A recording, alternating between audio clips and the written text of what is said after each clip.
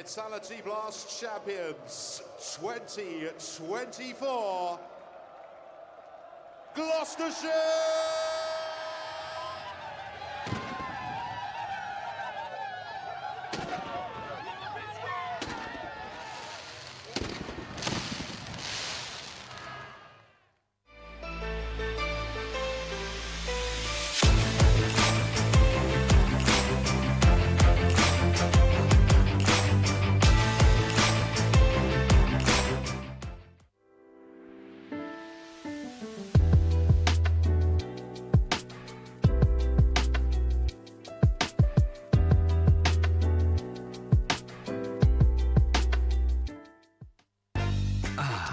The Thatcher's family farm. Making cider with nothing but love and skills. Delivering perfection for over a century.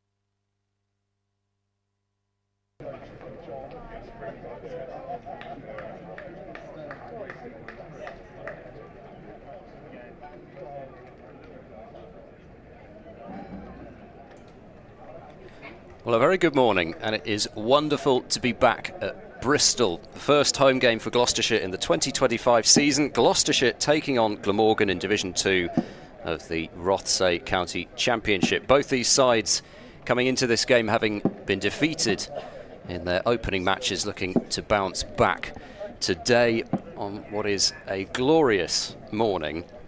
It's pretty much unbroken sunshine, few high-level clouds up there, but it is pretty much a perfect day for cricket. And if these two sides serve up anything like what they did in this corresponding fixture at Cheltenham last year, then it will be quite something to watch. I think we might be asking a little bit too much for it to be quite as good as that, but it did produce one of the all-time great county championship finishes at Cheltenham last year, with these two sides tying on 592 on second innings. But we'll see what happens here. Before we get too stuck in, I do just want to pay tribute to Roger Gibbons, who sadly passed away 2 months ago. He really did give his all to the club, both in his capacity as president and his involvement with the board over the years, but of course with his magnificent curation of the GCCC Heritage Trust Museum over at the far end. And to be honest, it's a bit of a blow that you can't just walk over there and say hi to him. He really was an absolutely wonderful human being. On a personal level, I will deeply miss him. There were certainly people who knew him for longer and better than I did, but his magnificent dry humour in particular will be much missed. Rest in peace, Roger. And if you are listening, I hope you haven't rolled your eyes too badly to this, because I'm sure you would have done.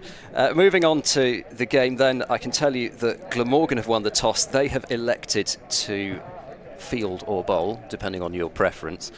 As far as Gloucestershire are concerned, there is just the one change from the side that was fairly soundly beaten in the end by Derbyshire last week, and that is the return of Cameron Bancroft.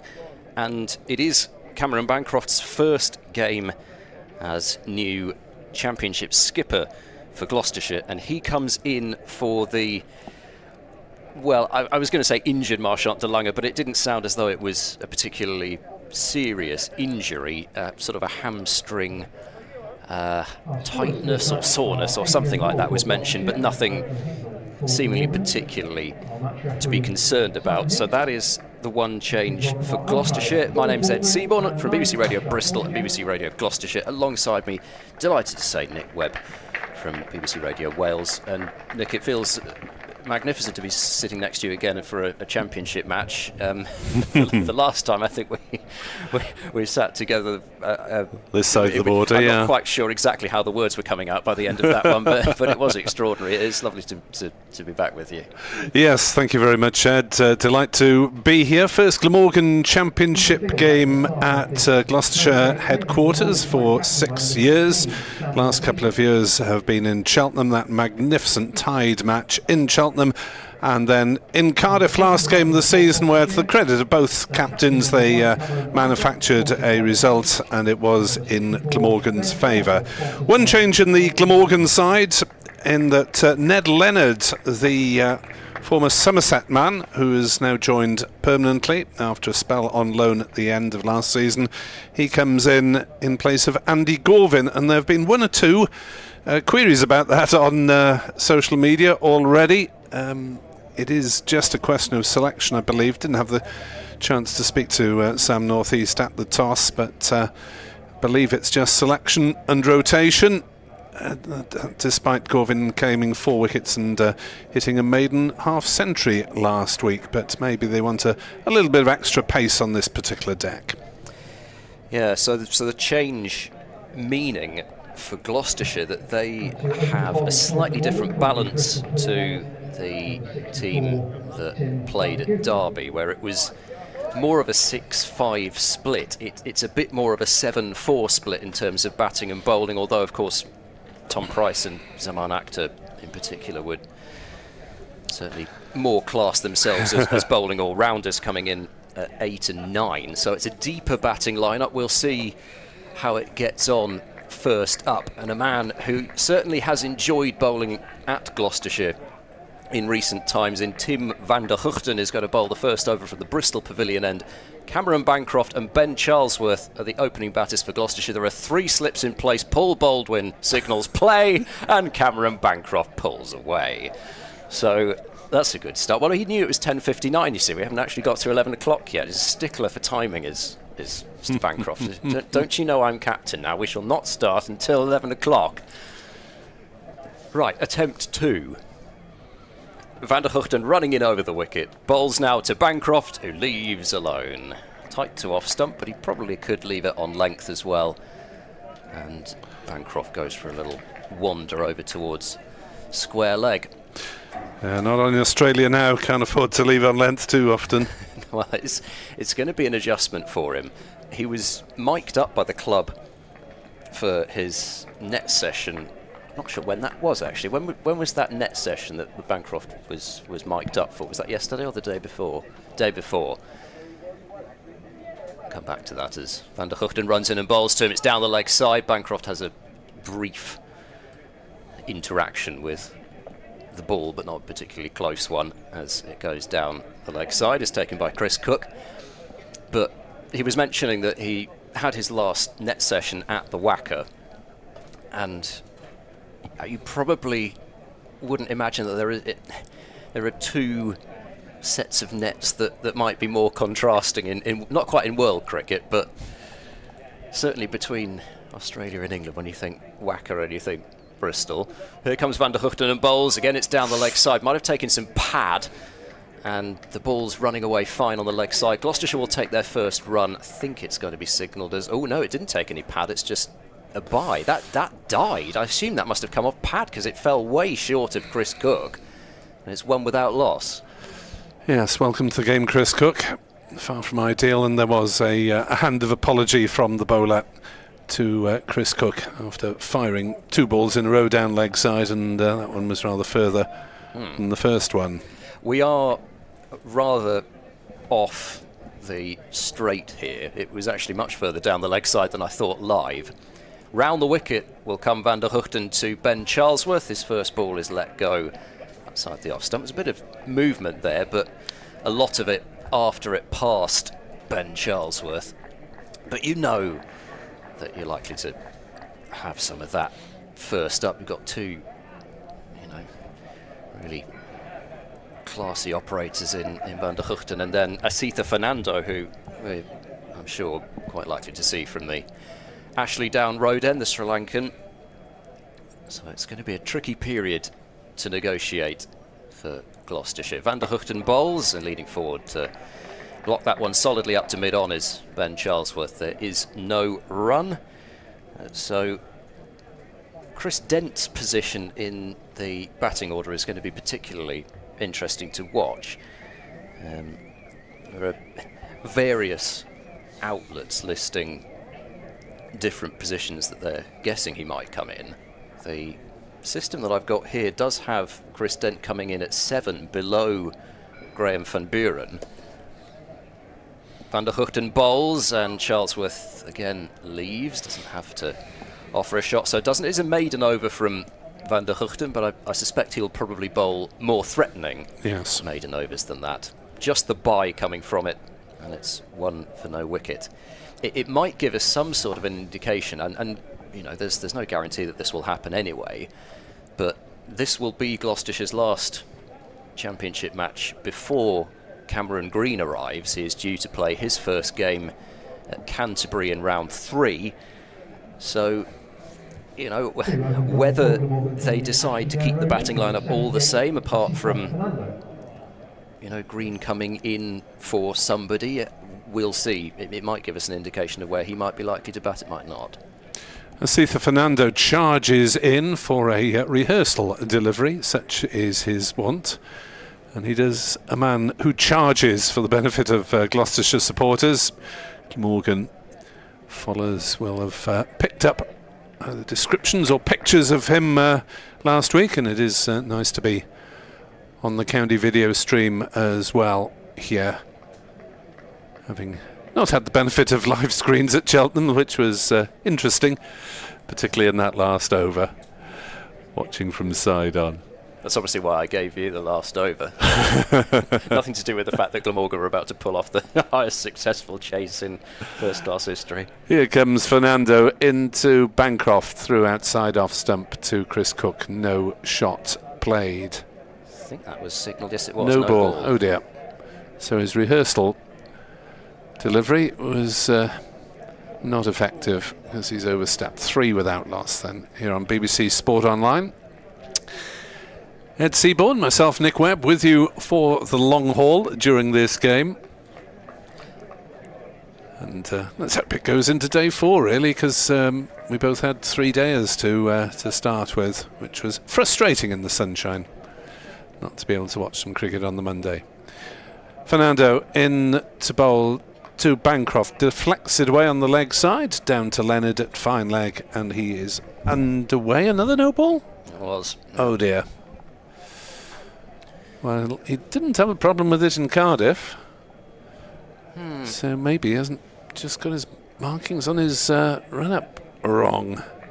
It's interesting because I've heard Ajit Singh Dale, who bowls a lot from that Ashley Down Road end, talk about the landing areas that he feels from that end, and I remember him even saying at one point he feels like he can't really fully, or doesn't really fully let it rip in terms of pace, because of something to do with the landing areas. I don't know whether they're a little bit slippy earlier on, potentially with the fresh grass as well. Anyway, he's not got it right. 6 without loss. Fernando into bowl, and there's a little appeal for a caught behind, but not really particularly significant, as Charlesworth played at it.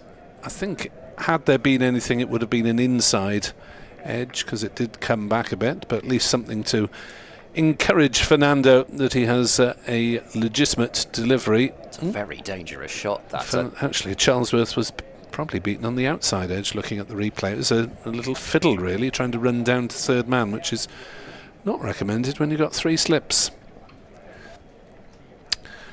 5 saving the single and a fine leg as Fernando steams in bowls. That one's down leg side. Well taken by Cook, who gives a rather rueful look back at Fernando.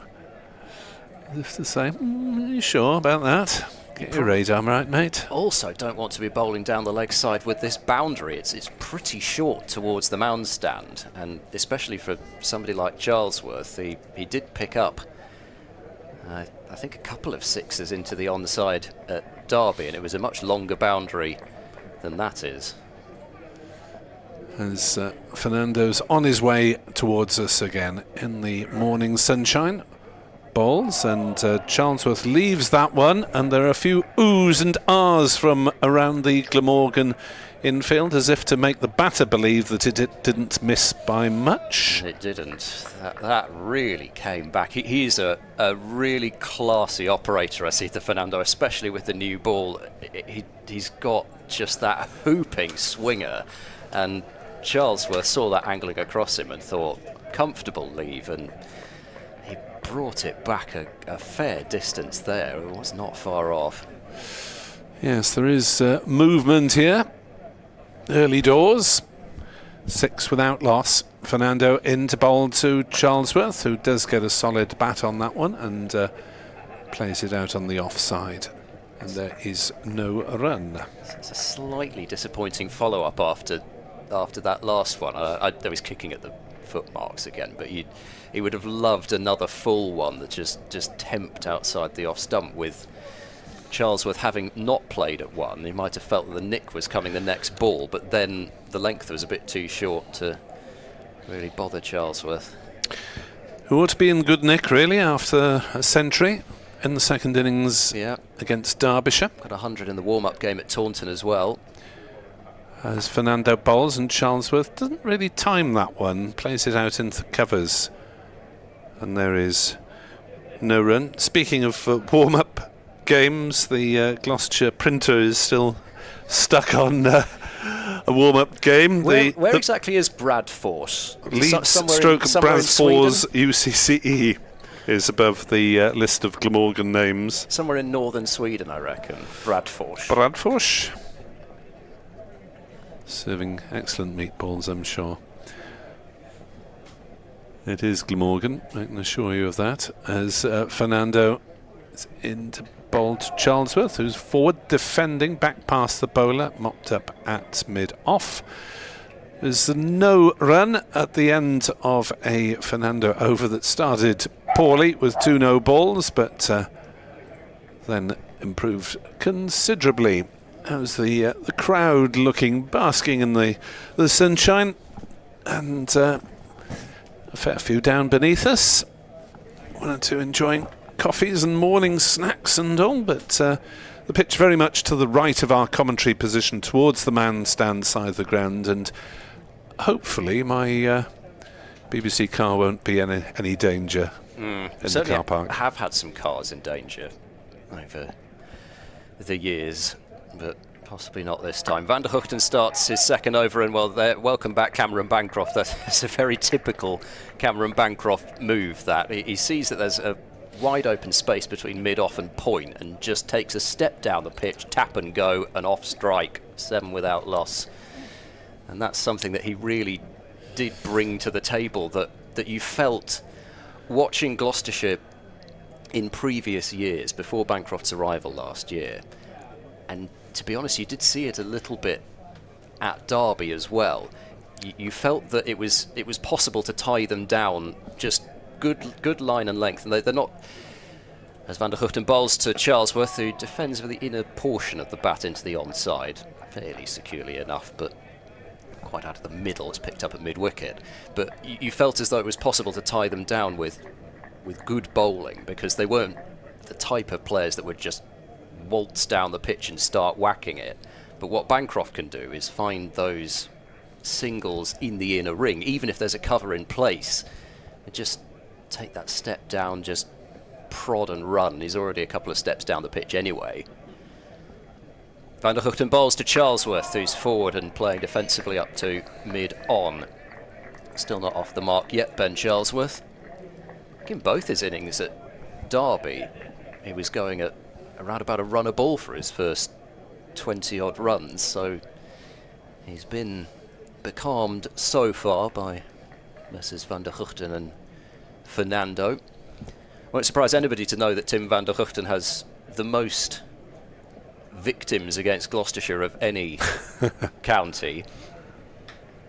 As inside edges there, no, it's just pad, but it sounded a bit thigh paddy really. There was an appeal for LBW as Charlesworth was struck on it, but it wasn't a particularly convinced appeal. It was more of a sort of a wail really. Hoping that the umpire might just be convinced, but almost as soon as it hit the pad, Paul Baldwin's head was shaking. Yes. Minor landmark for Van der Hugten on the horizon. Van der Hugten runs in, bowls fuller this time. Charlesworth dries. It was slightly in the air, but it's straight of mid-on. And I don't think you're going to be stopping too many balls that get past the infield here. Even to the longer boundary, it's always a quick outfield at Bristol these days. And the boundaries have been brought in a bit as well towards the Bristol Pavilion. So Charlesworth gets off the mark with 11 without loss. Yeah, Van der Hugten 397 wickets in all competitions for Glamorgan at the moment, but he'll need to improve on last week's showing if he's to pass that 400 mark. So it was Fernando who chased it towards the boundary in vain. Van der Hugten bowls, and a forward defence from Charlesworth goes up the underside of the pitch. Not going to make any jokes about can you save the runs, Fernando. It's 11 for no wicket after 3. 2 to Bancroft and 4 to Charlesworth. Yes, I've been valiantly steering clear of ABBA-related puns on our Sri Lankan friend's name, despite much urging from various people on social media. So, Ben Bonney, Gerontius, Steve Grant and Gareth Mainstone on X, all somewhat surprised at the selection, the omission of Gorvin after a good performance from him. Maybe they think that this wicket will benefit the greater raw pace of Leonard than the military medium of Gorvin. Albeit Gorvin's probably a better batter as well. Here comes Fernando then, running towards us from the Ashley Down Road end. Bowling to Bancroft, who's beaten by that one and squared up as it goes through to Chris Cook. And Fernando starting to find his mojo after a couple of false starts in his first over. So umpire Nasim name Ashraf fiddles with the bails. Paul Baldwin was sporting some very cool shades at the toss, and I guess is still doing so, given the pretty bright sunshine for April. This really is a pleasant change weather-wise, the start of the season. As Fernando is in, bowls, and Bancroft leaves through to Cook. Mr. Baldwin is Welsh-based, or was last time I checked anyway, living in West Wales. It was another no ball, that one. Was that a no ball signal? That was a rather laconic one from Mr. Ashraf. He doesn't leave it. He doesn't leave it up there for very long. thought no he might ball be signal. Just waving something towards Mr. Baldwin, but it was towards the scorers in the next box. 13 without loss. 6 of them courtesy of Fernando overstepping. As he bowls again, there's an appeal for count behind. They're all up, and umpire Ashraf is unmoved, as is Cameron Bancroft. Well, must have been some noise, because everyone went up. Fernando has got a particularly dramatic appeal. May have been thigh pad. Yes. Bancroft gave the impression of somebody that clearly knew he wasn't out after, you know, when the appeal was going up. He sort of had to look around at everybody to say, what are what are you playing at? But Either that or he's a good actor. exactly. Bat was close to it, you can say that for sure, but I think also thigh pad was close as well, so who knows what it brushed. But that's a really good line and length to be attacking Bancroft with for this away shape that Fernando's getting. Worth an inquiry. Fernando again bowls, and that is another no ball. Signalled a little more clearly this time by Mr. Ashraf. His 4th in his opening 2 overs. So umpire Ashraf wanders down the wicket and prods at it. Charlesworth prods at it.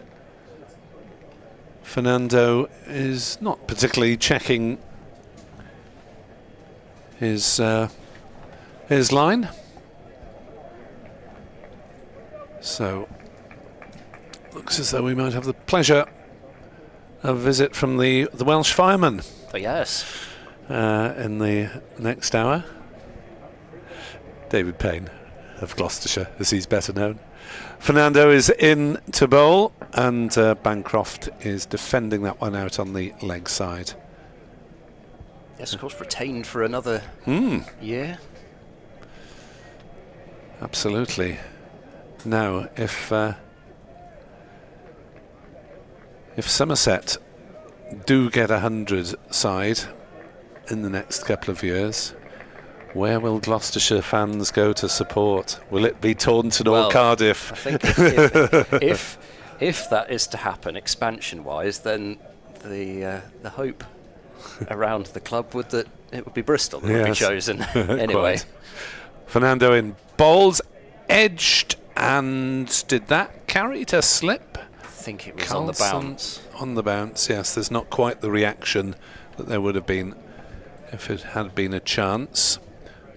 But Fernando causing Bancroft some difficulty. Yeah, it did land well short of Carlson between him and North East at second slip. Ingram is at first. Young Ben Callaway is in the gully. Eddie Byram at point. Apart from that, there's mid-off, wide, mid-on, square leg, fine leg. Fernando bowls and Bancroft squirts that one out to Byram at point. No run, 15 without loss. Largely in no balls at the moment. 8 out of the 15 runs have come through Asitha Fernando. Not getting his landing foot quite right.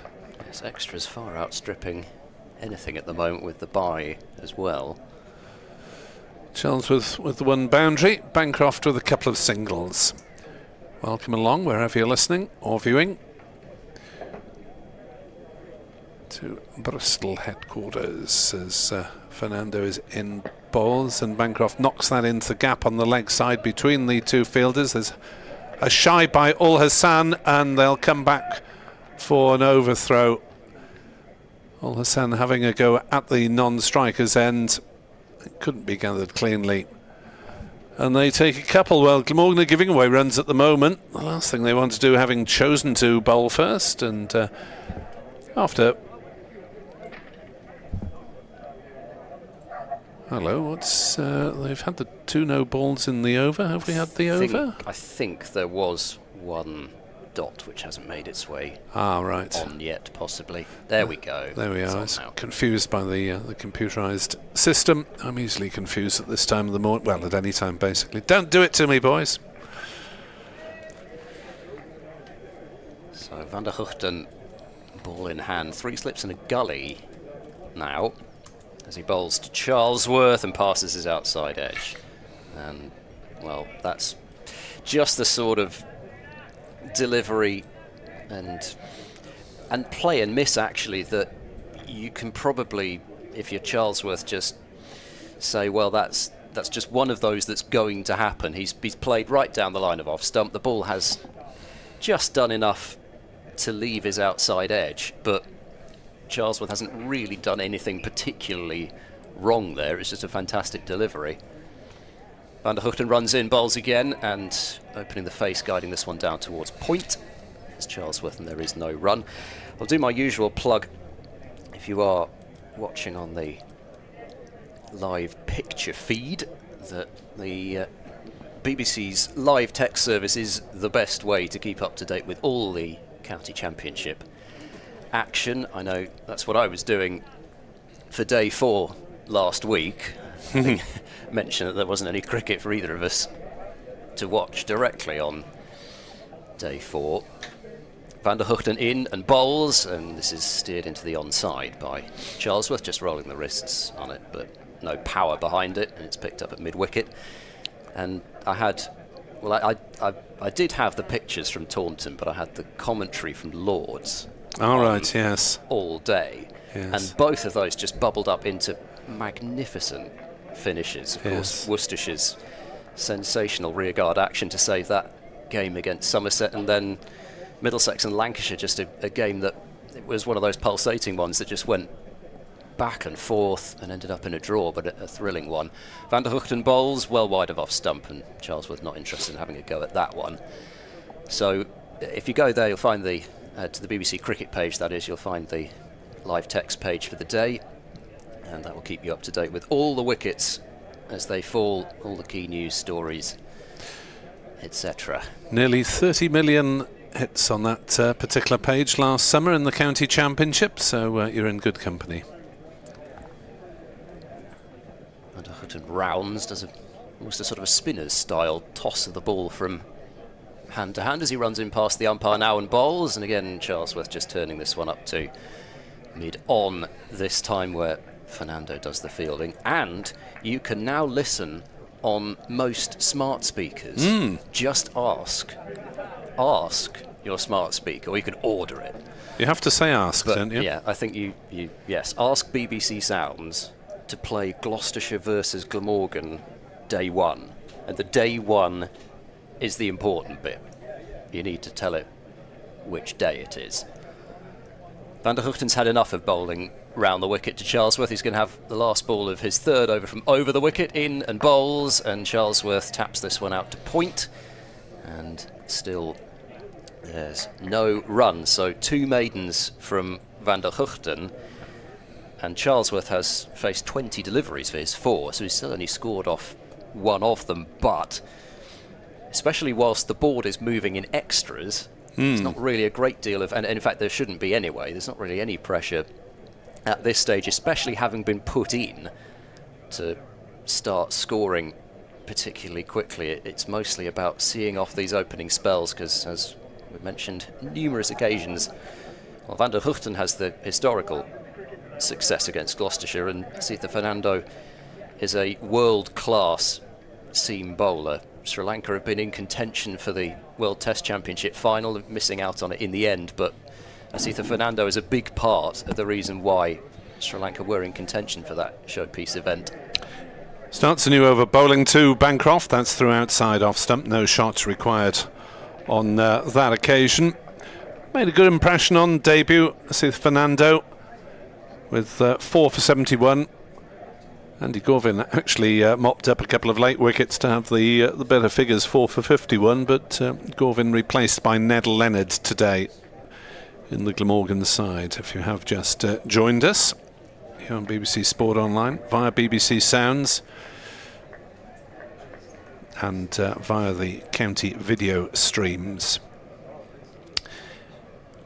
Fernando in bowls. Bancroft squares up, but gets a solid bat on it, plays it out to mid-off, and there is no run. Yes, last Monday I went out for most of the day, but back home to catch the end of those couple of matches that Ed was referring to. The disappointment of Somerset as they were unable to press home their advantage against Worcestershire, and then almost equally thrilling draw at Lords over the next half hour as well.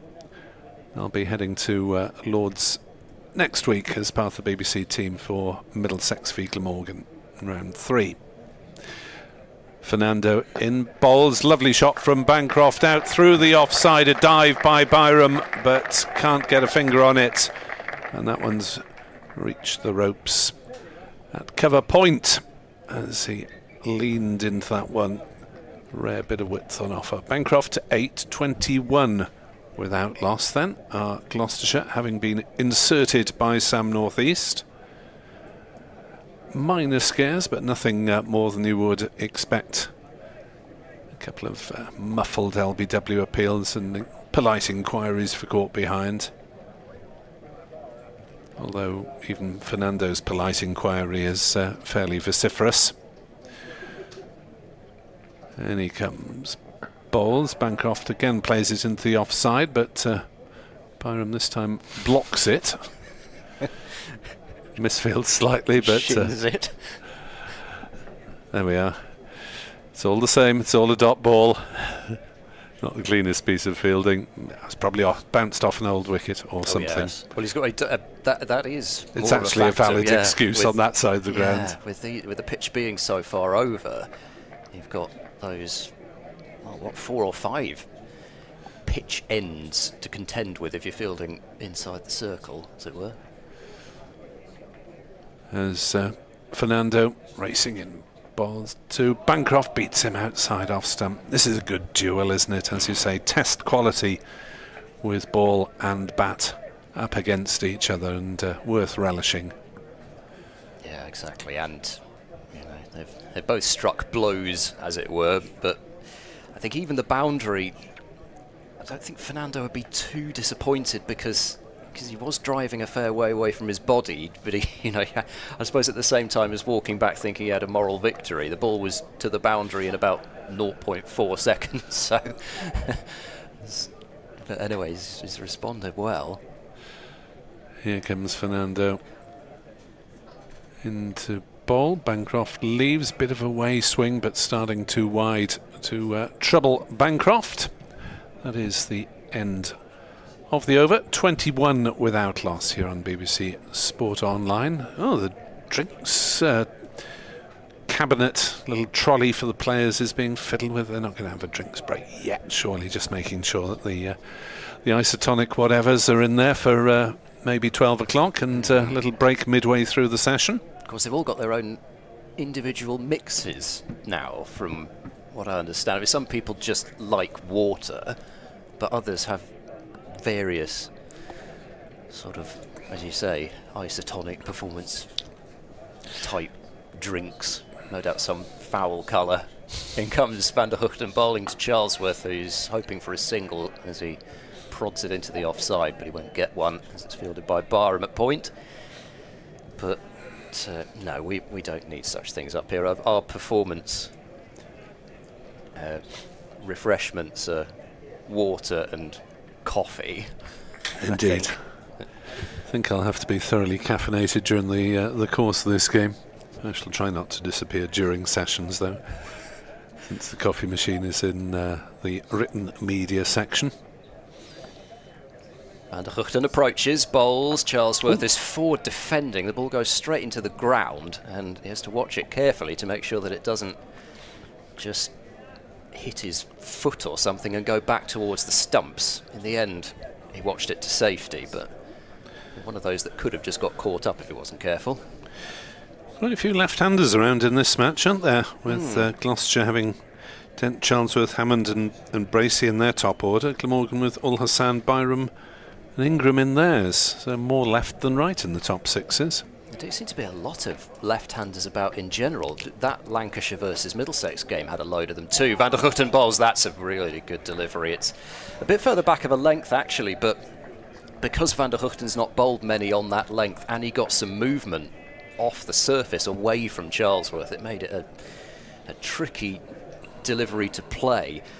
Maybe to Charlesworth's, I suppose, part credit, but also maybe part fortune as well. The fact that it was a bit further back might have just allowed him enough time not to really go fully at it, but that's more like the sort of seam movement that you expect from Van der Hugten as he runs in. Now bowls, passes the edge of Charlesworth, and again, that one's just, unlike the previous one, I think that one's maybe just held its line across the left-hander.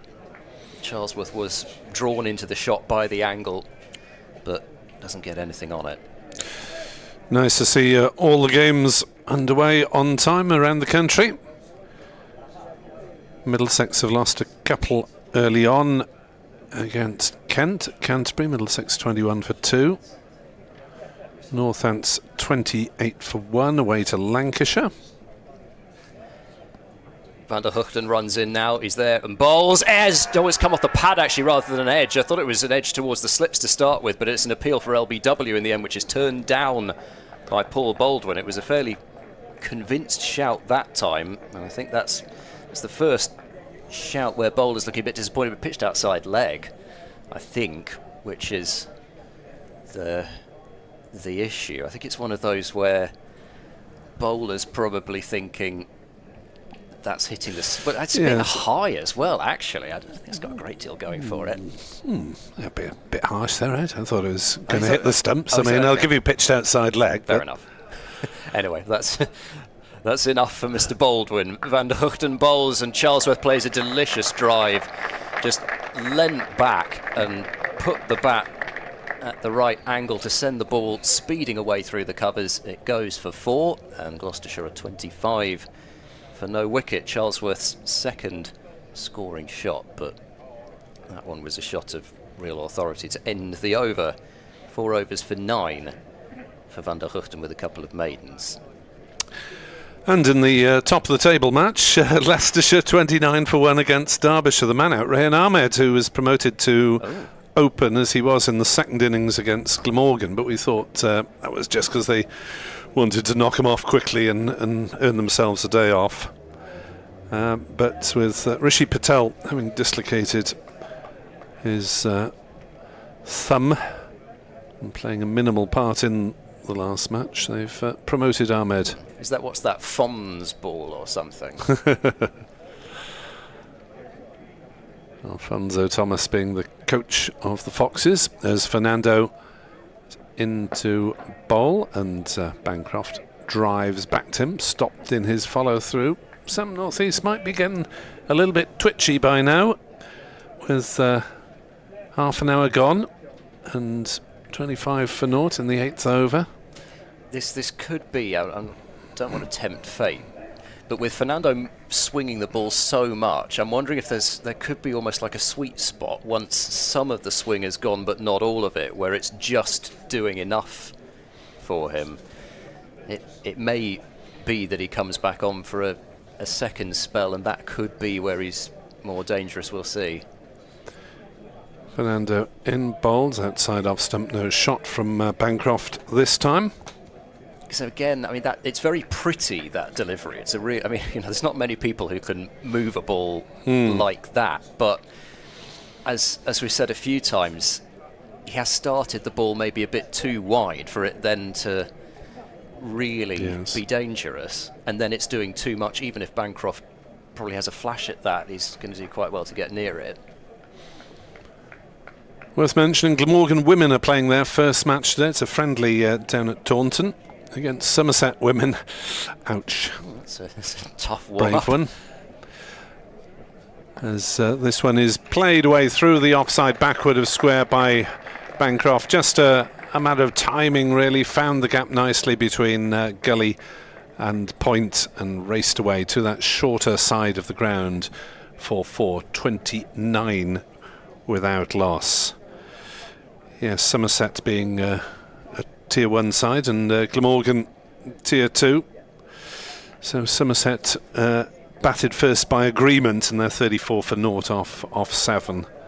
That could be a learning experience for the Glamorgan women. Could also be quite interesting to see how these Tier 2 sides match up against Tier 1 sides. We have the Knockout County Cup, which will be exciting. As Bancroft plays another one into the offside and will pick up at least a single. That'll be all as Byram runs back from point to cover halfway back. They turn and look at the single and decide the second run and decide against it. 30 for naught. The Knockout Cup being a competition involving all 3 tiers, and Gloucestershire have been drawn against Glamorgan in the first round of that competition, but there is the chance then to go on as a Tier 2 side, which are not professional, or at least at this point some are partly professional, with the special case of Yorkshire, but not fully professional against fully professional sides. Fernando Bowles and Charlesworth on the back foot. Defends to mid-off, no run. And I think, I hope that it's something that people can really get behind, the return of knockout 50-over cricket, because I know that's something that a lot of people miss. Yes, it's always a difficult call, isn't it, though, for men's professional sides, fully pro sides, that you have one bad day and then you've got a few blank days in the schedule. Can't really afford that these days. I'm sure too many people would be disappointed with the blank days in the schedule. Fernando Bowles, Charlesworth chops it down into the gully, and there's no run. There does seem to be a lot of movement towards possibly reducing it to 12 championship games next season, from some of the things that we hear. Yes. Well, we have Gloucestershire's PCA representative, I think, about ready to come on. So just stretch it. Perhaps there's the pro doing full stretches before preparing to commentate. I must remember to do that sometime. I'll be back in around about half an hour, or whenever David Payne has had enough. Well, it's probably not going to be too long, is it? Let's be honest. From what usually goes on. Thanks very much, Nick. So David Payne will be on in a moment as Tim van der Guchten's running into bowl. There's a leg gully in place now as he bowls to Bancroft, who steers that one out to point. And there is no run. So still no change in the bowling into the 9th over of the morning, with Glamorgan having put Gloucestershire into bat on a bright sunny morning with, I think, 21 degrees I've seen forecast as the high for today. So it should be fairly pleasant and pretty pleasant for the spectators. We had sunshine for the first round, which is magnificent. This is setting unrealistic standards for the rest of the season as Van der Guchten bowls. This comes off the iPad on the bounce to the fielder at leg gully, and there's no run. But I suspect what we haven't got today, which we had for the 3 days at Derby, is the breeze, which was a little bit on the chillier side. David Payne, it's wonderful to see you. You too, Mr. Seaborn. Yeah. Well, it's been a while. I don't even think that we had a stint together after that day in September where something happened. Can't exactly remember what happened, but I think Gloucestershire did something. Van der Guchten is in now, bowls. Forward goes Bancroft looking for a single. They decide against it as Fernando jogs across from point. Busy winter? Fairly busy, yeah. It felt like a nice amount of cricket. A couple of weeks in Abu Dhabi pre-Christmas, and then about 5 or 6 weeks in Dubai after Christmas. So a nice amount of cricket, and then we got back early February, and just been a block of training really. I guess the Blast is my next fixture. Van der Guchten runs in now, bowls. Oh, that's lifted a bit off a full length and almost ends up looping through to the gloves of Cook behind the stumps, but Bancroft sort of dragged forward and across and beaten. What are you made of the start? Well, before coming to join you, I was actually in the gym, so I missed the first 6 overs or so. So I've just been watching these last couple of overs. It's always the talk's always the wicket, isn't it? At Bristol to begin with, what it's quite going to be like, and the ground staff were quite confident it's going to be a good pitch. They thought. Van der Guchten approaches now. He bowls, and Bancroft's in behind that one, blocking up to mid-off. From what I've seen, potentially two-paced, like the one you've just seen the previous delivery. Carrying through quite nicely, some of them looking like they're not quite getting through. I think the thing we'd have been hoping for is that what you look for is you want to see the carry through to the keeper, not quite the lack of pace that sometimes we know Bristol can produce. What we really want to see is the ball flying through as much as possible. So yeah, I think it's one to assess as the day goes on, isn't it? Van der Guchten working on another maiden. He'll bowl now to Bancroft, and I don't think that will be a maiden because there's a bit of bat involved there as Bancroft just tucks it off his hip area down towards the leg gully fielder, but wide enough of him that he can come through for a single. So Bancroft will have the strike for the 10th over. Gloucestershire 31 for no wicket after 9. We haven't had too many. I don't know, maybe you're I'm sure remember better than me, but recent times I can't remember too many games of that far over.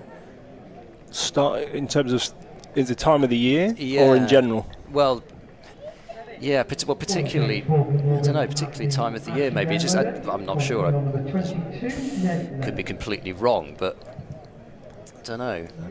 Is there any sort of feeling about where pitches are on the square? Does that make any difference? Or I think every pitch on the square is numbered. So imagine starting from our left, from our view, all the way down. There's a 1 to 20 odd, I don't know, 24 to 30 pitches. And I think the ground staff keep a check of how each pitch plays, and then they'll know, I guess, in a list of priority, which is number 1 in terms of best wicket.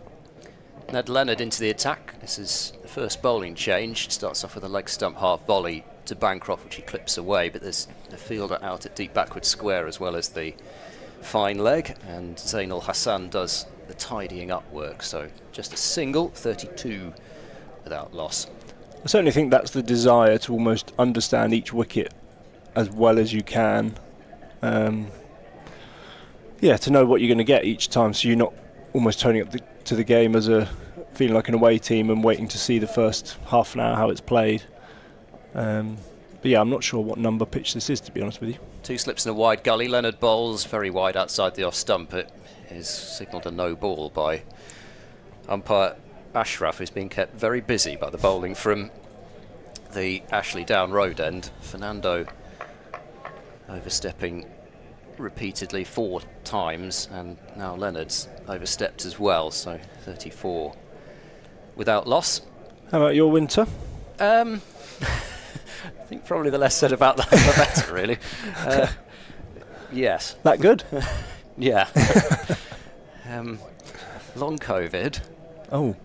Leonard bowls, and this is pushed defensively into the covers for no run, so yes, that didn't particularly help things. It was a fairly uncertain winter, which I won't go fully into, but the BBC have a new 4-year deal with county cricket, so fantastic news.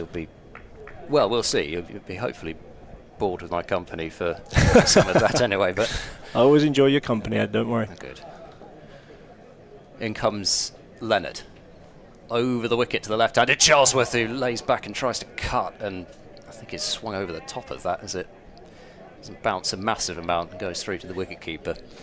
Now, I've got to ask about this, going back to your stint in the winter. You came up against a certain Jay Taylor. You had to bring it up. You couldn't not. Came up against a certain Jay Taylor in the Abu Dhabi T10, was it not? Silly format.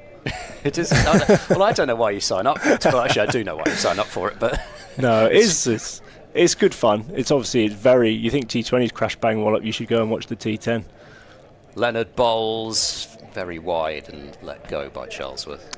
Yeah, that was. Do you know what? I stood at the top of my mark there, and I've never been so in my head against an opposition player, because you've played so much with someone. You each know each other's strengths and weaknesses, so then you've got to guess, is he going to think I'm going to bowl to his weakness, like as you'd predict? I ended up going and you go, right, he's going to expect the weakness. Oh, okay. Leonard bowls and Charlesworth taps defensively into the covers. Yeah, first thought is he's going to expect the weakness, and then you're like, yeah, but so then I'll do the other one. But actually maybe he'll think that. Maybe he'll think, well, he's not going to bowl the obvious weakness, he's going to bowl something different because he knows I'm going to expect the weakness. So now you can see I was just rattled in my own head about what to bowl, and eventually I was kind of like, I need to run in and bowl something here because I'm stood wasting time. And I went back and then I went round thinking, well, if that's his weakness, I've got to stick to that and try. But then he said after the game, he's like, well, I knew what you were going to bowl because Leonard bowls.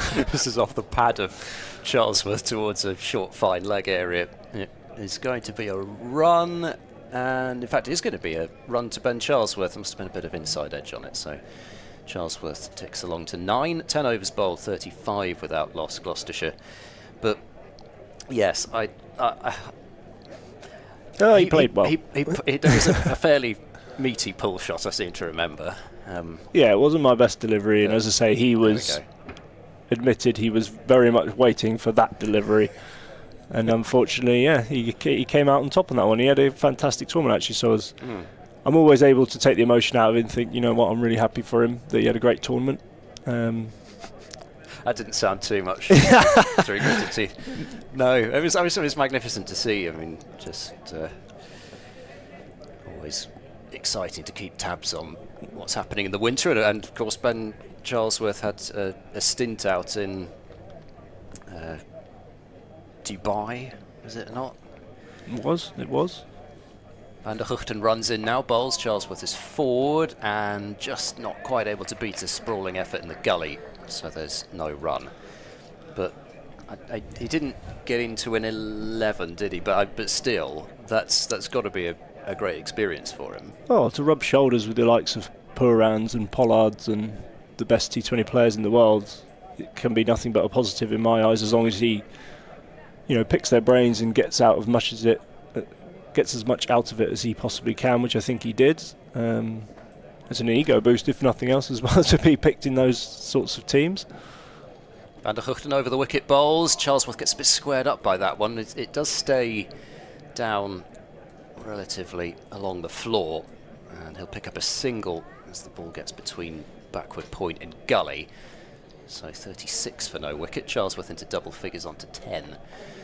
But yeah, I mean, it's interesting, isn't it, to see, to a certain extent, without wishing to get into too dangerous territory here, who's picked up where and who isn't. Because to me, it seems absolutely bonkers that Charlesworth was picked up for that, and yet nobody seems to have noticed in the 100 yet.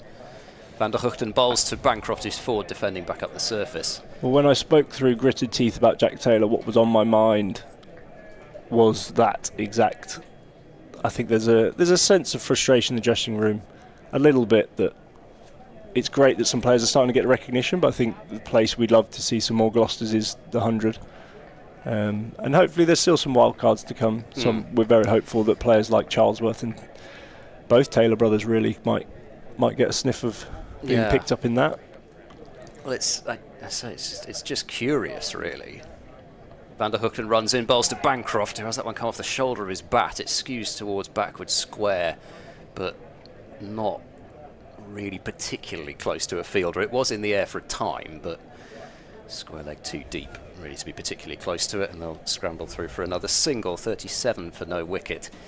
But yeah, I mean, there'll be a lot of people, I'm sure, various angles on this listening. There'll be some people saying, well, good, we want to see them turn out for Gloucestershire in the one-day cup, which, that's perfectly within your rights to think that, and look forward to watching those players play in the 50-over comp in August. Van der Huchten over the wicket and bowls. Charlesworth defends into the ground for no run.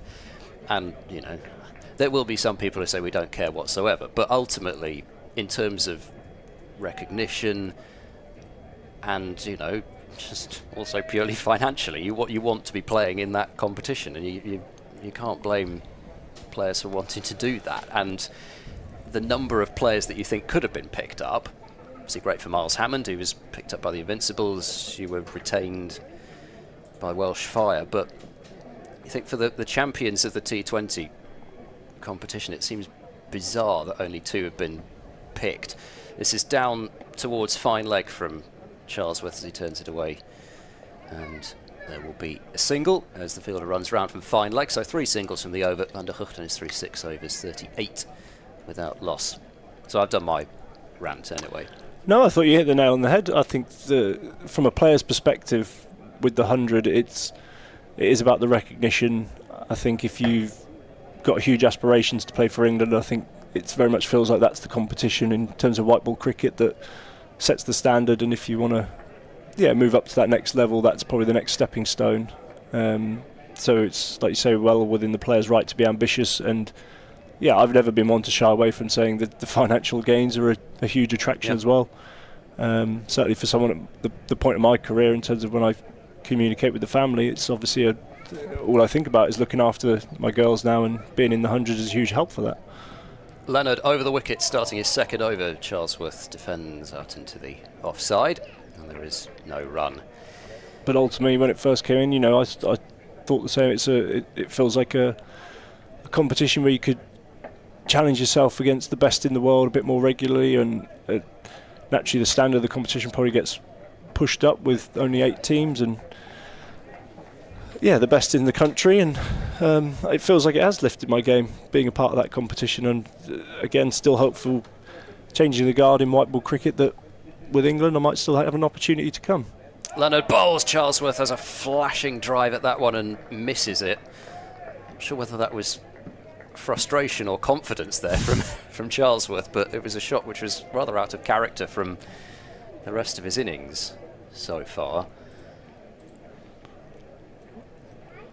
Probably not quite there, is it? A little bit too short to be driving that on a good length from Leonard. Right. So far, the edges have not been going to hand, or they've been missed, as Charlesworth will glide this one superbly down to the boundary for 4, as relatively out of control as the previous drive that was. That one was just a shot of pure control, just opening the face, beating gully, and picking up 4, 42 without loss. Much more what we'd like to see from our opening batter. You've managed to avoid the schedule so far, then. Oh, the schedule conversation. No, you've actually brought this up. Yes. Well, I think it's. I'd like to hear your thoughts. Okay. Well, my thoughts are. After this delivery. Leonard in now and bowls. Short ball. Charlesworth tries to pull and has been whacked in the midriff. It's a no ball anyway. I don't know whether that influenced Charlesworth's decision to try and target that short boundary towards the leg side, but I think that's hit him bang in the middle of the stomach. Looked like it, didn't it? Oh, nice. Oh, yeah. Oh, yes, that's going to hurt. I certainly don't think he had enough time to hit the no ball. I think you're an unbelievable player if you could hit the no ball and then play the shot, but more so I think it's a strength of his, and like you say, with a shortish leg side boundary, it's probably on his mind that anything short he'll take on. Eyes lighting up. Leonard bowls. Oh, there's another loose drive from Charlesworth that again misses outside the off stump. 44 without loss with the no ball added on. It's been an eventful over for sure so far. Well, what I'm thinking is that if we reduce the number of county championship matches, that my wallet is going to be hurt by it. So that's my first thought about it, and I'm wondering who exactly is going to reimburse me for that. Leonard runs in now and bowls, and another no ball is defended out into the covers. That makes it, what, 7 no balls, I think. Yep, 7 total. So 14 runs given away by Glamorgan, never mind the extra deliveries. But, yeah, well, I think it's obvious to just about everybody that it doesn't work at the moment. But as everybody says, there's sort of an idea of what people don't want, but still not really a clear idea of how people exactly want it to work and how that gets fitted together. Leonard bowls, and again Charlesworth is reaching forward looking for the cover drive, and for the 3rd time in the over has been beaten by Leonard. He's certainly not deciding to shelve that shot. No, he's moving well, his balance is good. I wouldn't say they're almost reckless, he's just missing them. But some of them, like you say, a couple of them have been not the right length to play, but I thought that looked full enough. He's just not quite. Maybe it's just moving slightly across him.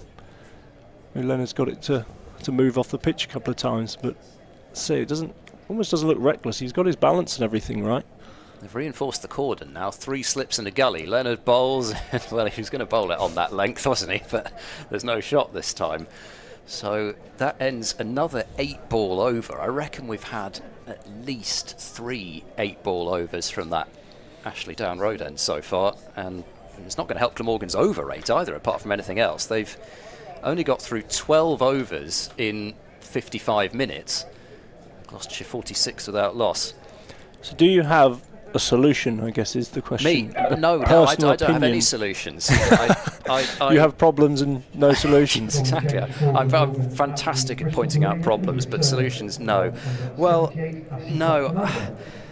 All I can think, and I know that this has been floated as a possibility by some, but whether it's at all viable, I don't know. But it would be really fun to see some championship cricket played overseas, but I don't think that that's ever going to happen.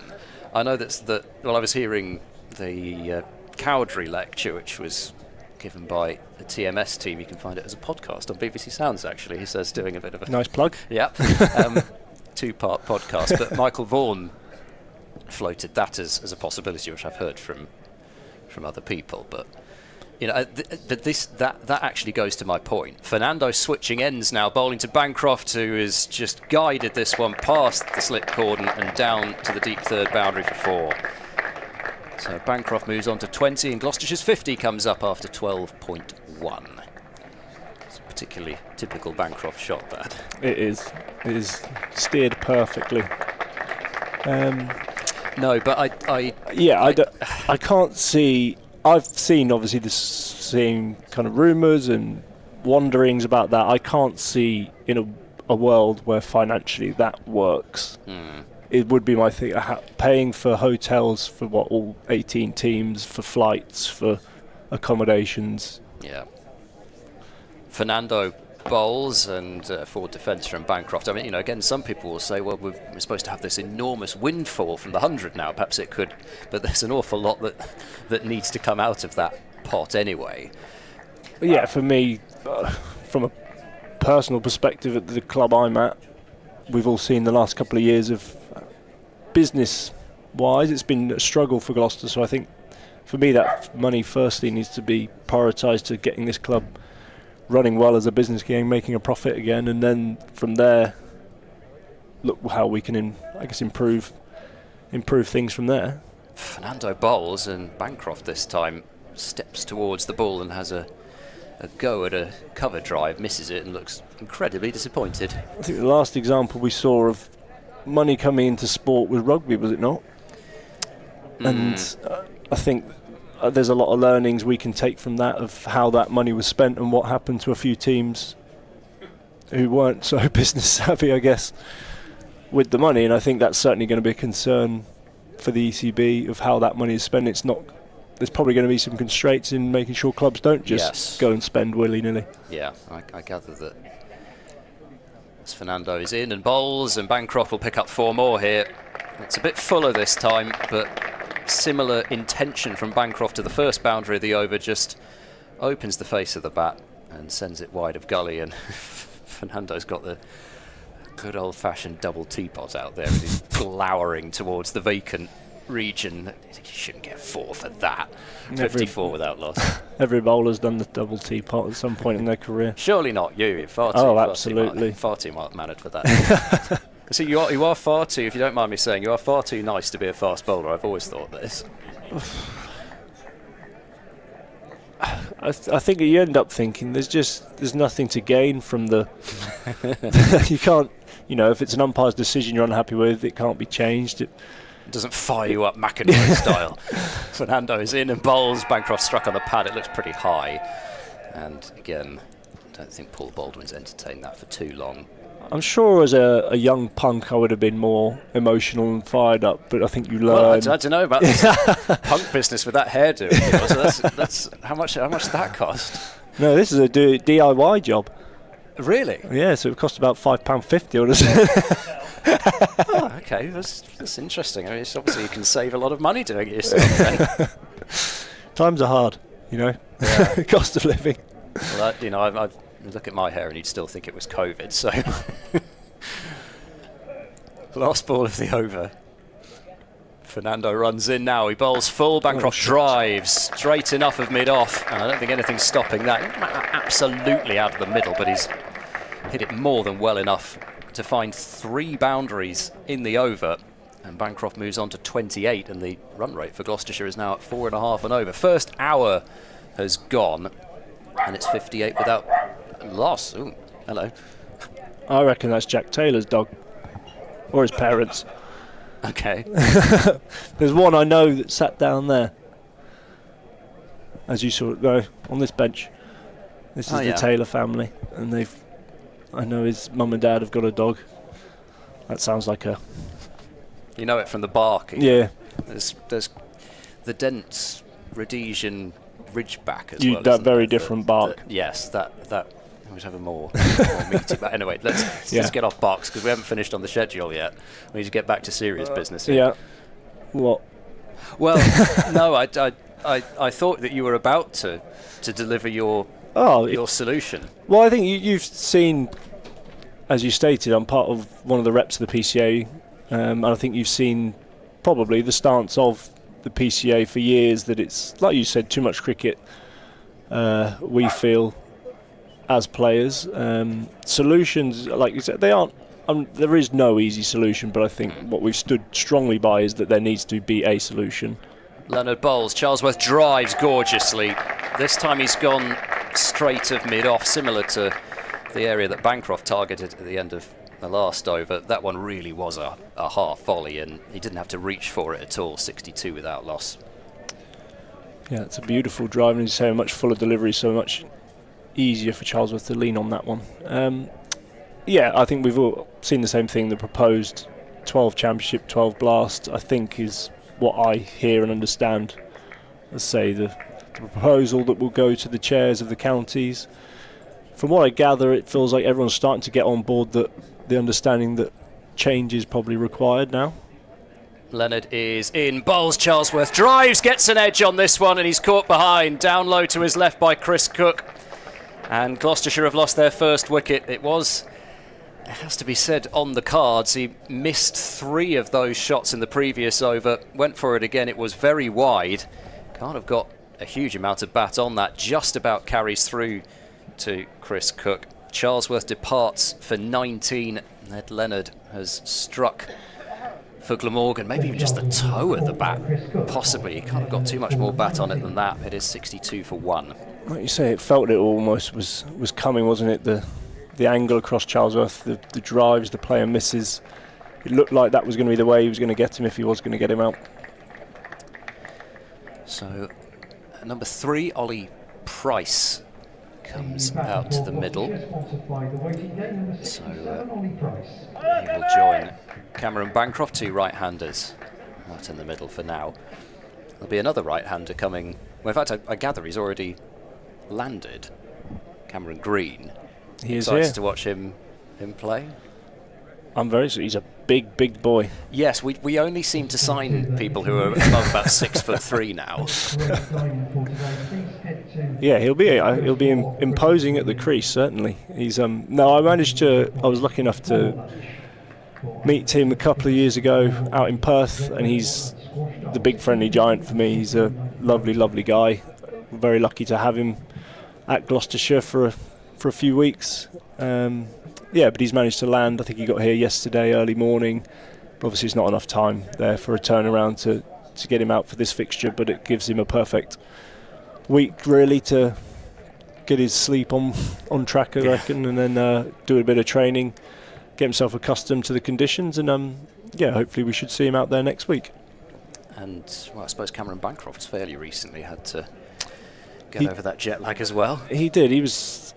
He said he managed to sleep very well. I think, I think he was due to fly a little bit earlier, but got delayed slightly. But yeah, we know what we get with bangers. He turned up on Wednesday morning again, landed in straight to training and fresh-eyed, said he was absolutely fine and good to go, and looks in good touch at the moment.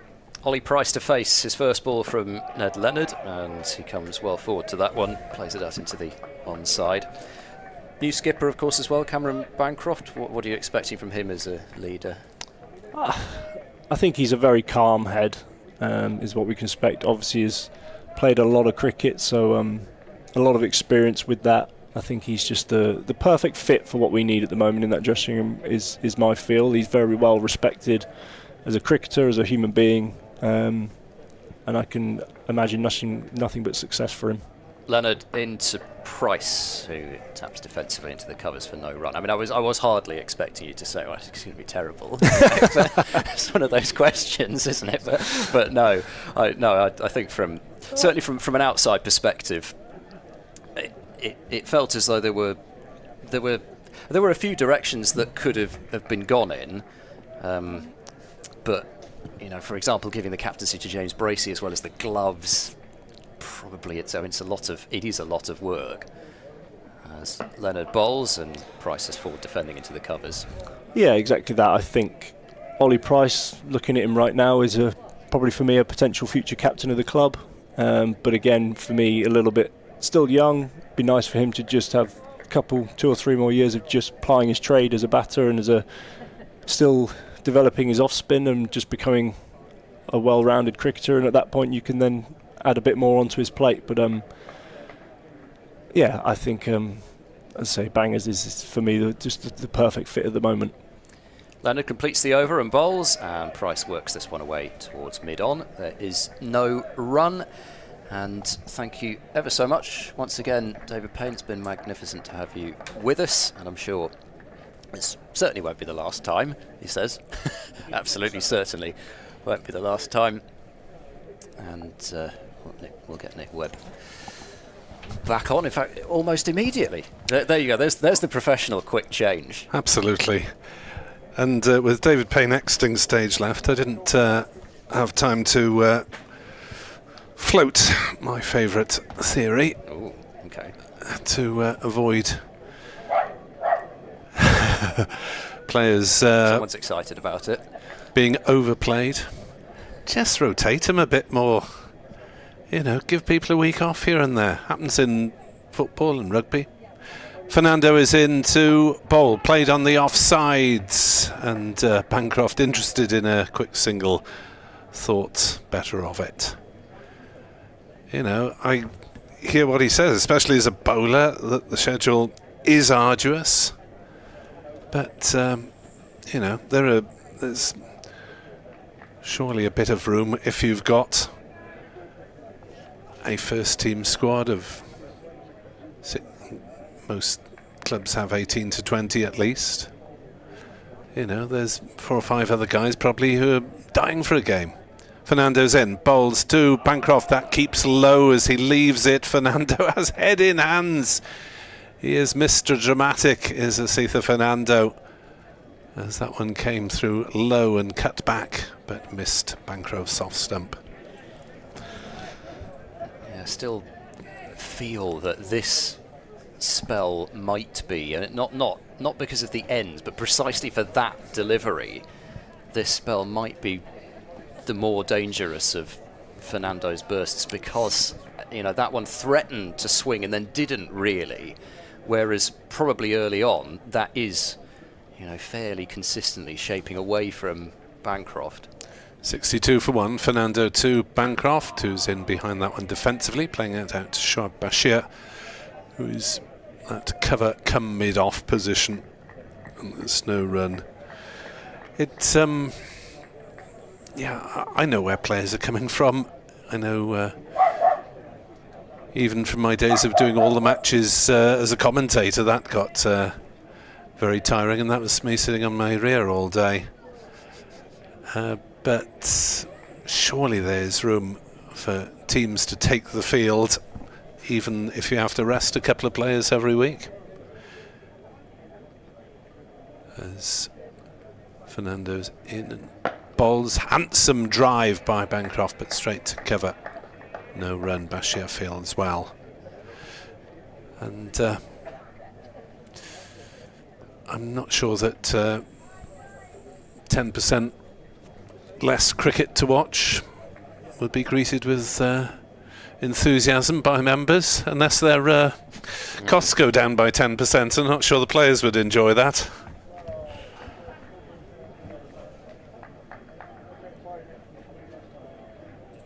As Fernando runs away from us at the pavilion end, bowls to Bancroft, who's nicking a quick single. It could be in trouble here. Byram's throw misses anyway, so Mr. Baldwin is not called upon to make a decision.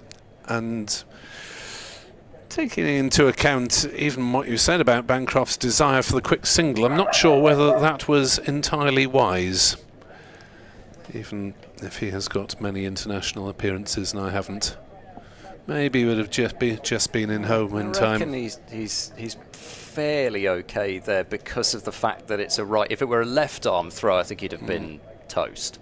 But being the right arm throw, just having to throw across his body, he was never likely to get much more power behind that throw than he ended up doing. But yeah, certainly would have had his heart in his mouth for a moment, I think, having set off. 63 for 1. Fernando gets a chance to have a crack at the new man, Ollie Price, and greets him with a sizzling delivery that goes through. No shot played, but really did get a bit of lift there and wasn't too far away from the gloves, so that'll give Price something to think about. 63 for 1 after 15. Gloucestershire having been inserted by Sam Northeast this morning. It is, I think in cricket there is a greater insistency, a greater mindset on fielding your best side all the time.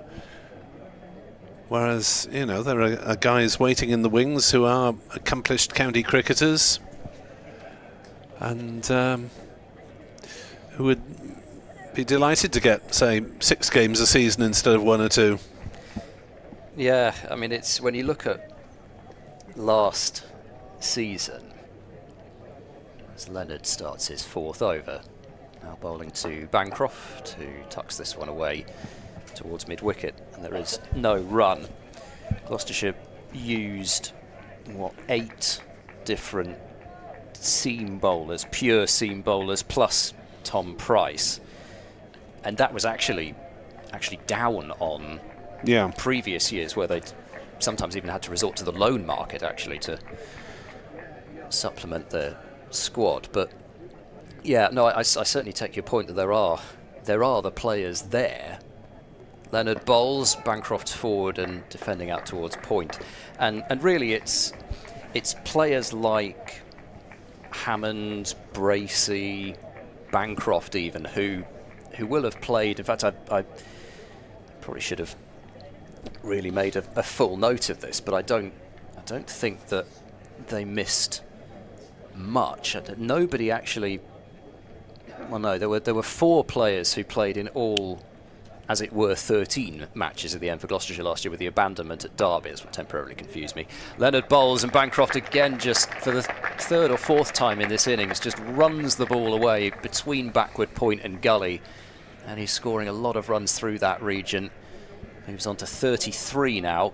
That one was just a little bit shorter, and you know, it's not a particularly pretty shot from Bancroft, but he does know exactly what he's doing, and it's got to be so frustrating for the bowler, because you've just bowled a pretty good delivery actually, and somehow Bancroft has just nudged it away for 4, and it just runs away so quickly. 67 for 1. Using the pace of the ball beautifully, isn't it?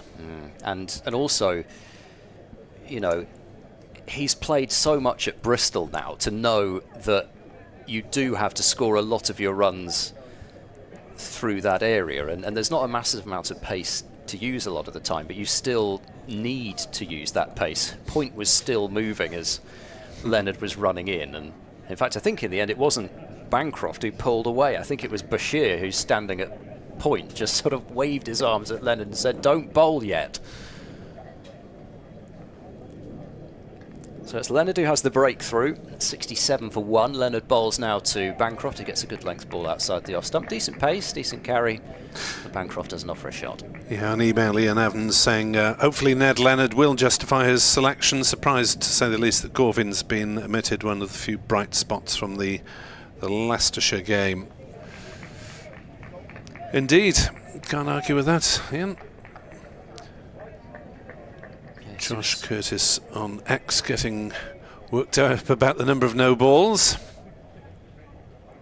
Leonard bowls, and Bancroft goes forward, blocks this up to mid-on. There is no run.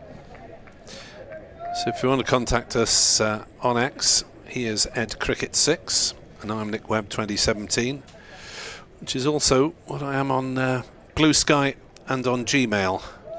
But obviously I can't monitor all three simultaneously and commentate, so yeah, bear with.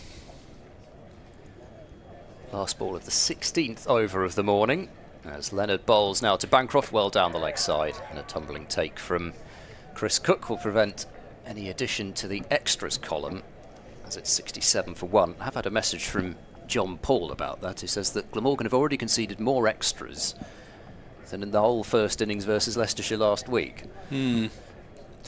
Tony Mills also been in touch, says can't make the cricket today after my recent surgery, so watching the feed and listening to me, oh dear, I think that's going to make it any better. Hoping to rejoin all my friends before too long. I know Tony's been a regular correspondent in recent times, so certainly hope that you are recovering well and quickly from that surgery. Yes, it is nice to know that bringing people to cricket does help them take their minds off various ailments. As Fernando is in and bowls, and Price is forward, defending up to Bashir at mid-off, and there's no run. Crowd has actually grown a bit through the It's respectable, first isn't it? little while, yeah. There Sunshine. didn't seem to be too many people in at 11, but actually now there's a really decent number in, and I suppose if you're going to come and watch cricket in April, that's exactly what you want, is belting sunshine. And I think there was a talk of maybe a shower even tomorrow, but that seems to have gone now. Tomorrow looks like a great day too. Fernando bowls. There's half an appeal for LBW. I think it might have been an inside edge as they go through for a single. Mr. Baldwin turns but doesn't signal anything, so inside edge and pad as it went down to fine leg for a single. 68 for 1, or towards fine leg, didn't go very far.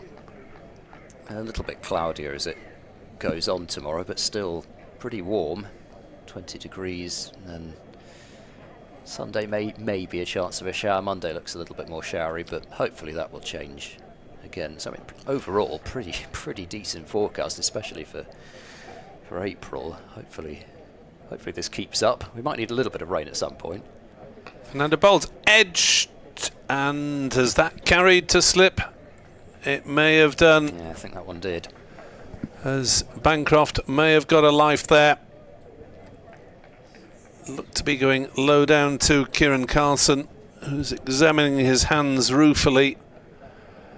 And if that is a full-fledged chance, not sure if that's carried actually. No, it's hard to know, isn't it? It's one of those ones where he's almost trapped it right coming on forward. the ground and just couldn't get his fingertips underneath coming forward, Carlson. Very hard. As you say, forward and down to the left, especially. Fernando in again to Bancroft, who runs this one off an angled bat through point. Will pick up a single, he'll turn and come back for a second, and safely back.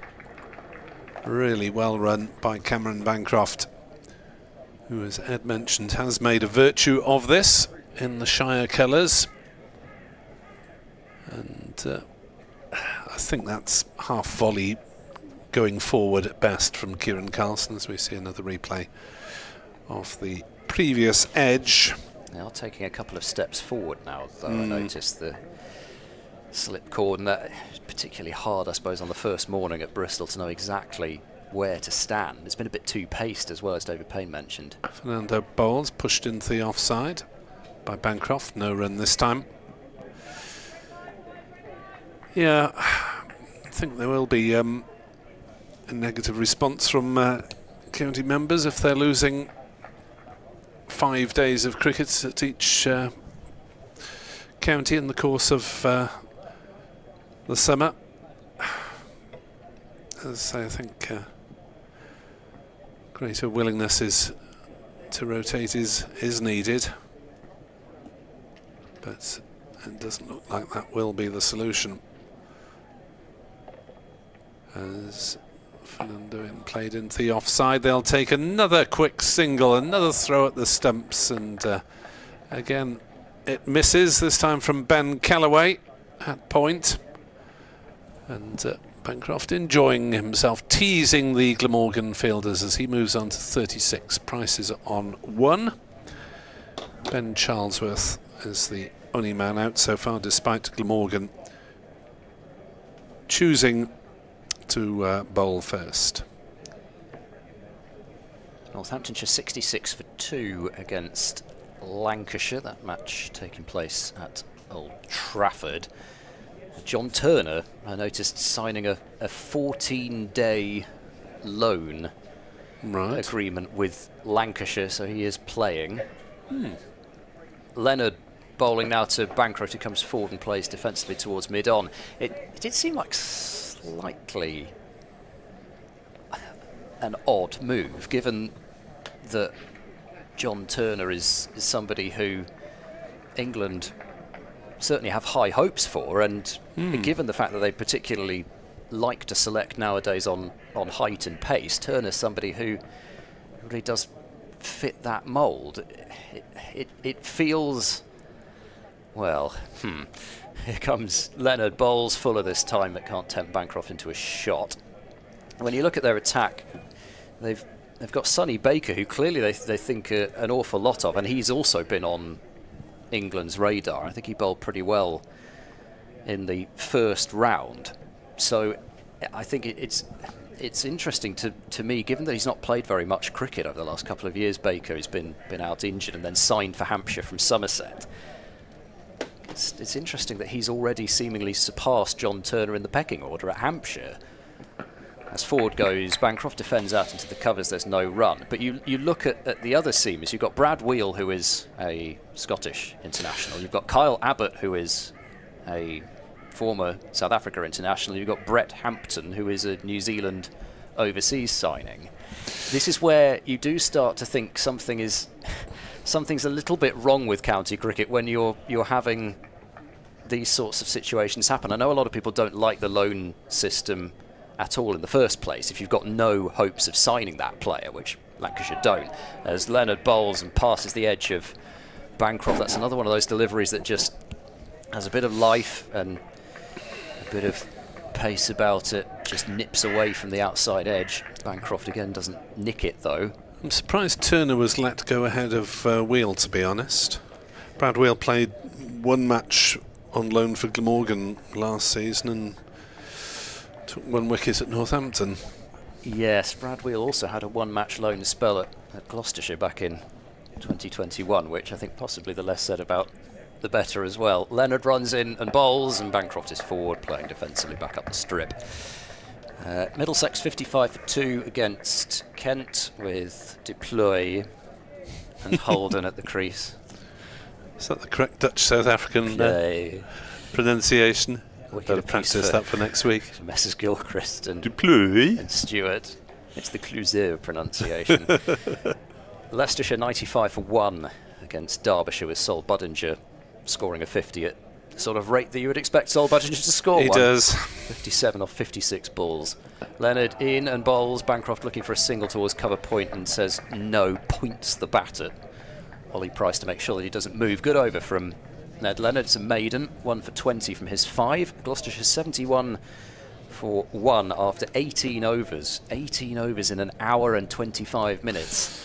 Yeah, that's going to be bad, isn't it, on the board? Gloucestershire were in a position last week, and James Bracey said in the interview at the end of the match how regrettable he felt it was that Gloucestershire had to effectively pull out of trying to win the game, even though it was not a target that you would ever have thought Gloucestershire were going to defend. But still, from a competitive point of view, you want to bowl it out, rather than saying, as they had to with about 50 to win, we just got to look at the over rate here. And they managed to get it from -5, I think, to +2 in the end, I was told. But it's still a concern.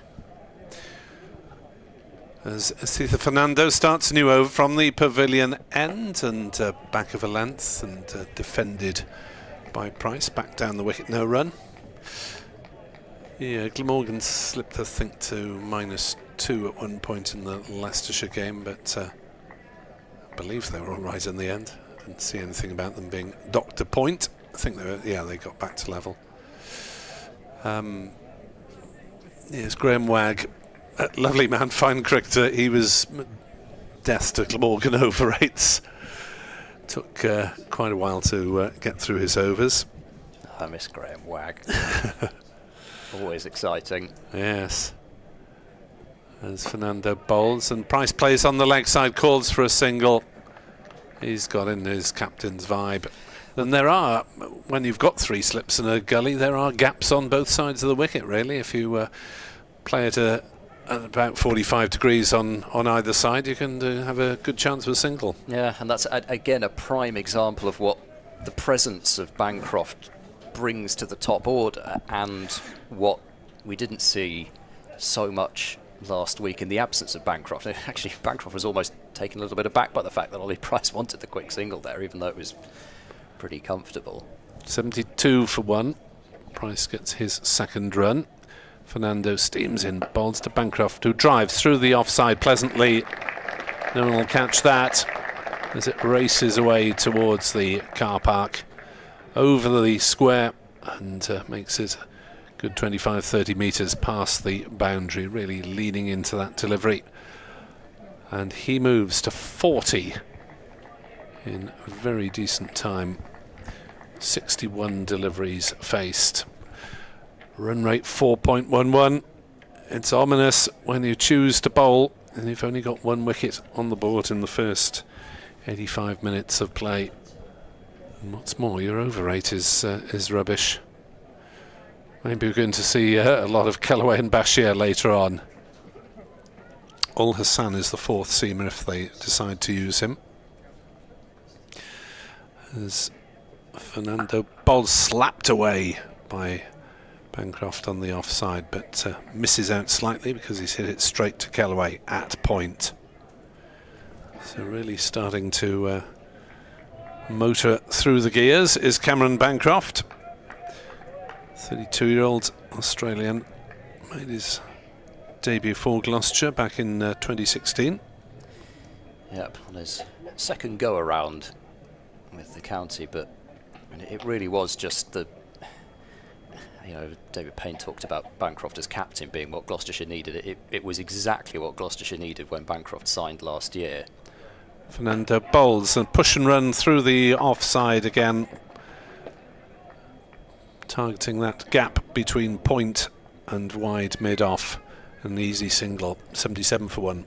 And exactly what Gloucestershire needed from their T20 side's point of view as well. And of course, he scored his runs in the Championship, but in the end, actually, his defining contribution were his runs towards the back end of the T20 Blast. Top scored in the quarter-final and the semi-final, I think, runs in the final 2, and top scored in the game at the end of the group stages that Gloucestershire had to win to give themselves a chance.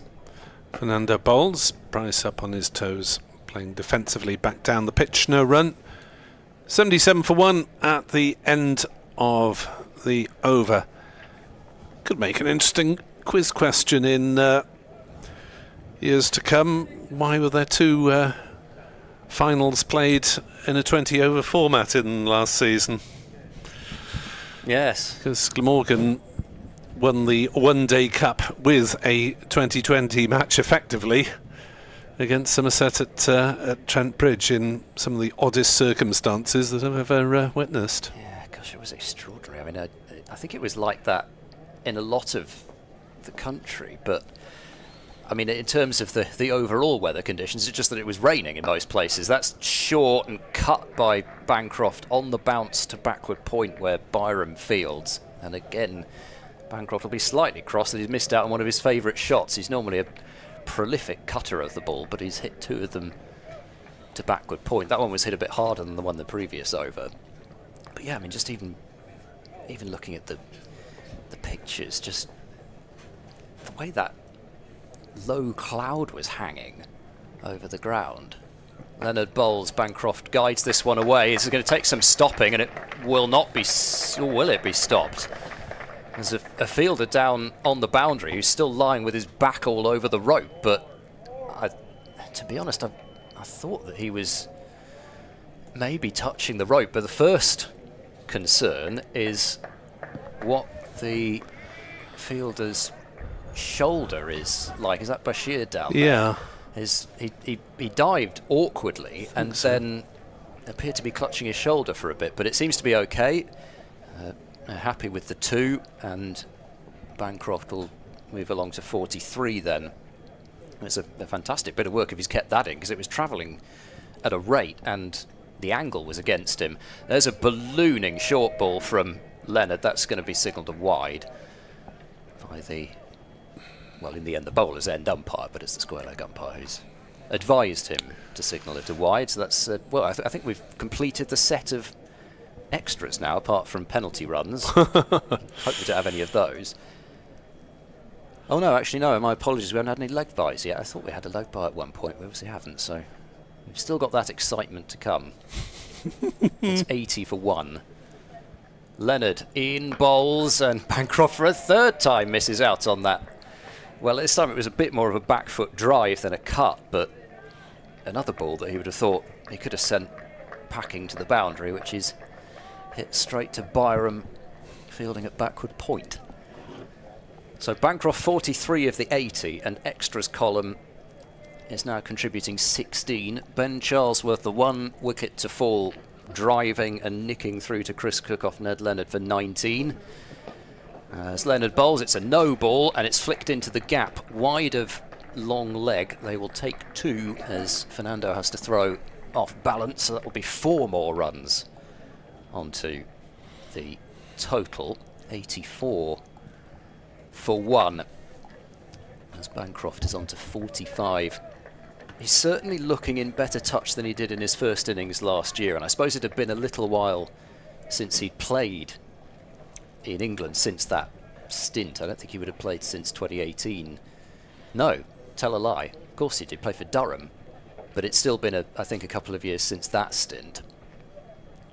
Leonard bowls, forward defence from Bancroft up the pitch. I think that might have been another no ball. It was. So that's 2 more. 86 for 1. It's really just a double whammy, this. Not just the fact that the runs are piling up, but also, well, in fact, triple, because you've got what it does psychologically as well, in that you're suddenly almost bowling just to keep your foot behind the line rather than actually bowling to take wickets. But then also the over rate. Leonard bowls. Bancroft has opened the face on this one and tucks it down to Bashir at deep 3rd. He's got a rather more routine piece of fielding than his last effort. And it's 87 for 1. But he was really quite scratchy. I don't think Bancroft would take issue with that in his first innings with the club last year, which was against Yorkshire here. He made 70 off. I had to look up the number of deliveries. It probably wasn't as bad as, well, bad. Probably wasn't as slow as I thought it was, but it felt like about 170 deliveries that he faced for that. But that really set him up for what followed. Price facing and defending to point. Ollie Price, that is, of course, I should make clear, because we do once again have both Price brothers playing in this one. Just the one Taylor brother and the one Charlesworth brother. Do usually have to keep tabs on such things for those who are listening rather than watching. Leonard completes another arduous over, and this is just a forward defence from Ollie Price. So that was a 9-ball over with 2 no balls and a wide. And Leonard, well, he's bowled 6 overs, but effectively he's bowled over 7, because he's, well, no, he has bowled 7, my apologies. It's 5 no balls and a wide, so he certainly got through his work. And it's 87 for 1 after 20. And it looks as though we're going to have another burst of Van der Hoogten. So Sam Northeast's rotating 3 seamers at the moment. Contributions on X. Robert Logan, lovely looking day for wickets, he says optimistically from a Glamorgan point of view. The board isn't lovely looking, even though the weather is. Nicholas Brill points out that these 2 umpires stood in the same fixture at Cheltenham last season, which ended in the famous tie. Of course, I remembered Naeem Ashraf had, but for some reason I'd forgotten that Paul Baldwin was there as well. Of course it is.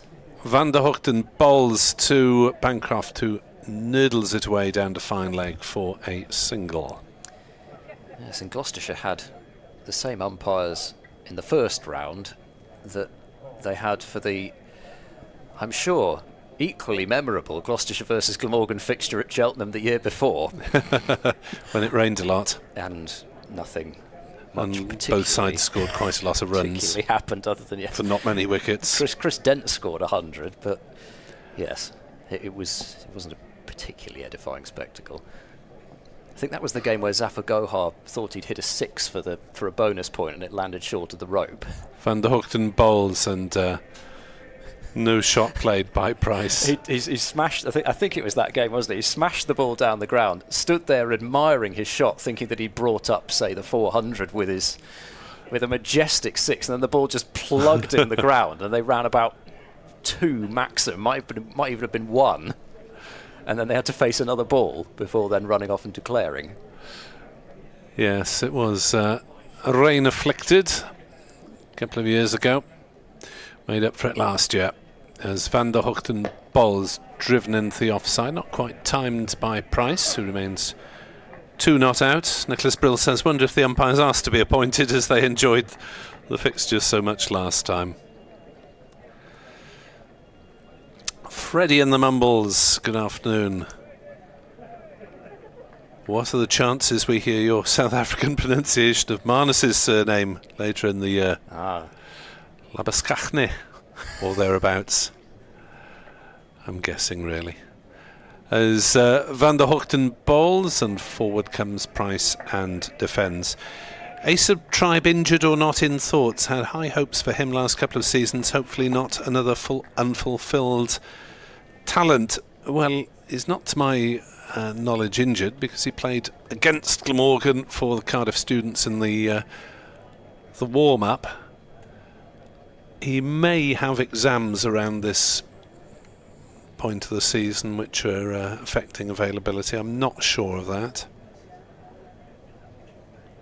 As Van der Hoogten bowls through no shot played by Price, but certainly I thought Ace of Tribe, I thought he might be opening the batting this year, but they've gone back to Zain Ul Hassan to give an extra 4th seamer option.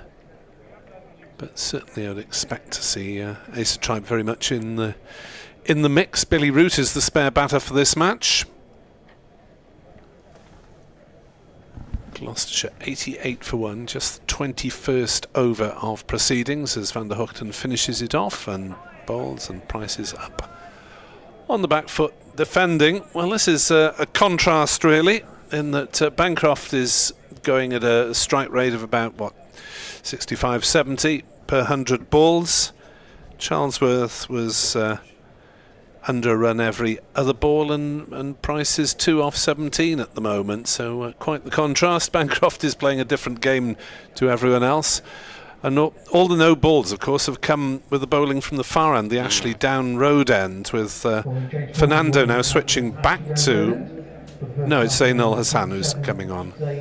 I did wonder what they would do, whether they would be determined to try and stick with seam from that Ashley Down Road end, or whether they'd maybe even, I think, because you'd rather, in general, maybe Shoaib Bashir wouldn't mind that. Maybe you'd want the batters to try and hit him straight, but in general you'd want to bowl the spin.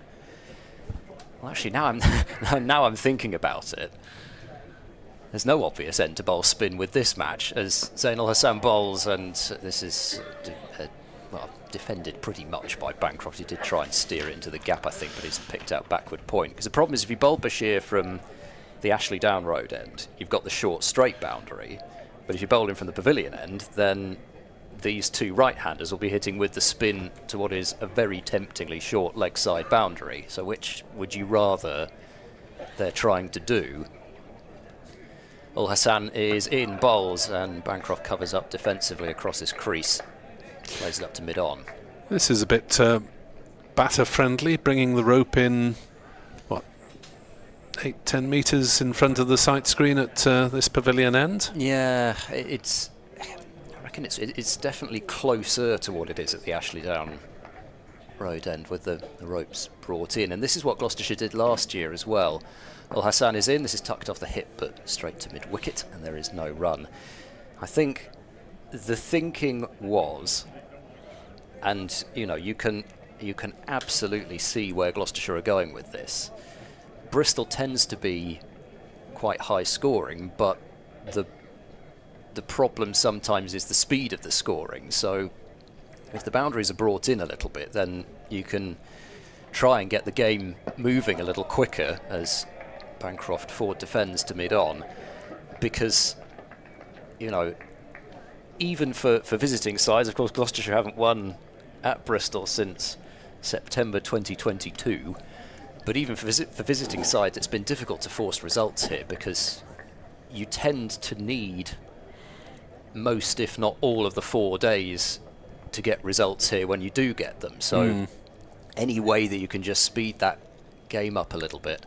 Well, Hassan bowls. Bancroft has a little flirt with that one. He did withdraw the bat and point it towards the sky, but he did just have a think about playing at that one just for a fraction of a second, maybe a bit longer than that actually. Yeah, well, Hassan bowls pretty tidy lines, but the least quick of the seamers. Bustles in now and bowls, and Bancroft drives, doesn't time it, it goes straight to mid-off. So a good start from Zainul Hassan. It's a maiden over, and crucially, he's also not bowled a no ball, despite bowling from the dreaded Ashley Down Road end. 22 overs have been bowled, and Gloucestershire, that's nice easy maths there, 88 for 1. Indeed, 4 and over when I was at school, but with inflation, who knows. So Glamorgan are not going to deliver anything like 30 overs before lunch, probably 28 if they're going to be -2, aren't they, at least, possibly -3 at lunch when that comes up on the board. As Van der Hoogten in bowls, defended out on the onside by Price, no run, and I suppose that's one of the good things about having someone at the other end scoring freely, is that Price can afford to take his time, have a look at the wicket, have a look at the bowlers, and really get through this period where the ball retains a bit of shine. Yeah, you want to be back after lunch, don't you, now? It's got to that period where you just don't want to lose that second wicket. Van der Hoogten bowls and Price defends. It doesn't matter if he's 2 not out at lunch, as long as Skipper's sailing along nicely at the other end. And indeed, Glamorgan are giving you free runs through no balls as well. Yeah, I mean, it may not feel great for Ollie Price, but it is important that he does take on that. Well, and he seems to be so far, but just needs to make sure that he doesn't give Glamorgan something to hang their hats on going back into the pavilion for lunch. Van der Hoogten bowls, Price is forward defending. No run. Van der Hoogten economical, so at least he's got that improvement over last week where he really couldn't control the run rate. Van der Hoogten still 0 for 14 in his 8th. It's been Fernando who's been expensive, going for 5s, as has Leonard. So Van der Hoogten is holding things together in terms of containment. It's been Leonard who has taken the only wicket of the morning session. Van der Hoogten is into bowl, outside off stump, no shot played by Price. Of course, 88 was the score at lunch in that game at Cheltenham on the first morning. It certainly wasn't 88 for 1 either. It was 88 for 8. Yes, there were 2 very low first innings and 2 very high second innings, weren't there? Yeah. With Bracey scoring his second best double 100 of the season. As Van der Hoogten in bowls to Price, who prods it out into the covers, where Leonard does the fielding, and there's no run. Yeah, because of course it was, as you say, it was those 2 low-scoring first innings that allowed the finish to bubble up the way it did, because Yes. we just simply would not have had enough time for anything like that if the match had just progressed as most matches do. Canterbury, Middlesex are now 80 for 3. As Van der Hoogten in, balls to Price, who plays it defensively to mid-on. Maiden over complete. Leicestershire going well at Grace Road. So Sol Budinger leading the way, as Ed mentioned earlier. Still a runner ball. Firstly for 75 not out. Leicestershire 120 for 1. And at Old Trafford, Northants are 77 for 2 against Lancashire, including Hampshire's John Turner on loan there. Certainly rattling along at a good rate at certain parts in the first division. I'll come to those scores in a moment as Ul Hassan starts his second over. Bowles, Bancroft struck on the pad. There's a convincing appeal for LBW, but not out, says the umpire. That one, I know we're at an off angle. That one looked like maybe, at least first look, a more convincing shout, but those who are watching will have got a better view than I did first up. Hit it. He's hit it. There's a huge inside edge, and if it, well, say huge. Can there ever be a huge edge? I suppose there can be bigger edges than others. Anyway, it was definitely bat first, and if it wasn't, it would have been a goner. Ul Hassan bowls. Bancroft tries to force this one away off the back foot, excuse me, doesn't time it, and it goes up to mid-off for no run. And Nottinghamshire are in some strife against Essex, having won their first match. Notts, that is, against Durham. And Nottinghamshire are 78 for 5 now at Trent Bridge, with 2 wickets apiece for Jamie Porter and Sam Cook, 1 for Shane Snater. Ul Hassan bowls. Oh gosh, that stays pretty low, and that made a really tinny noise off Bancroft's bat. He must just have got the toe end down on it in time. I thought that one had snuck underneath the bat of Bancroft, who was sort of on the front foot, then caught on the hop a little bit as it stayed down, and just has enough time to get down and keep it out. But this has been one of the best overs of the morning so far.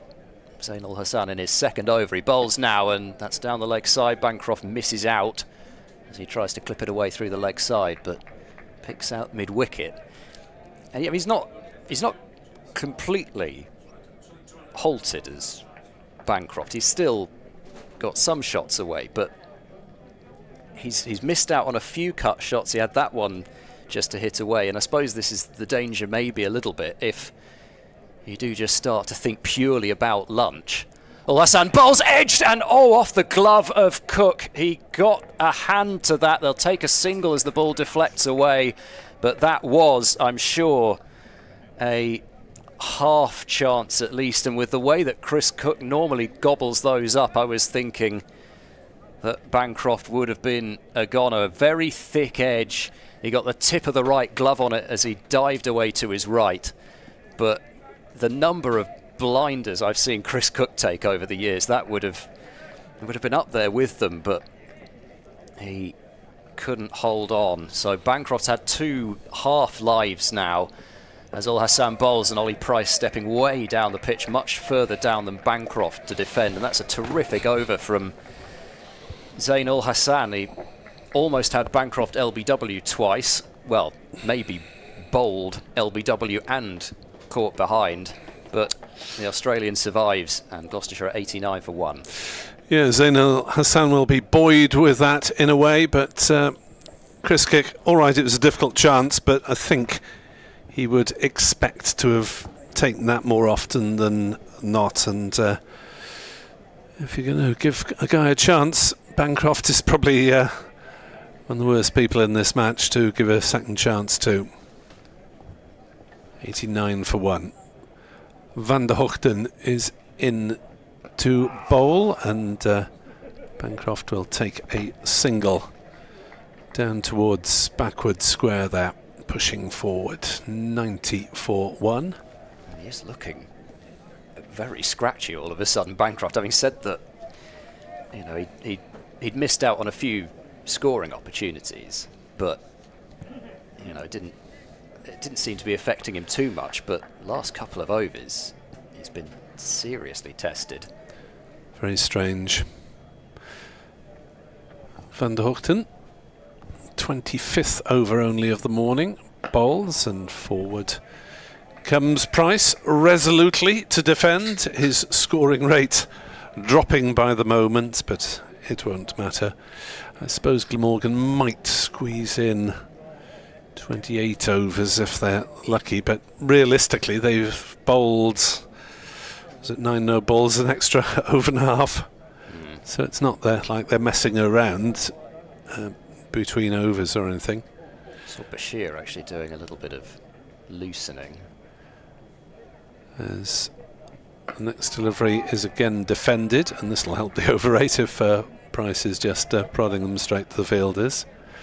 90 for 1 it remains. Yes, Glamorgan with 2 21-year-old off-spin options available with Ben Callaway.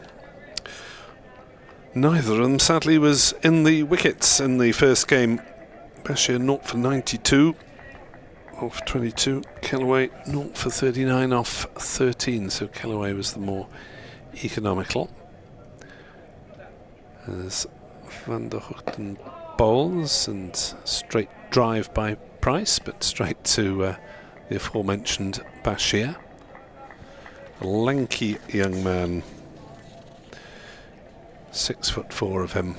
Just forget just how young he is as well. Just, you know, because it feels as if he's been around for longer than he has because of what he's done with England. But you forget that he's still that young, especially for a spinner.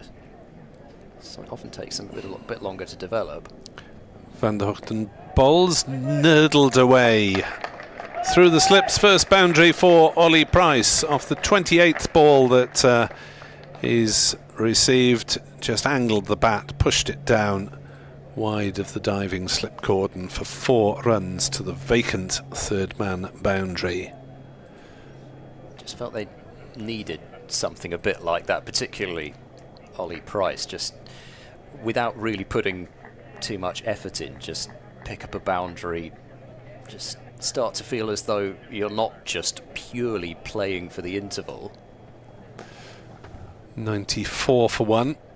Decent score having been put in. Van der Hoogten bowls and put in front of square this time, but Leonard does the fielding. There's no chance of a single. 94 for 1 at the end of the over here on BBC Sport Online.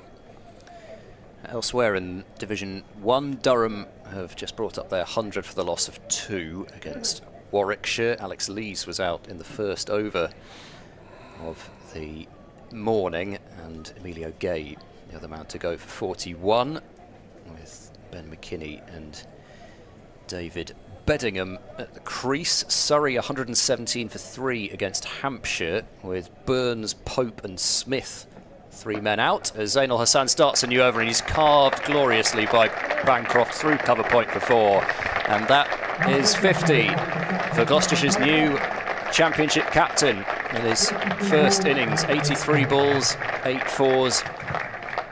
He was going at more of a sort of a strike rate in the 70s, but it's dropped into the 60s. Not that it matters a huge amount at all, as long as he is still feeling that his score is still moving.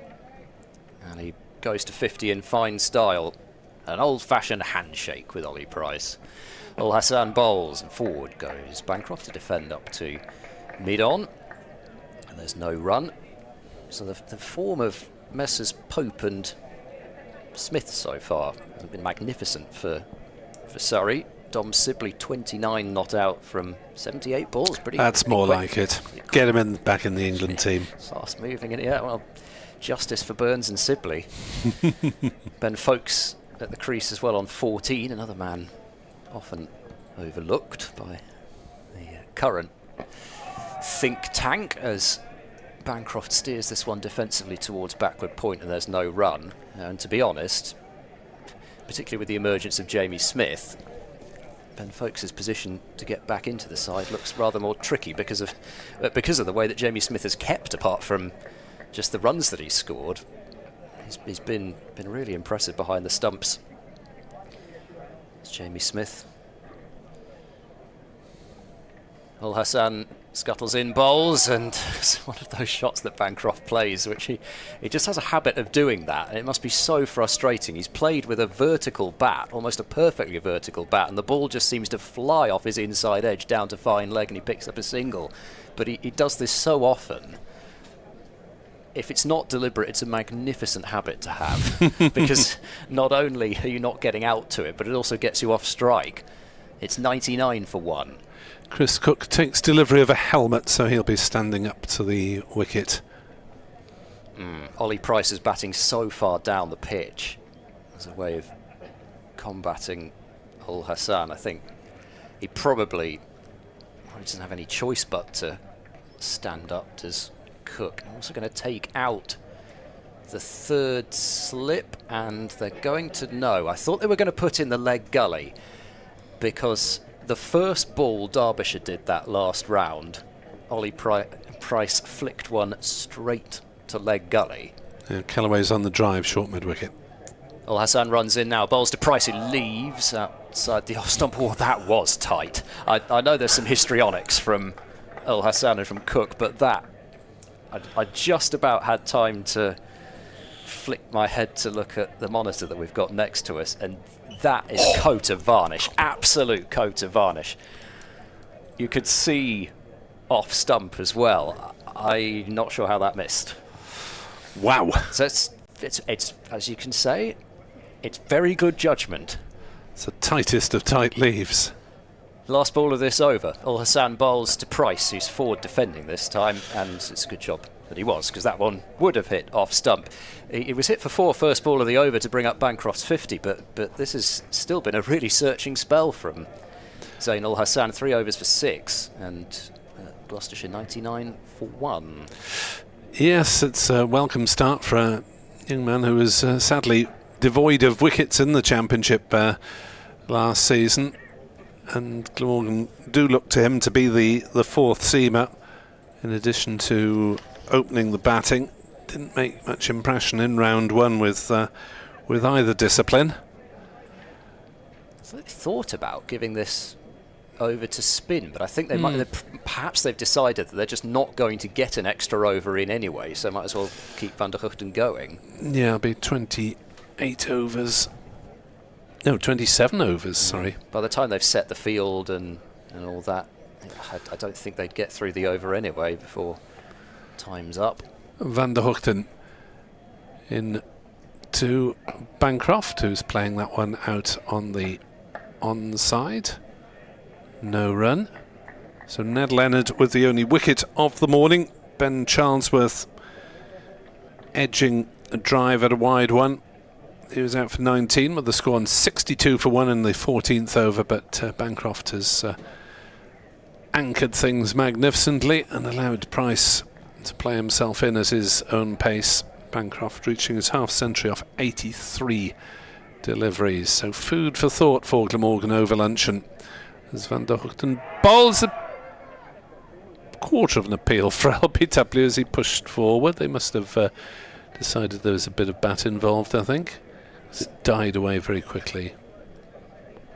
There's another one of those that just, and we've seen the odd one, it just seems to leap up a bit. It's not massively quick bounce when it does that, but considering how full that one was, Bancroft still didn't really have time to react to that. A little bit too paced, this wicket, but in the sunshine should flatten out as Van der Hugten bowls. Bancroft leaves through to Cook, outside off stump. I think I'd better depart for a radio commitment and leave Ed to steer you through till the lunchtime interval, which is probably only 3 balls away. Yeah. Okay. Well, there is the massive red digital clock down to our right, but the scoreboard is also showing a time. I suspect they'll probably agree because they'll both be on general digital time, so 1 o'clock means there should be 3 balls remaining in the session. Van der Hugten into Bancroft, who opens the face, guides it down to deep third, who is now in position. And that brings up the 100 for Gloucestershire as Bancroft takes a single, moves on to 55. And you could kind of tell that Bancroft was hoping for a single at some point in that over. I think he just, whether it's just wanting to get off strike and have your work done for the morning, or whether he just fancied rotating the strike still, even though this is the last over, but he's managed it. And the deep third comes up now. There are 3 slips and that leg gully, as Van der Hugten is in and bowls, and a forward defence from Ollie Price won't bring a run. So I don't think he will, but Bancroft could remove his gloves. So his work, in theory, is done for the morning. Never really like to see batters at the non-striker's end do that, but in theory he could. I say in theory because we have had a lot of no balls, but then we haven't had any no balls from Van der Hugten or from this pavilion end. So chances are this is the last ball of the morning session. Can Ollie Price get Gloucestershire through to lunch 1 down? Van der Hugten runs in now, he bowls full, and forward goes Ollie Price, playing the most robust forward defence you could wish for, if you're a Gloucestershire supporter, that is. And that completes the morning with Gloucestershire on exactly 100 for 1, as Nick mentioned only a moment ago. Ben Charlesworth, the one victim this morning for Glamorgan, who won the toss and put Gloucestershire in. Ben Charlesworth out for 19. I think a bit cross with that, because he'd had a few goes the previous over at trying to drive Ned Leonard through the covers and missed them. Then he hit a beautiful off drive for 4, but then played that cover drive again that he just couldn't seem to get working against Leonard. This time he nicked it, and Charlesworth out for 19. But Cameron Bancroft and Ollie Price have seen Gloucestershire through to lunch with Bancroft 55 not out. Ollie Price has 6. And we will resume after lunch with Gloucestershire on 100 for 1. You're listening to live cricket on the BBC Sport website and app, or the Gloucestershire live stream. Ed Seaborn and Nick Webb will be back with you in about 40 minutes' time.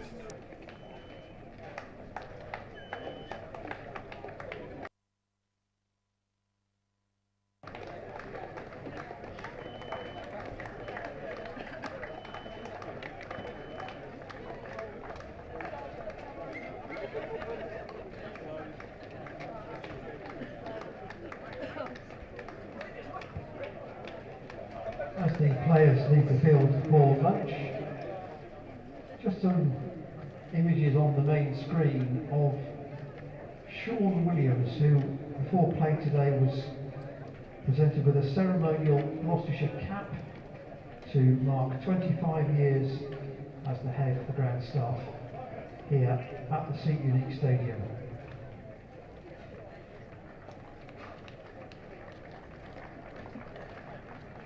Sean's been excellent at developing talent, bringing people through who in some cases gone on to work elsewhere, but his expertise and guidance has been invaluable to them and indeed to us as a club over the last 25 years. And that presentation took place at 10 o'clock this morning.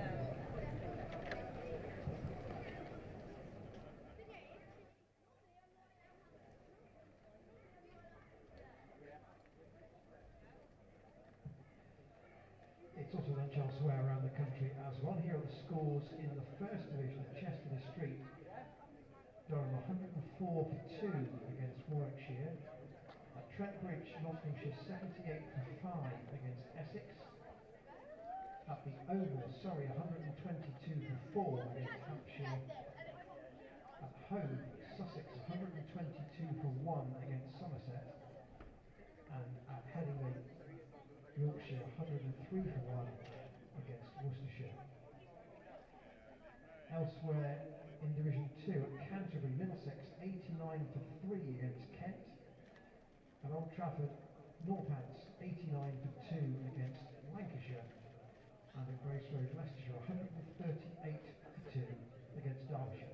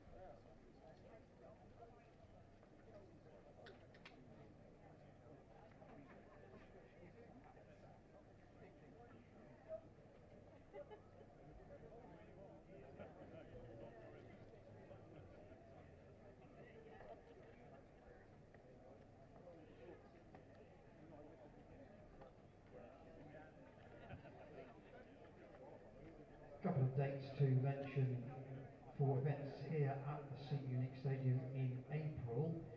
Both are members events, the first of which is a members meetings on the 4th day of this match, Monday the 14th of April at 7 o'clock, and it's to cover topics not on the agenda at the AGM later in the month.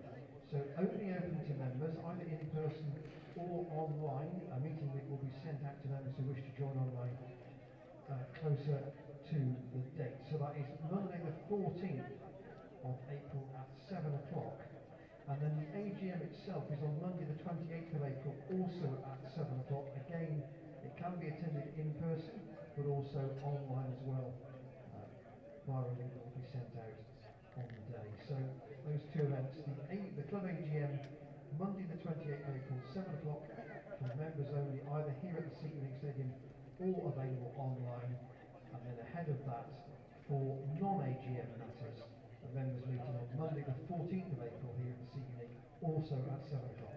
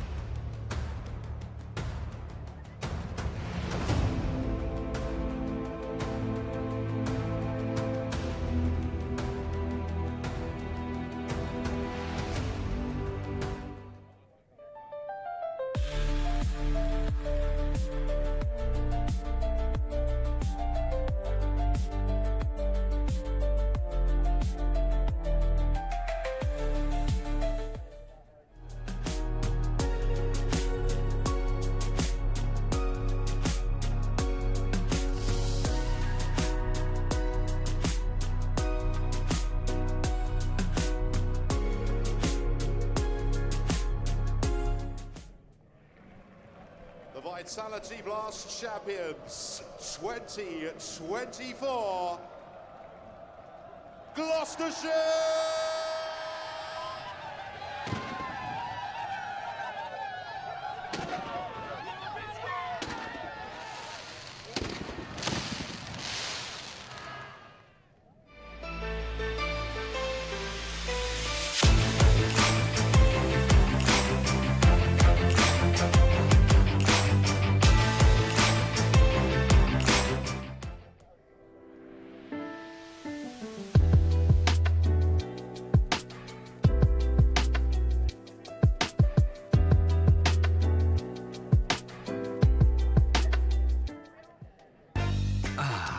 The Thatcher's family farm.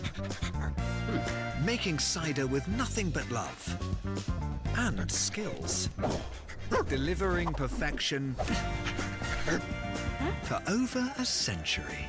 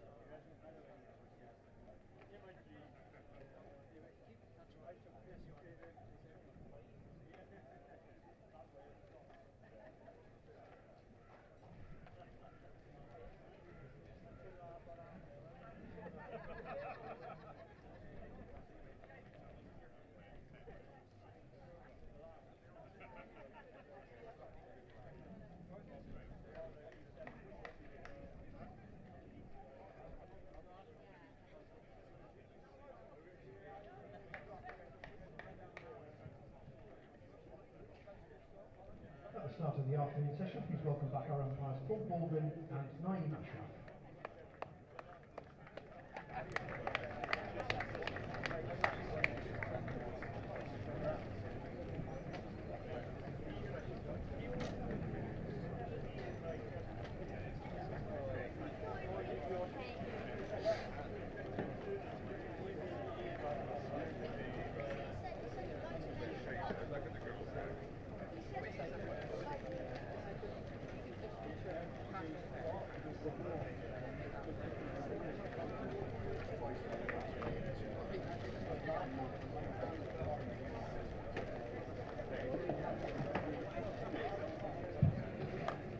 In the field, the Glamorgan side captained by number 16, Sam Northeast, and resuming for Gloucestershire, the second wicket pair of number 1, Cameron Bancroft, and number 67, Ollie Cross.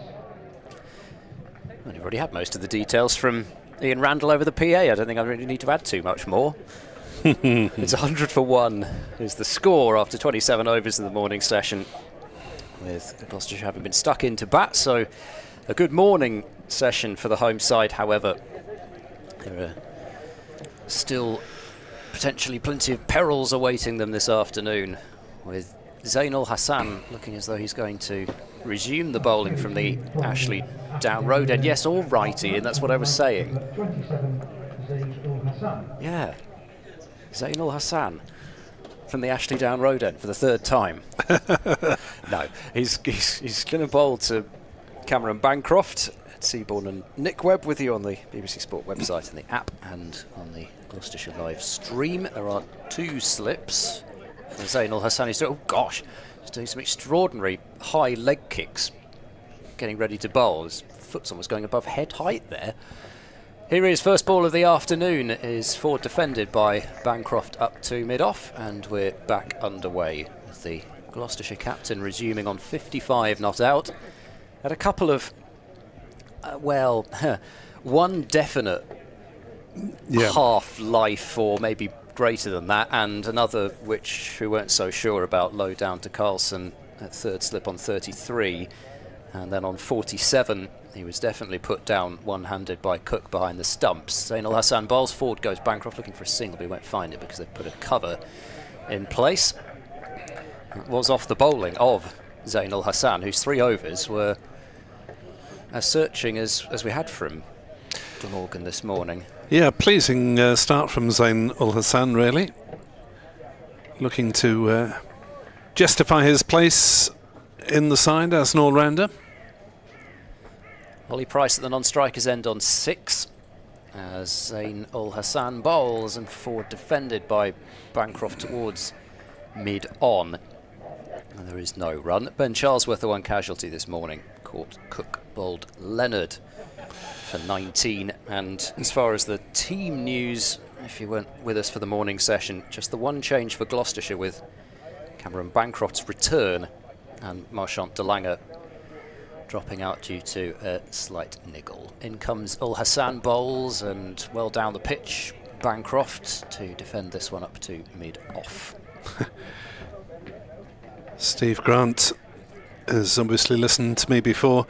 Sure you wouldn't be happy with the number of no balls in Division 11 of the South East Wales League, where I turn out occasionally when they're desperate.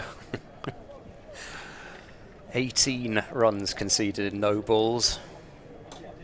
Glamorgan in the morning session. Ul Hassan bowls and goes past the edge of Bancroft. It was quite a long way away from that in the end, but I think almost that was the extent to which Ul Hassan beat him there. That was some serious away shape, but that was Fernando-esque away swing, that one from Ul Hassan, with a ball in its 28th over, so it shows you that there's still possibility for some swing.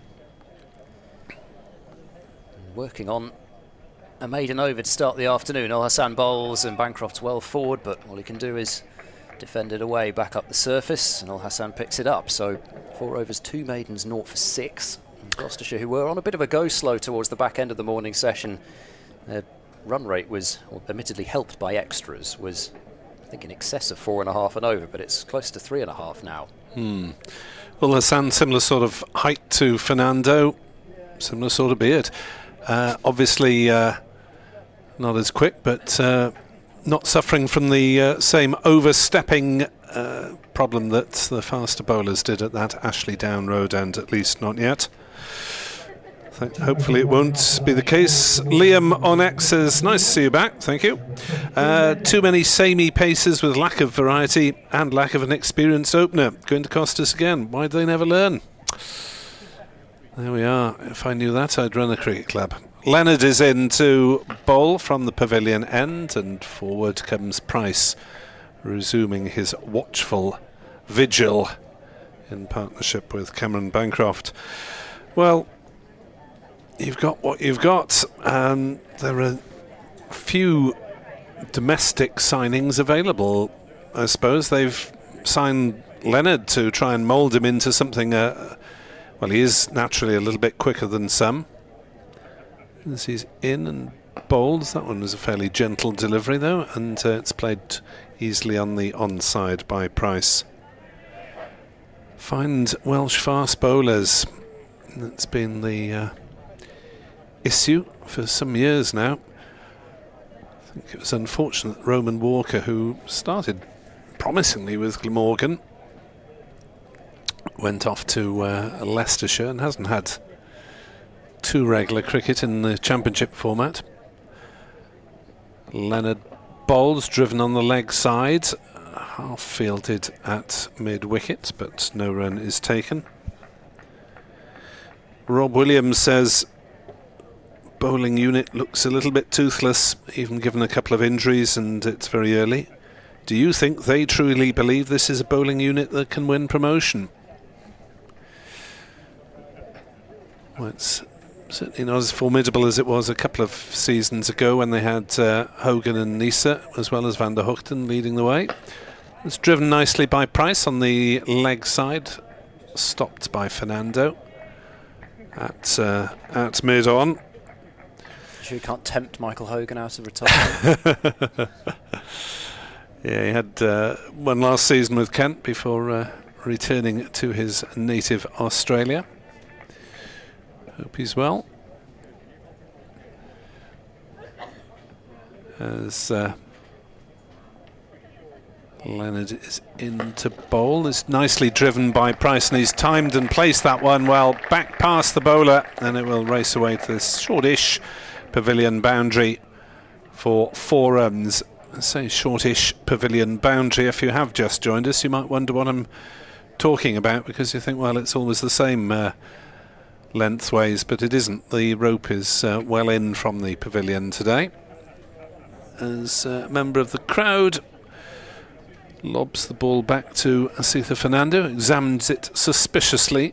Yeah, I'm surprised we haven't had at least an inquiry about the ball so far. That's normally what happens.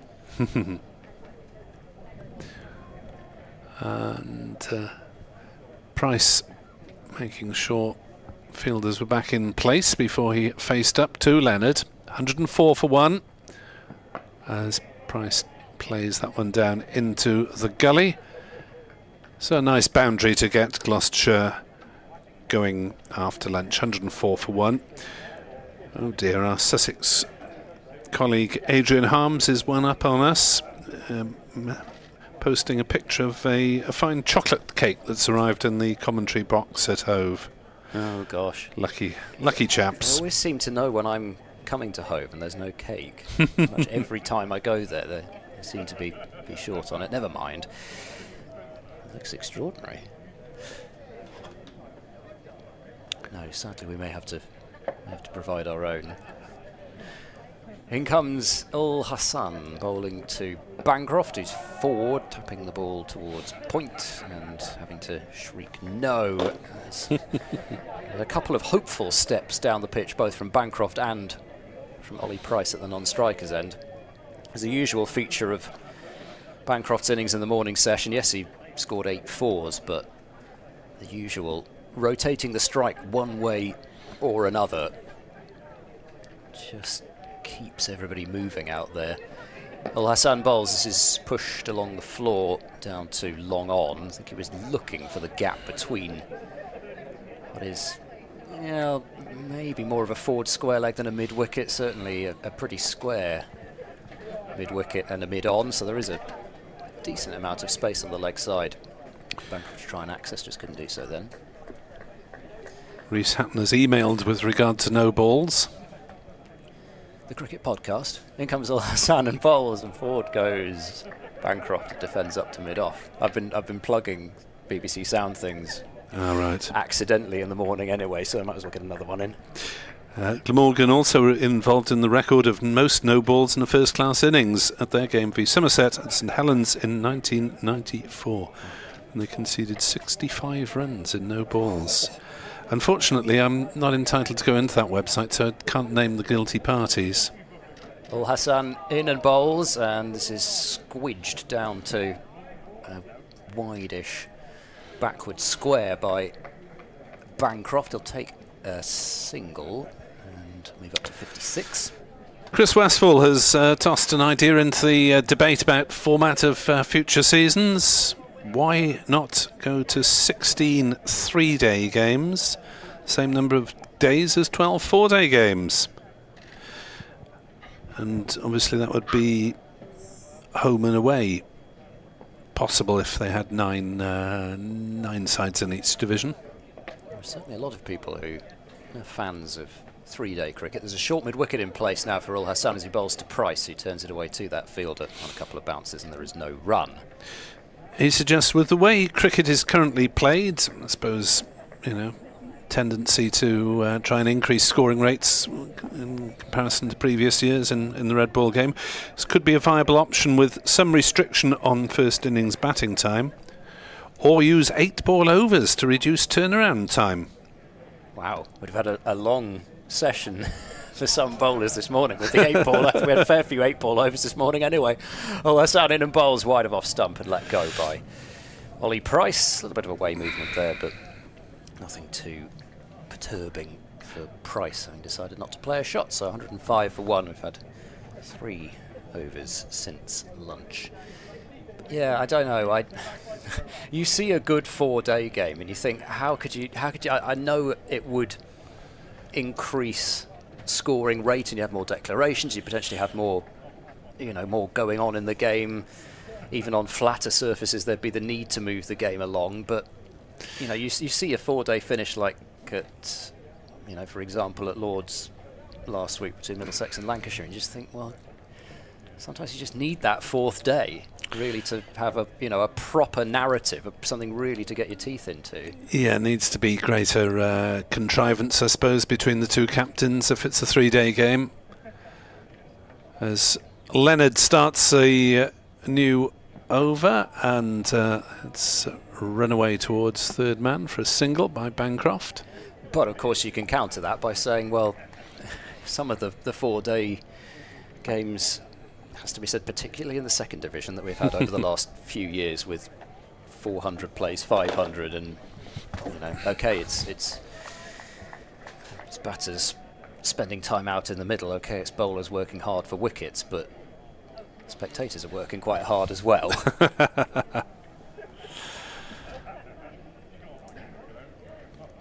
As Leonard is in to bowl to Ollie Price, who's just dead batting that one on the leg side. Might have gone up a bit and taken him right on the top of the bat.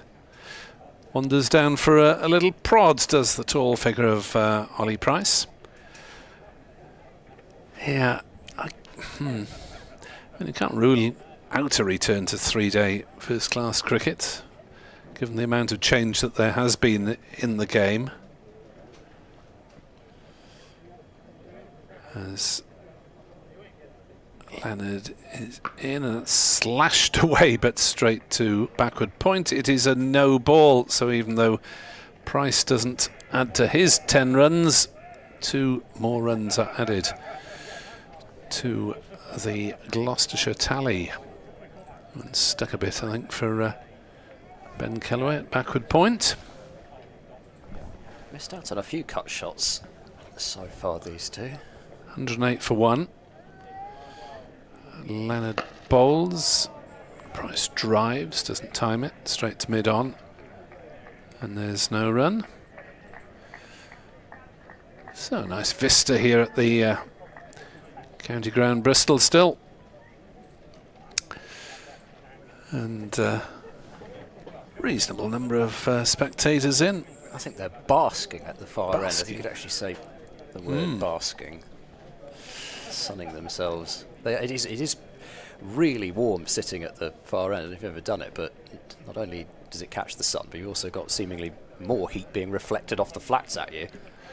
Leonard Bowles driven back to him. Oh, he's missed it in the follow through, but it's mopped up by Northeast coming round from mid-off.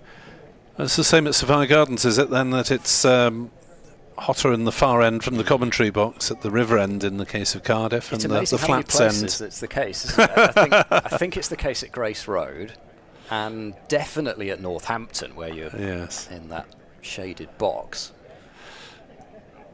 As Leonard goes rumbling in, and Bowles and Price defensively playing it under the feet of Bancroft and up to Fernando.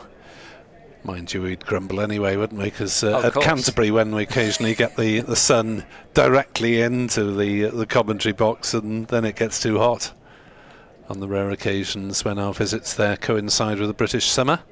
I do hope we haven't already had it this year. You've had it. It was early danger. April. Yes. Yeah.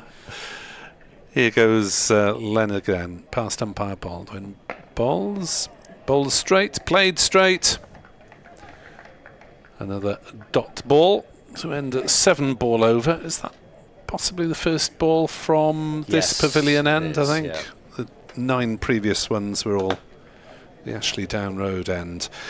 16 3-day games. Well, it's got some sort of appeal, but I'm not sure that it gives you the sort of disciplines if you want to develop championship players into test players, if they do these days, since the England selectors seem to go on vibes quite a lot. Vibes. Here comes Al Hassan and Bowles. This is worked into the leg side, quick single, and well taken as it's between mid-wicket and mid-on. In fact, in the end, not that quick, because Van der Huchten doesn't have any sort of a shot at affecting a run out. 109 for 1 with Bancroft at 58. Vibes, TikTok reels. Oh, you'll be doing golf course scores. at what is it, Nick Webb 2017 on TikTok. Al Hassan bowls and Price drives, doesn't time it, so it goes up to mid-off. He'll be doing a sort of summary of each session in dance. You'll be unsurprised to learn that I have not ventured into the world of TikTok. No, neither have I. I'm too old for it. Get away. I am. Way too old for it. I'm definitely not the target market these days. Thank you, Chris Westphal, for that suggestion, though.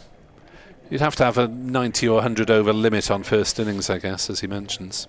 Well, Hassan in and bowls, good length, and from the crease, Price defends away to point. Yeah, exactly, and you know they do make, or at least when there was the last review, and you know we can already see.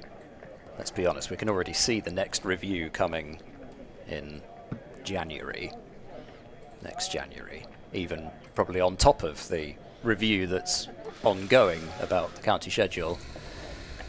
But they do want long innings to be played. That seems to be quite a high priority. Al Hassan bowls driving his Price. It's gone a bit squarer maybe than he was initially intending, and once again it's the backward point fielder who's called into action. It's Bashir who's positioned there. This time there is no run.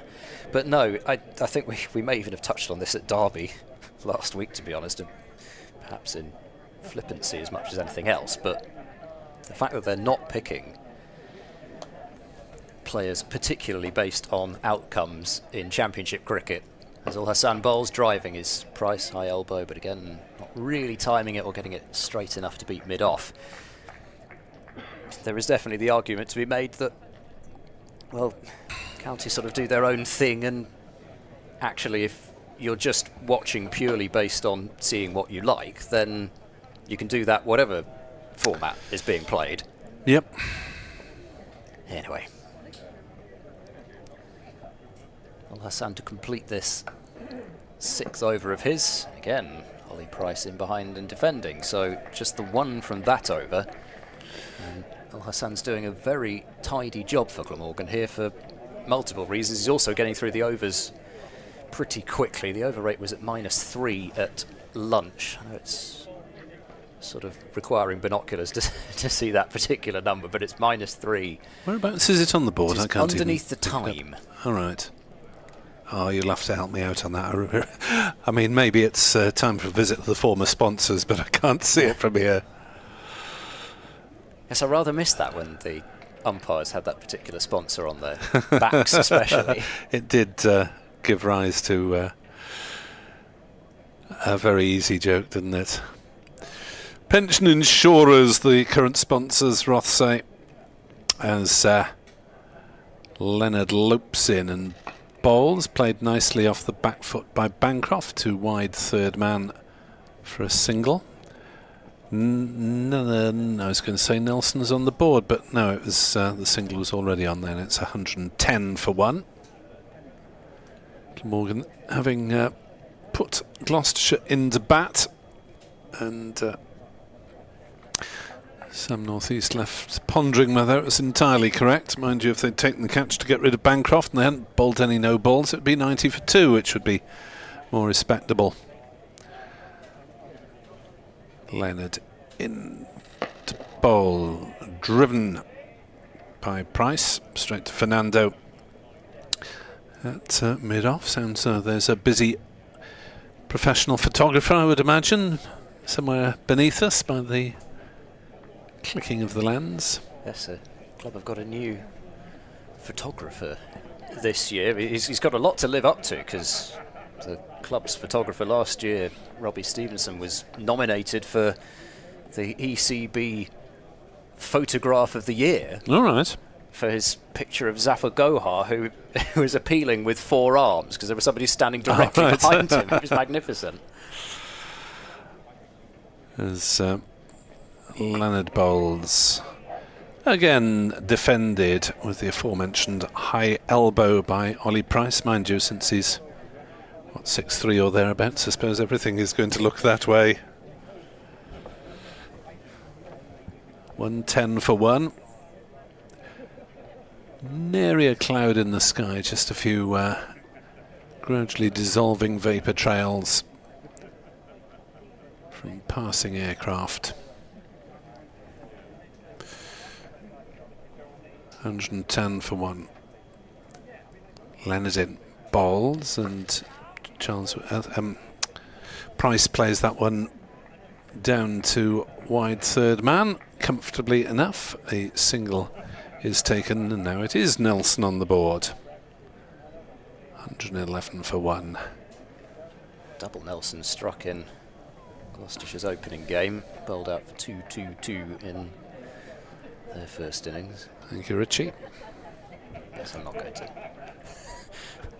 to sully the man, the great man, by attempting an impression. The late great Richie Benno, doyen of Australian commentators.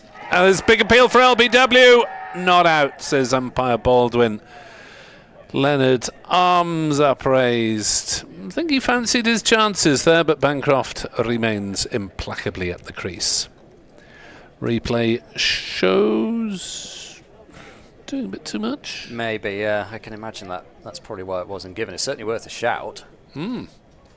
Bancroft, you know, he was playing that as though it were a ball on off stump, but it wasn't. It's just a question of whether it was doing too much or not.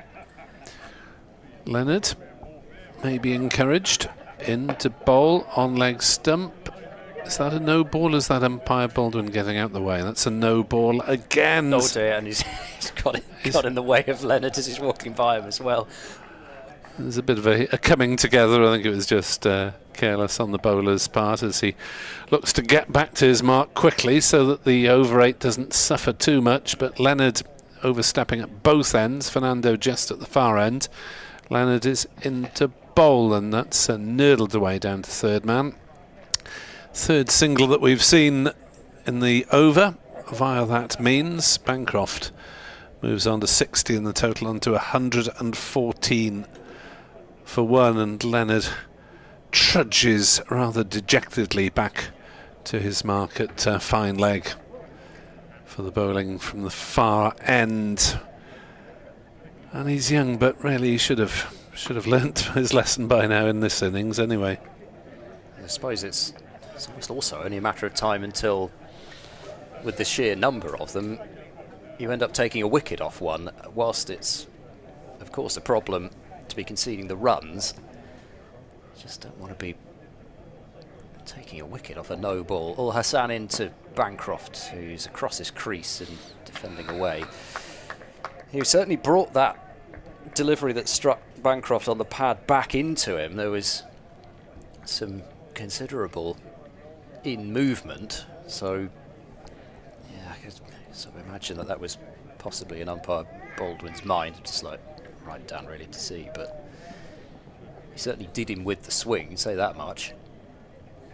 Ul Hassan runs in and bowls. Again, Bancroft is forward and across and playing defensively up the surface. It was interesting actually in that mic'd up session that the club have done with Bancroft in the nets.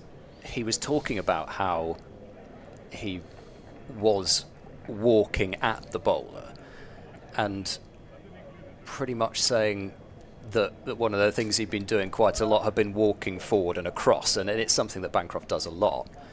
But you know, they had that discussion just briefly about the fact that actually there was, well, in fact there were two, I think, LBW decisions given in that Derbyshire game. As Ul Hassan bowls, Bancroft clips this one away past mid-wicket. Probably not going to have enough on it to go to the boundary quite. Van der Hugten's in rather laboured pursuit and just does manage to pull it in.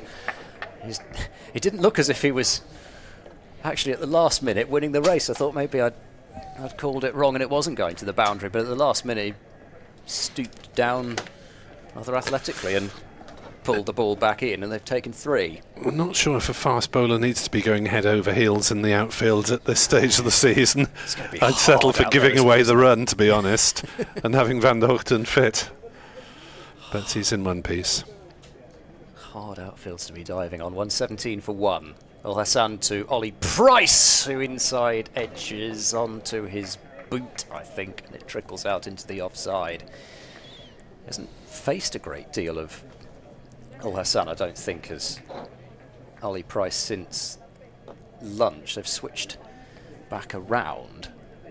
Yeah, I think that was inside edge onto pad, wasn't it? It was a bit difficult to tell because from the off angle, they had both the keeper and Price himself in the way. Ul Hassan running in and bowls, and forward goes Price, holding the pose of the defence as it goes back to the bowler. This is all very frustrating for Glamorgan, isn't it? Not helping their own cause. They bowled reasonably well in patches, but as Richard Dawson and Kieran Carlson said after the last game, doing good things but not for long enough.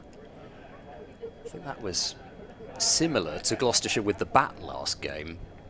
Ul Hassan runs in, and this is played up the pitch again for no run. So, 7th over of Ul Hassan's, well, I suppose actual spell, sort of, either side of lunch, because he's bowled unchanged. 117 for 1, 7 overs for 11 for Ul Hassan. But that was Gloucestershire's issue at Derby.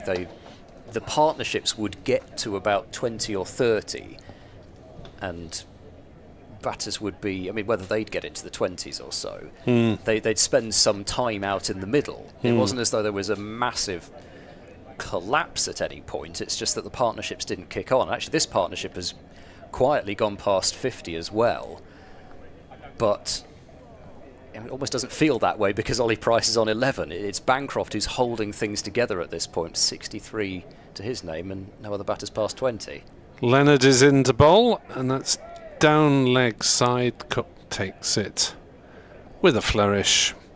Carlson getting excited at slip, but then Carlson's always getting excited. But sorry, I just realised what I knew I was blabbering on about something before that 3. Bancroft was talking about actually how think to start with he was probably more just going to come straight down rather than straight down on a cross because of those LBW decisions that he'd seen in the first game. Leonard bowls, forward comes Bancroft, plays gently onto the onside. Which also Offside. brings, sorry, it also brings about the horrible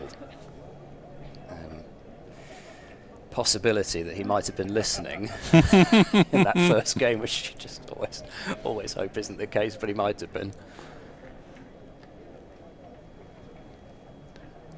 Yes, we have to say a lot of things in the course of 4 days, and not all of them will be of the liking of the players, obviously.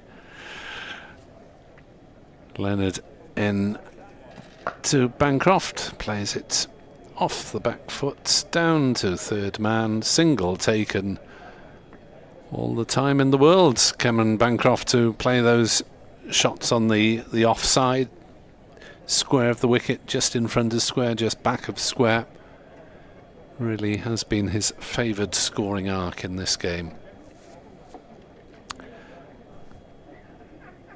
Price, a couple of nice boundaries to him. One run down to third man, one straight driven up towards the pavilion, but largely passive.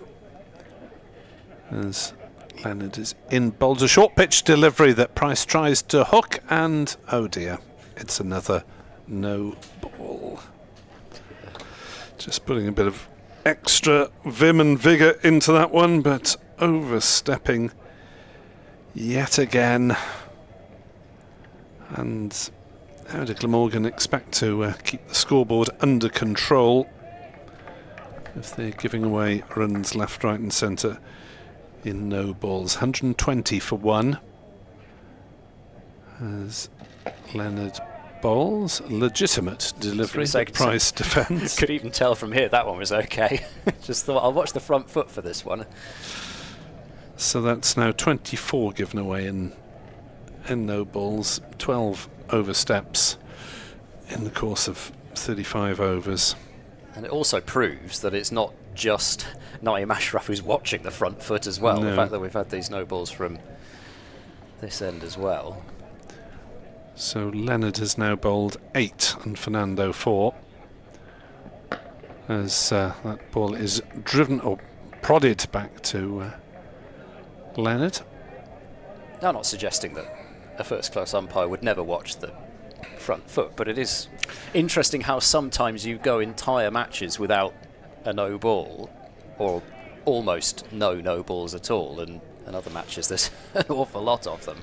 But I suppose once the umpires notice one, they'll be checking for future ones. Yes, and definitely. I suspect that's what's happened in this game as Leonard bowls, driven on the leg side by Price, who will get runs here out towards mid-wicket. It's just picked up on the boundary and they'll jog back for an easy 2. 122 for one. So 8 faults from Leonard, 4 from Fernando. And things not going Glamorgan's way for the second match in a row, really. They were pretty much always on the back foot against Gloucestershire. Although they had some decent brief passages, they didn't really dominate the game at any stage. And Gloucestershire certainly getting a head start in this one. Still time to pull it back, but yes, it's well. Richard Dawson, of course, incredibly familiar in these parts, as Hassan runs in and bowls, and Bancroft is hoping for a single, just fiddling the ball towards backward point in the end rather than the gully region that he was hoping for. You know, he did always preach the long game when he was with Gloucestershire, and you know, you give yourself a chance to win on the final day, but if you end up drawing, you end up drawing. But it's very difficult to come up with too many strategies when you are straight on the back foot. Al Hassan bowls, and this is squeezed into the onside in the end by Bancroft. I'm not sure whether he was actually looking at that side of the pitch. Perhaps he was. Maybe he turned his wrist at the last minute. It was hard to tell again with the angle, but I was expecting that ball to go out to the covers, and it's ended up at mid-wicket. It wasn't in the air at all, and was probably far enough back of a length that the ball wouldn't have hit the stumps anyway. But in any case, no run and no particular harm done. Al-Hassan in and bowls, and Bancroft turns this one up towards mid-on. Van der Guchten does the fielding. Middlesex are collapsing at Canterbury, 109 for 6. Now, against Kent, whose bowling attack has been pretty prolific in the early going, having rattled Northamptonshire out, I think, for 2 scores under 200, and looking to do the same to Middlesex there. 3 wickets for Nathan Gilchrist. And Keith Dudgeon, who took 7 for in the first game, isn't playing. Oh, strange. Got Kashif Ali, not the Worcestershire one.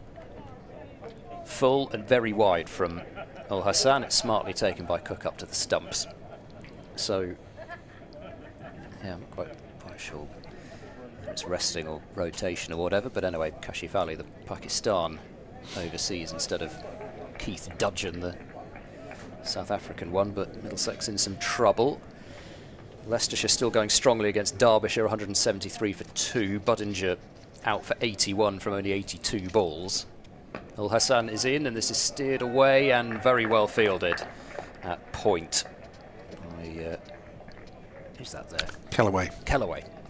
Killers.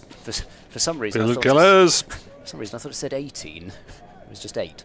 I was looking for a number 18, which wasn't there. Ben Kellaway.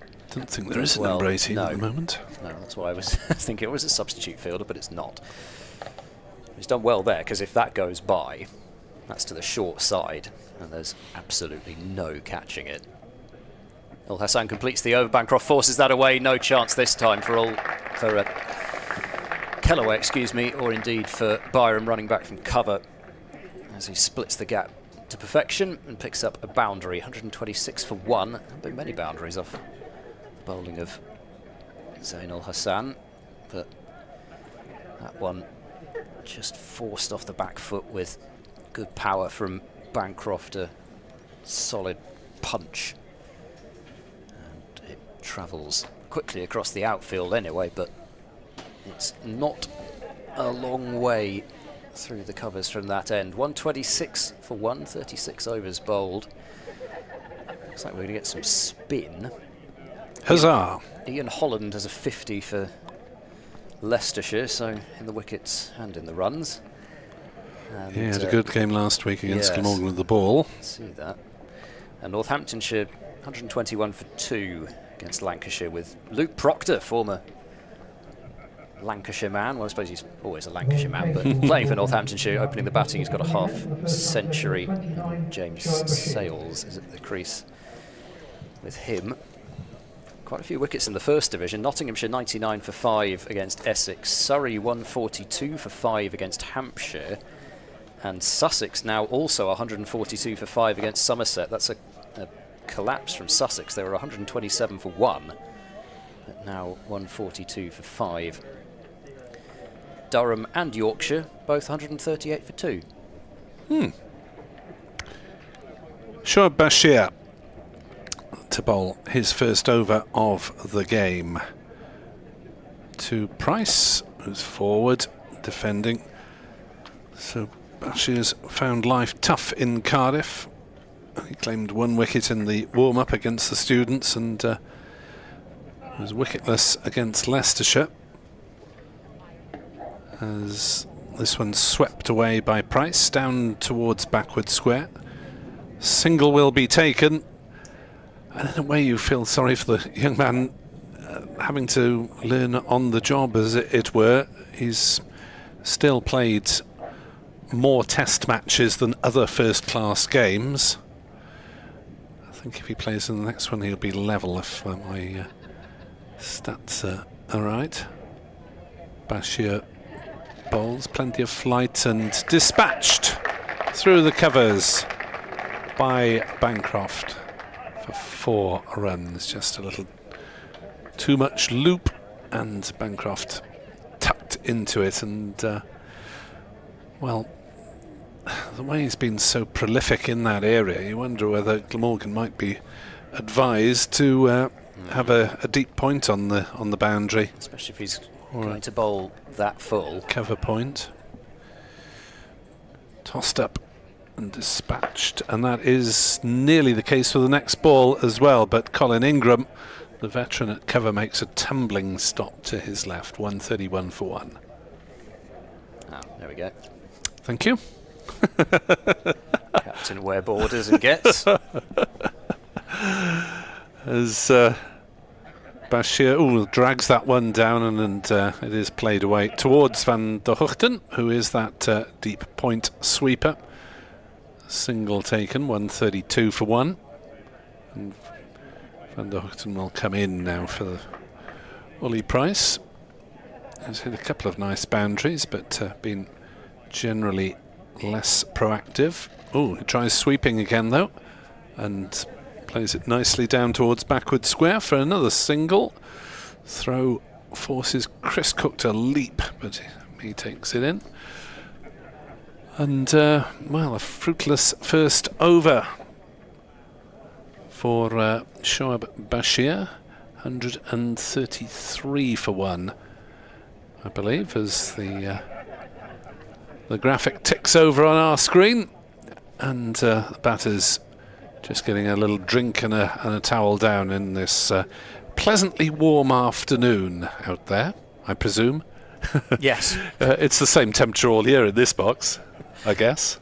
Well, it wasn't last year, because unfortunately the air conditioning broke, but we have it back, which means that we're not sitting here in sweltering 30-degree heat with no possibility of ventilation. So thank you to Gloucestershire for getting that repaired over the winter. It wasn't the most comfortable experience for the last couple of championship matches of 2024 here.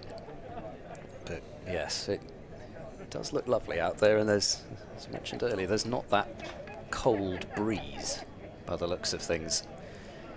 Shirt sleeves all round.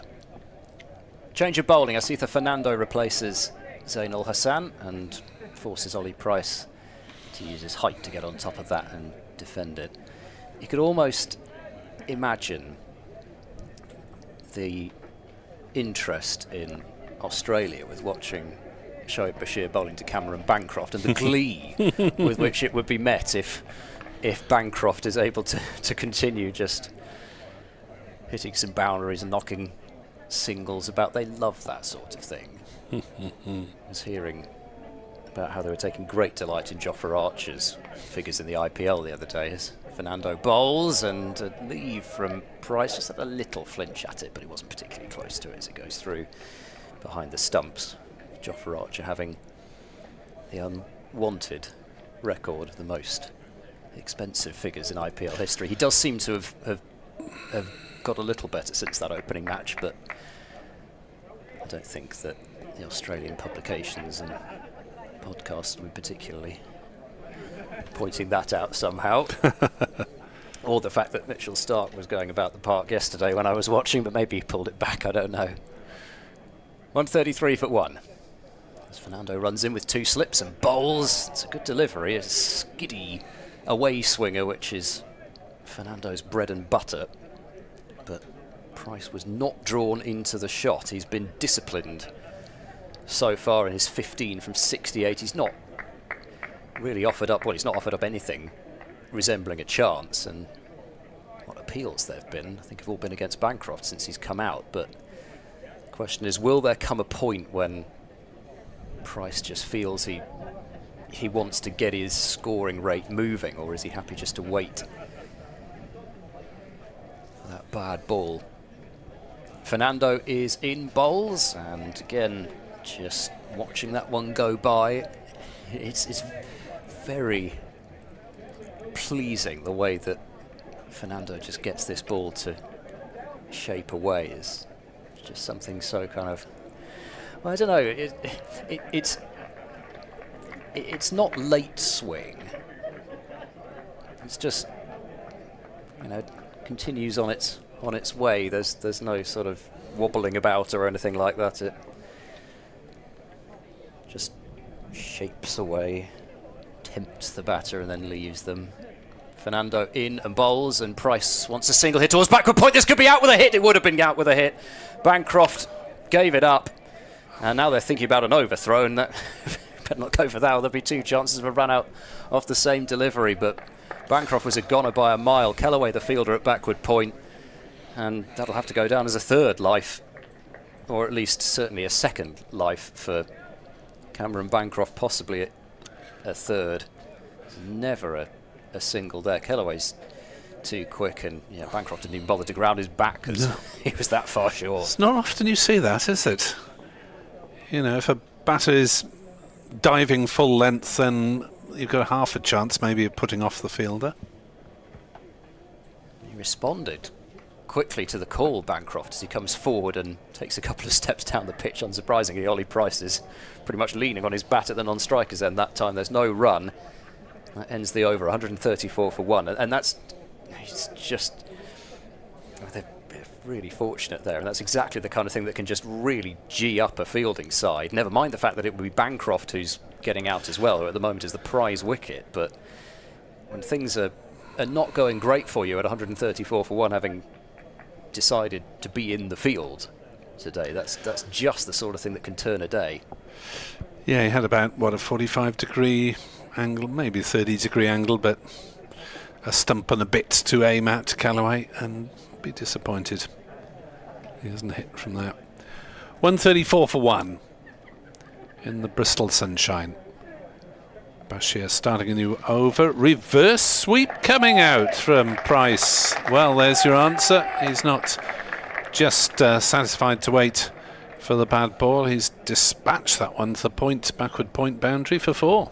He does tend to like to take on the spin. If he's going to take on, really be proactive and take the attack to somebody, it's more likely to be the spinners. And he swept 2nd ball before I could even get out the fact that that short leg side boundary was probably going to be quite tempting for him with the conventional sweep. I didn't imagine that he would bring out the reverse, but he thrust that front pad well outside the line of off, so even if he were hit on it, it would have been, it shouldn't have been given out.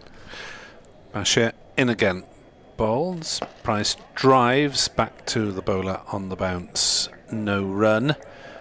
Van der Hoogten has now been dispatched to that backward point boundary for both batters.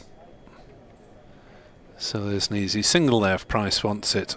Oh, it goes to the sweep. That must be close, not out.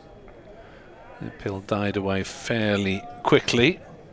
Maybe again outside the line, possibly. With the way that he finished anyway, was hopping sort of outside off. Well outside off, playing a shot. Bashir bowls, and that's scruffed away rather by Price off the bottom part of the bat. It's well bowled. The square leg. Because he's seeing that Price is sweeping just about everything, and he just tried to get that one to drop down underneath his bat and almost got it. Bashir to Price. Interesting battle then. Forward comes the young Gloucestershire batter, defending out on the offside. No quick single being attempted on that occasion, even though Ingram is fairly well back at cover. There might be a drop and run, but he's already nearly run out his skipper once. As Bashir bowls, another sweep. Oh, it's played to mid-wickets, and there was a bit of a start on a single. Then they realised that he hit it fairly firmly straight to Ned Leonard, and then they had a recount and decided no. 138 for 1 at the end of an interesting over. Yes, certainly looks as though there's going to be a battle between Price looking to attack Bashir and Bashir looking to get his wicket.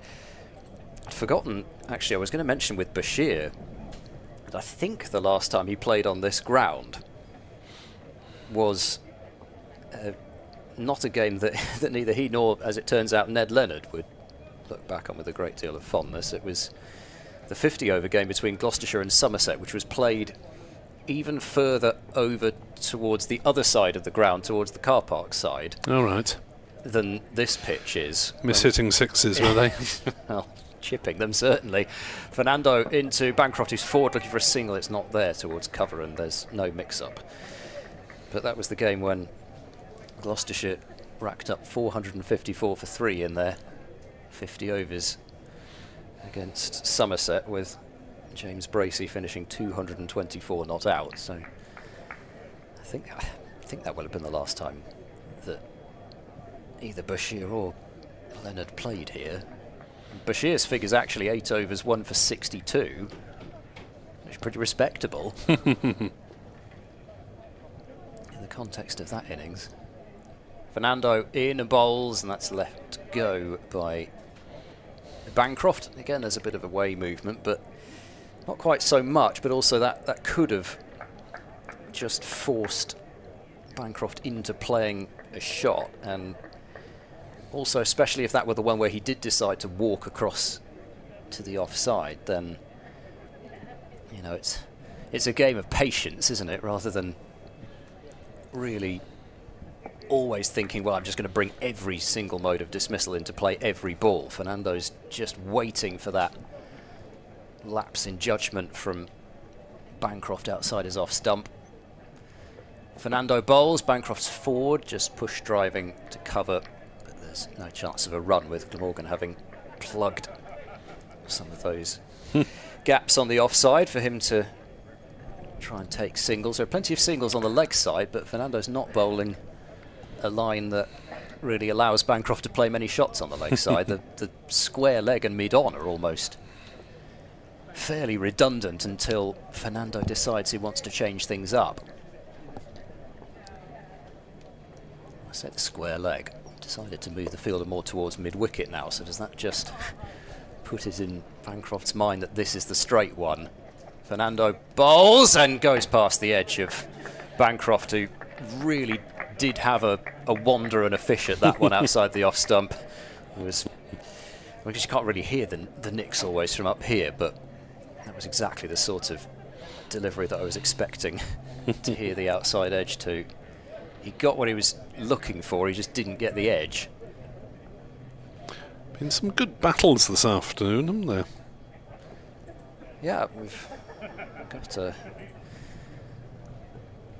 test off spinner and a test seamer with a test batter on strike and an England Lion at the non-striker's end, as this is played off the back foot by Bancroft, allowing him to play into the onside, but he doesn't beat mid-wicket, so there is no run. Fernando's on the verge of a maiden over, and he's certainly looking a little more settled at the moment, as there I think umpire Ashraf was more looking at the follow-through rather than at the front foot. He will try and get tight to those stumps. Let's see if the Fernando try and create a bit of rough for Bashir. In now and bowling, and steered away between cover and the slip cordon. They put a fielder back at a fairly deep backward point. Well, a deep backward point, but a fairly backward deep point. No, that doesn't work either. Never mind. It went to a fielder, and there's one run. Let's just leave it at that. 139 for 1. Bancroft keeps the strike on 74.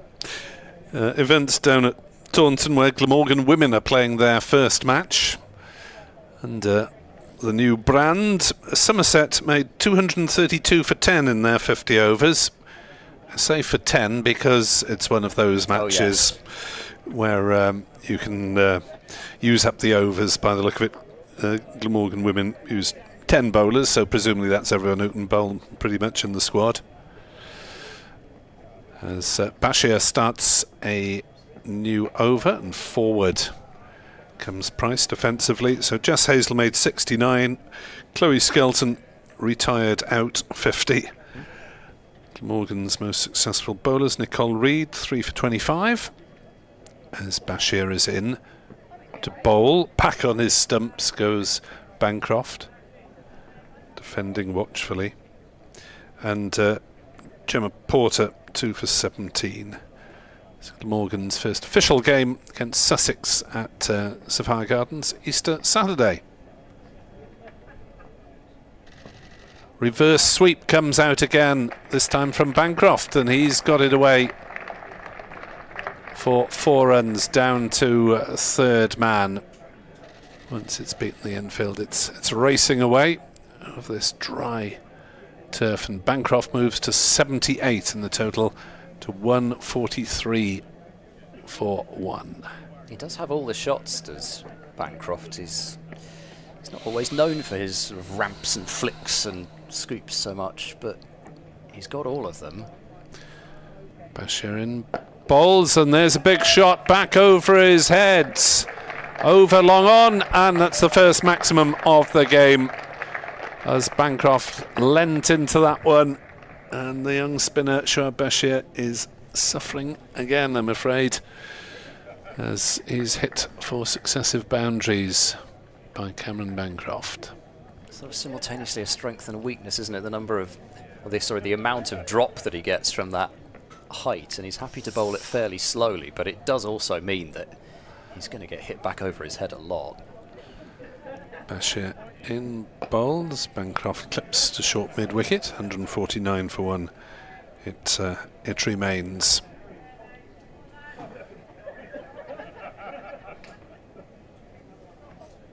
Bashir moving Ingram round to backward point, and Van der Hoogten a bit squarer in front of point at cover, but there's a big gap on the offside where virtually hit the ball anywhere and get a single, and he does just that. There's Cameron Bancroft. You can't leave surely that amount of space anywhere on a cricket field. 150 up for the home side, just 1 wicket. Glamorgan ruining the difficult drop chance by Chris Cook of Zain Hulsan when Bancroft was 48 not out. He's now on 85 and surely eyeing up 3 figures by now, with Price just the occasional flourish doing enough to keep him in support. Yeah. The concern, well, there are a few concerns, but I suppose the biggest concern at the moment for Glamorgan is the fact that they've just started to lose control of the scoring as well.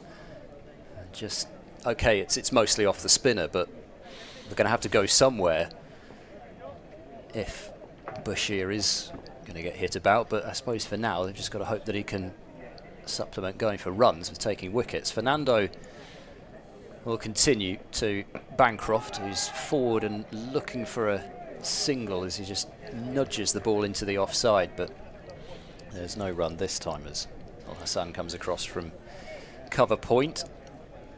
It's back to 3 slips and then that deep backward point, so it looks as though they've really decided that they are just going to try and play the patience game with Bancroft rather than really changing things up and attacking the stumps, because there are only 3 fielders on the leg side, mid-on, mid-wicket and fine leg.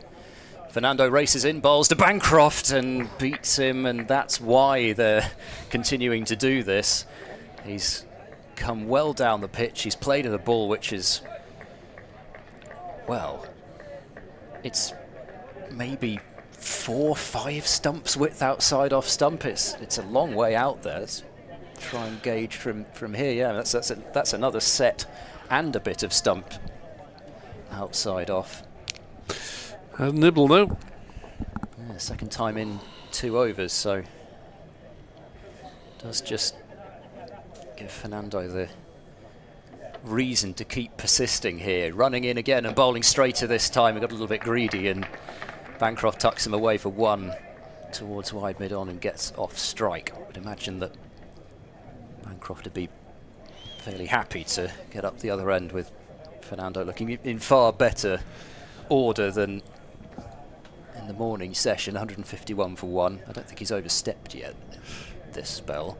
No, he had a go from each end, didn't he, in the first session. Now back for his 3rd spell of the day, his 11th over in all.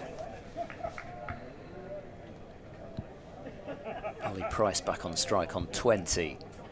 No change to the field, so it looks as though they'll be trying a similar tactic with him. Running in now and bowling. A straighter delivery, though, is blocked sturdily by Ollie Price out into the offside.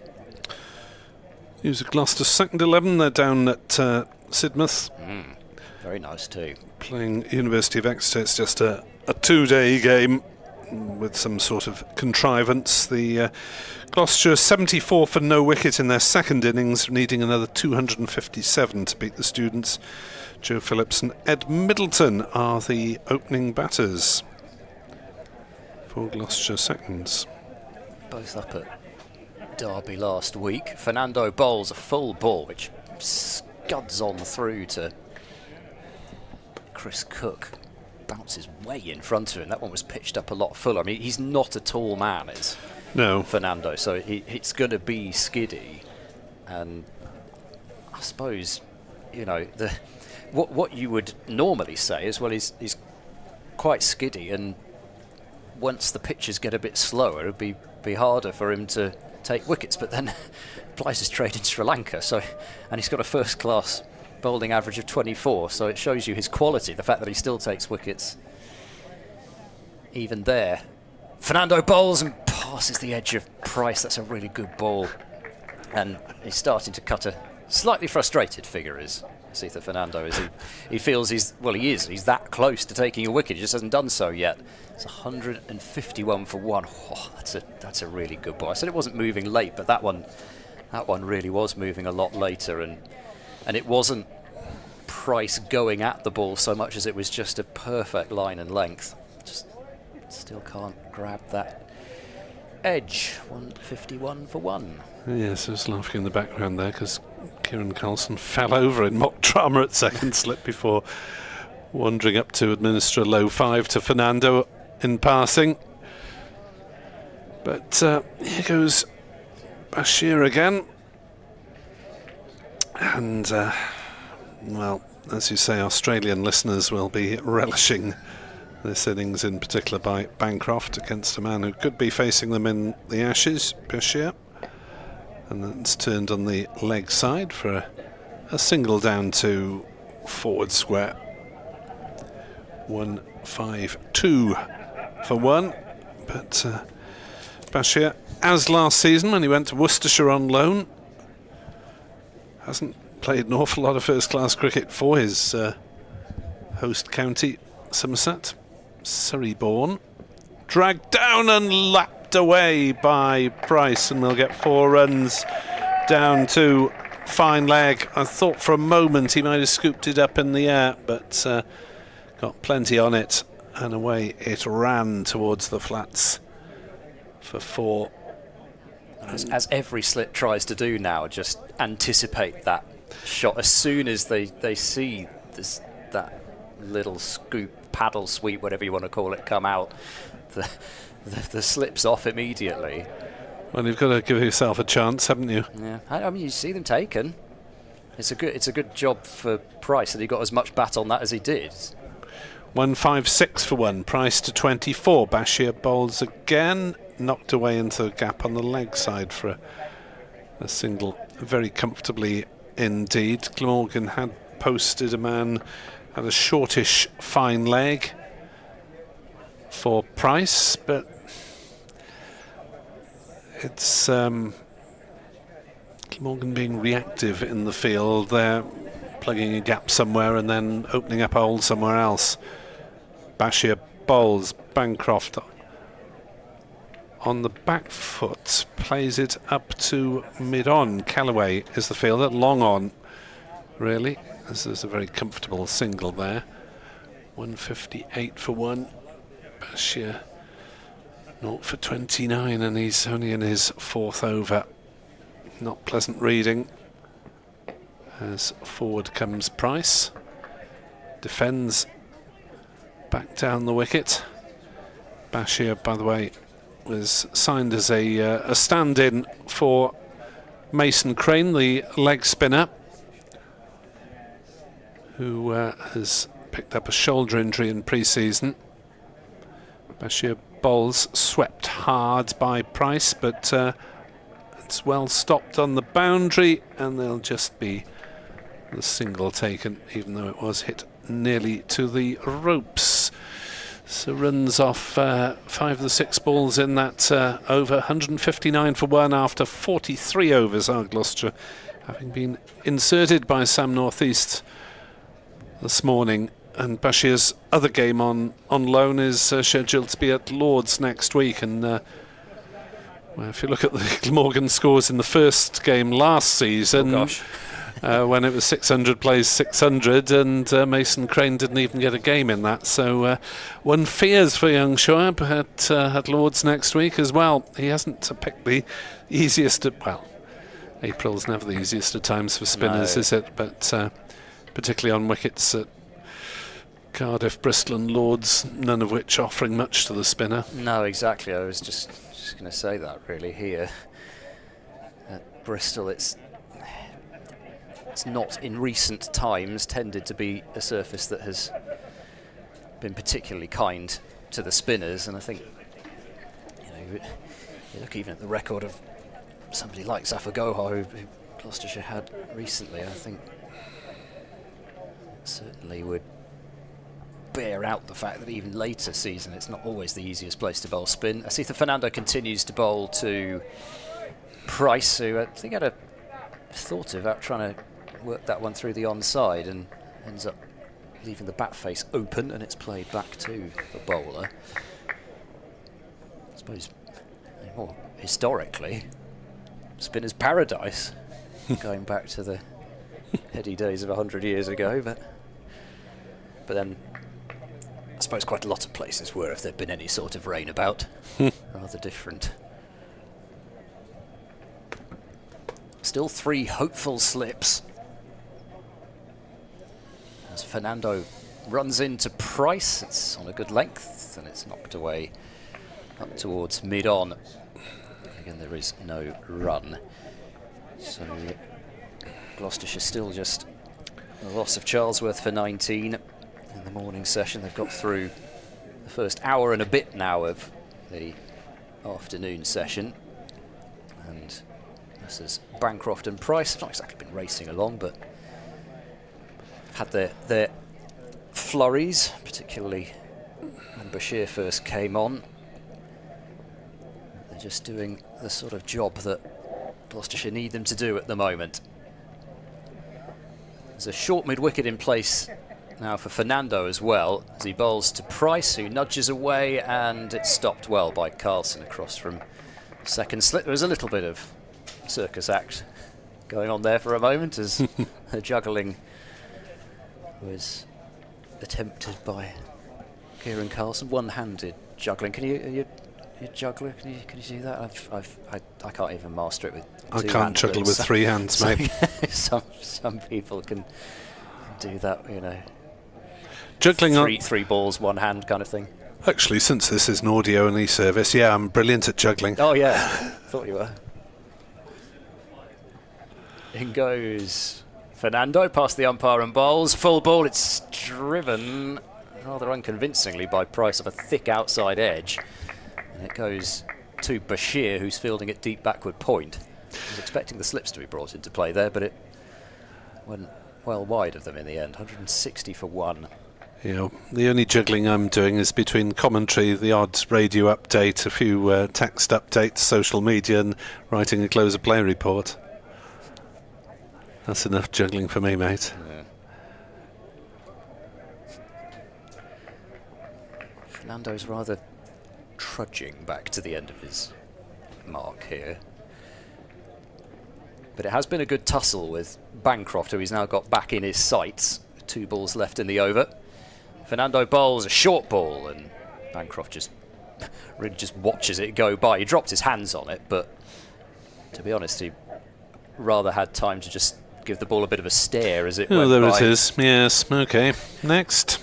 I mean, he does have, and I've seen it, he does have quite a sharp surprise bumper when he gets it right, because he is, a lot of skiddy bowlers, when they bowl that bumper, and especially luring you in with that away swing, it can be effective, but unfortunately you'll have realised even from that one delivery at Bristol, bowling skiddy bouncers is not the easiest thing. This is wide again, and Bancroft does not play, so another over of Asitha Fernando is seen off. 12 overs for 48.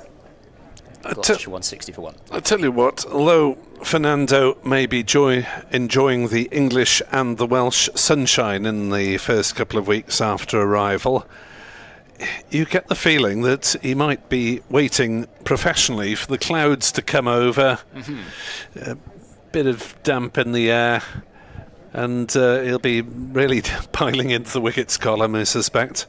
But, as you say,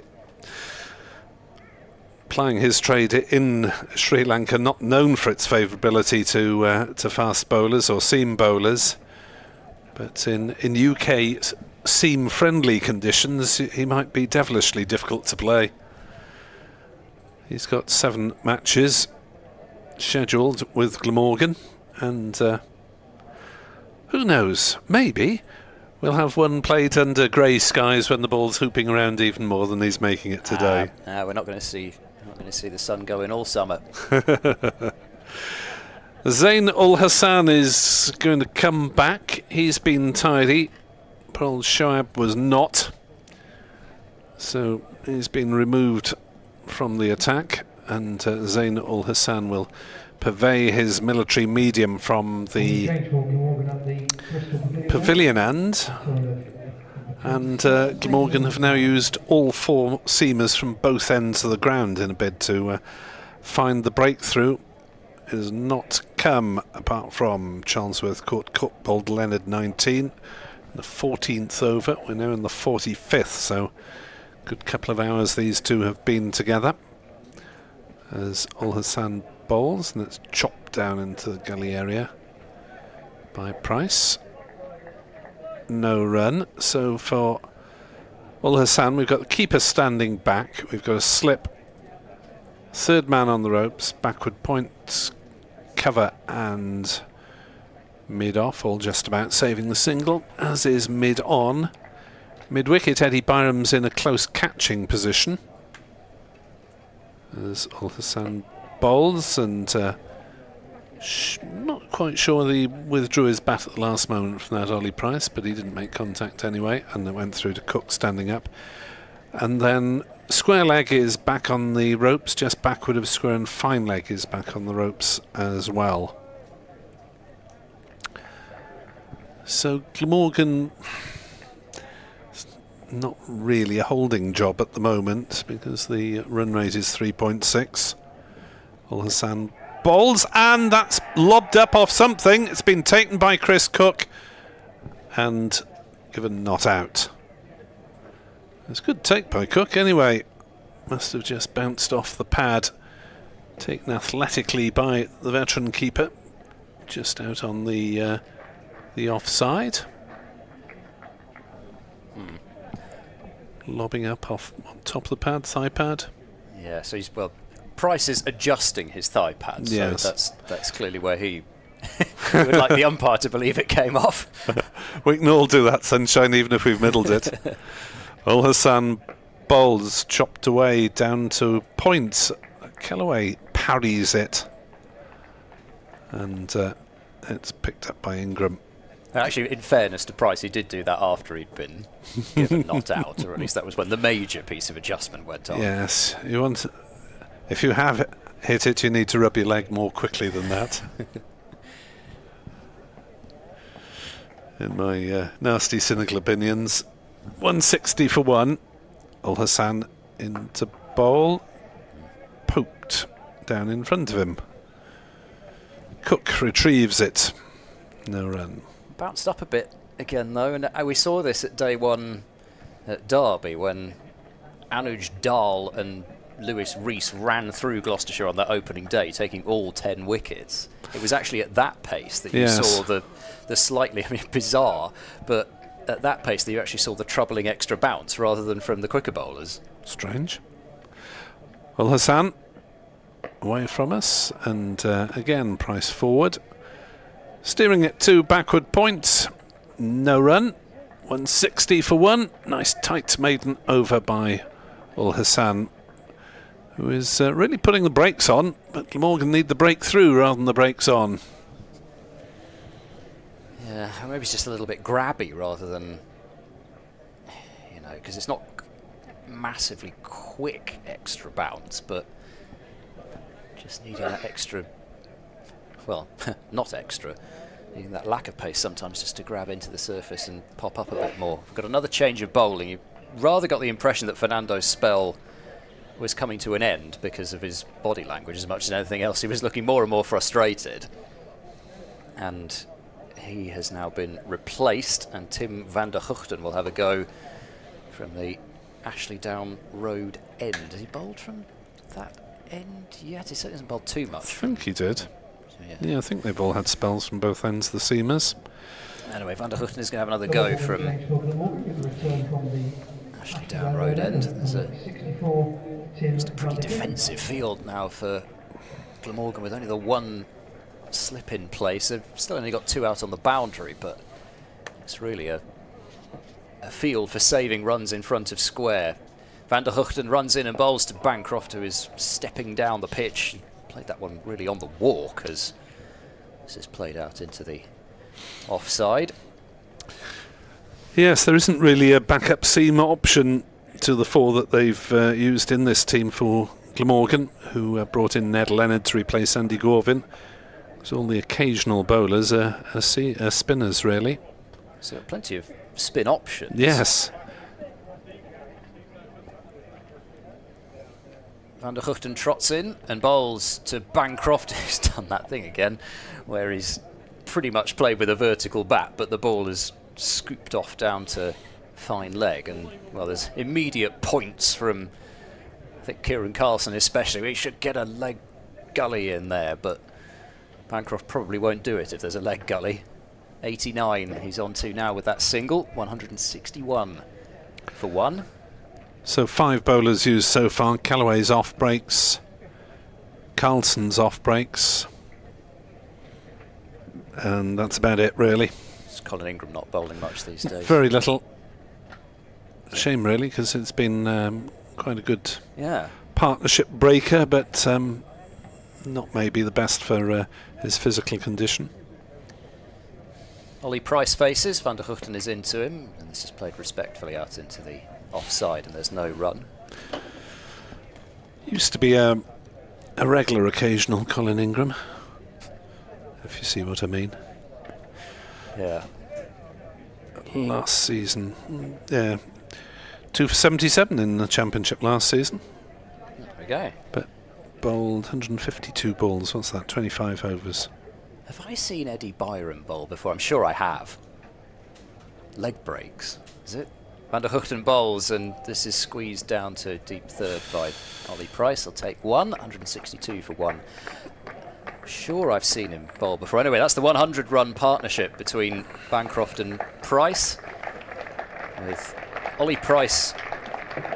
Well, he's contributed 28 runs. So let's just give you the fact, but he's done a fine job alongside Cameron Bancroft, particularly in terms of getting through the rest of that morning session just 1 down. I think it was really important for Gloucestershire not to give Glamorgan that second wicket to take with them into that lunch break. Van der Huchten in and bowls, and Bancroft again on the walk and across and playing defensively to mid-off. I think I need a trigger warning before you talk about Eddie Byron bowling. Okay. Because I did interview him about his bowling once during an excruciatingly tedious draw with Surrey at the Oval. Oh, that one. Where he took a couple of... He claimed 2 wickets in a day, and that was more than anyone else on the Glamorgan side, but... maybe that was it. Yes. Actually, it's half memory of bowling against Gloucestershire at some point as well. Anyway, Van der Huchten bowls and forward goes Bancroft, running the ball up to mid-off. He did 2 runs from the over. He did say on that occasion, this is probably the only time you'll ever interview me about my bowling, and he's right so far anyway. And he also, at the end of a game at Leicester, produced one of the worst deliveries that I've seen in first class cricket. I've got nothing against Eddie Byram if his dad's listening, as I know he does occasionally, but he bowled a ball that bounced about 3 times in the final over of the game, and the umpire ignored this transgression and said, let's get off. And Matthew Maynard, with a poker face, the coach, I mentioned it to him afterwards. Oh, back of the hand that was. But there we are. Enough of intentionally Byron. or not. Yes. Enough of Byram's bowling. I've seen some northeast bowling already this season, and yes, as Ul Hassan is in and bowls, and Price plays it on the leg side. It was against the kind of students in the warm-up, and northeast obviously thought the students should have declared previously, because he brought himself on to bowl and took 2 for 15, bowling a load of nonsense. There we are. If you see northeast or Byram bowling, there's something unusual happening. Yes, we certainly haven't quite reached those stages yet. No, we've got several spinners to work through as Ul Hassan bowls, and played gently on the leg side to the aforementioned Byram by Ollie Price, who remains 28 not out. His strike rate therefore around the 30 mark per 100 balls, as he's faced 97 of them so far. Ul Hassan is moving round. Someone on the leg side. He hasn't got a deep fielder at mid-wicket, has he? No, peering round the side of the commentary box. He's waving to his fine leg to go squarer. Ul Hassan in, bowls. Price drives nicely through the offside. We'll pick up a couple of runs here. The sliding stop from Callaway, 3/4 the way back to the ropes towards the car park. And they've gone through for 2. Price moves to 30. The ice cream van's out. Oof, in the car park. Tempting. When's David Payne back on commentary? So go for an ice cream. I think sadly he might be already feet up back at home. 164 for 1. Gloucestershire's batters with their feet up in the dressing room, no doubt, because the 2 out there are doing a fine job. No, I'm sure he's not feet up at all. I'm sure he's hard at work doing something from the physio's been given something to get home and do. Or he's off on a round of golf. Yeah, maybe. That tends to be the way nowadays. He's got to improve his golf game if he does get recalled to the England setup. Ul Hassan in bowls. Price defends to Byram at mid-wicket. Applause for Ul Hassan keeping things tight, but northeast, I'm sure, will be rueing his decision to be bowling first. Rueing a missed chance. Rueing the no balls offered to the home side to improve their total. Last ball of the Ul Hassan over. In bowls and defended again by Price. So 2 off the over. Ul Hassan's now bowled 10 overs, conceding just 17 runs. But that breakthrough continues to elude Glamorgan, despite switching round the spinners pretty frequently. Gloucestershire have progressed in relatively unhurried fashion to 164 for 1. Still not well. This over, after it's completed, will mark the halfway point in the day. So don't. We're not going to be having tea before 4 o'clock at this rate. Marvellous. It just makes the day longer for yourself. But the problem is that the overs of spin that they've tried have been treated with contempt so far by Gloucestershire. Van der Huchten into Bancroft, who works that one away towards square leg. They'll come through for 1, should be a second run on offer there fairly comfortably. And this is the frustrating thing about bowling to Cameron Bancroft. He's got this habit of squeezing it where the fielders aren't. They put the leg slip in place because one went down there off Van der Huchten, and they've taken him from square leg. So what does Bancroft do? Just pops it up irritatingly through square leg for 2. And that brings up 11,000 first-class runs for Cameron Bancroft, so milestone for him. As he's on to 91, 166 for 1. Van der Huchten runs in and bowls to Bancroft, who's forward defending into the covers, and there's no run. So I'm pretty sure he got past 10,000 last summer with Gloucestershire, so he's brought up the 11k this summer. Of course, it wasn't quite the Australian summer that Bancroft was hoping for because of that horrid collision in the Big Bash between him and Daniel Sams, playing a match in his native Perth. It's Van der Huchten bowls, and this is defended back to the bowler.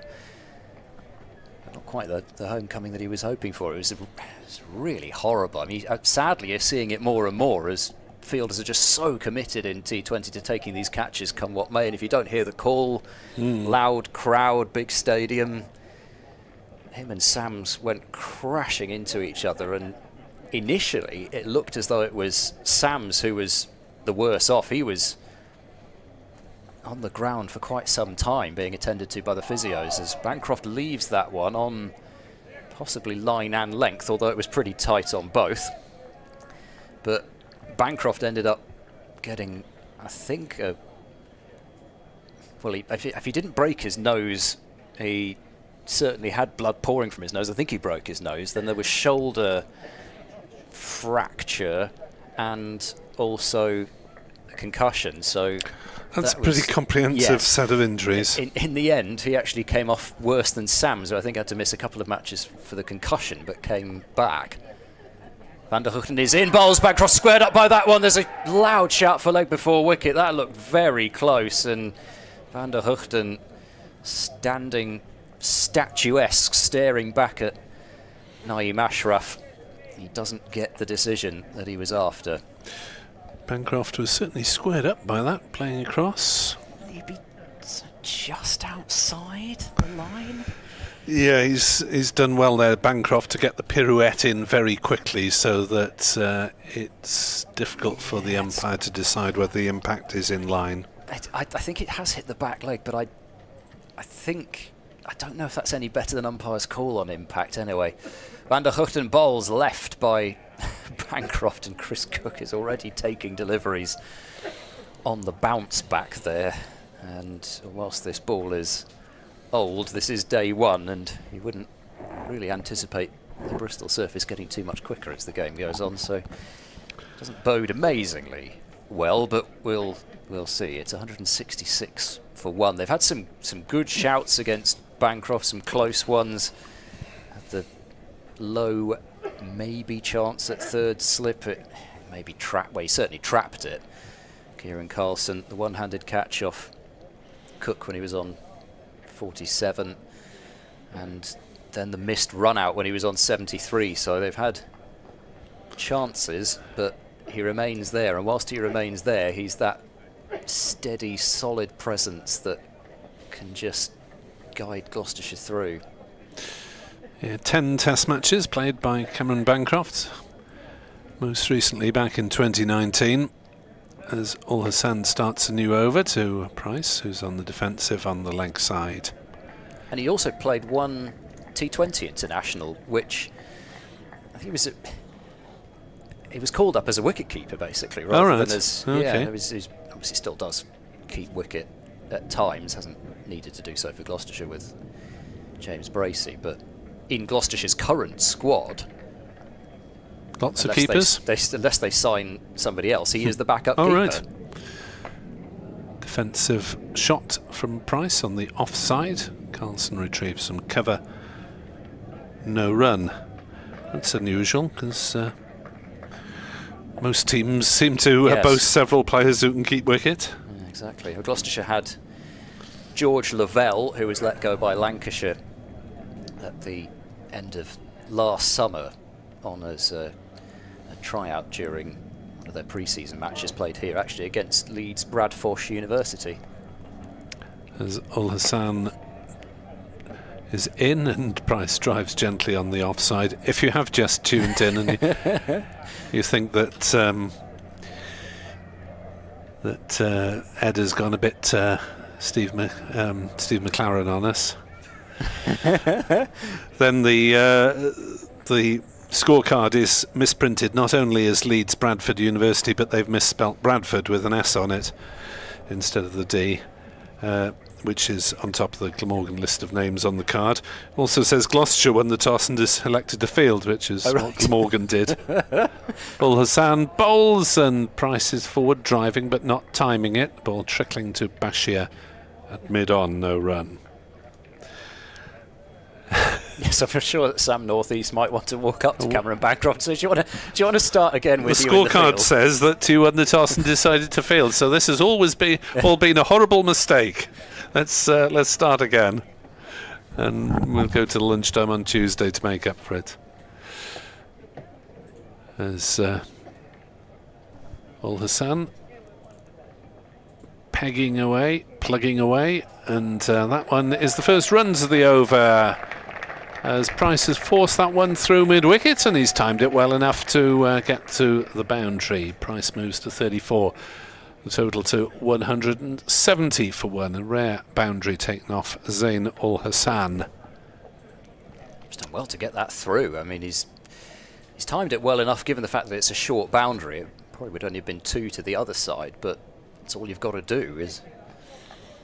all you've got to do.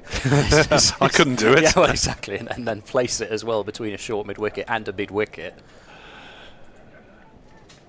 One on the drive, crouching on either side of the wicket now, as Ul Hassan bowls, and that's well fielded at cover by Callaway, making good ground to his right. So the boundary shot, the only scoring shot during that over, but Gloucestershire still very much in control at 170 for one here on BBC Sport Online. If you want to contact us via the medium of X, he's at Cricket 6, and I am Nick Webb 2017, which is also what I am on Blue Sky and Gmail if you want to email us. Graham Smith has got in touch to let me know that Keith Dudgeon is injured. So that's a possible blow for Kent come future matches, but they seem to be doing fairly well without him against Middlesex at the moment. Middlesex 168 for 8 now, with Kashif Ali 3 for 57, Nathan Gilchrist 3 for 28. So there's Gloucestershire's next opponent down at Canterbury, and then back here for the game against Leicestershire, and then the first block of continuous Championship cricket for Gloucestershire finishes up at Old Trafford. Be nice to go back up there. It was an exciting finish last time Gloucestershire played up at Old Trafford, batting for the draw with Jimmy part of the Lancashire attack then, and who knows, he might be back playing come that point. Van der Huchten is bowling with a short-ish leg in place. Bowls a filthy delivery down the leg side, which Cook does extremely well to prevent going for byes. It was slow, it was very wide down there, and Bancroft, well, even if he attempted a shot at it, he struggled to hit it. Yeah, that could have been given a wide even in red ball cricket. It's close too. Well, it looked it anyway. Maybe it's a deceptive from this angle, but it certainly looked as if it was a long way down there. It certainly got further away from Chris Cook. So there's a slip, there's a leg gully, there's a, I say a shortish leg. He's taken a couple of steps in, but he's still not that close, but still under the helmet. Van der Huchten bowls to Bancroft, who drives, doesn't quite beat the fielder coming across from extra cover, Sam Northeast. You have to applaud Northeast for his willingness to experiment in the field. 2 in catching positions on the leg side, and just the 1 slip. I suppose suggesting that they're going from completely the opposite of, or going for completely the opposite of what they were when Fernando was bowling just a little while ago. Now really trying to bowl straight at Bancroft, who's forward in defence, because for so long he's been moving forward and across to cover the away swing, but now maybe they're just thinking they can get him to fall over to the offside and possibly trap him LBW, as well as possibly bringing those 2 catches into play.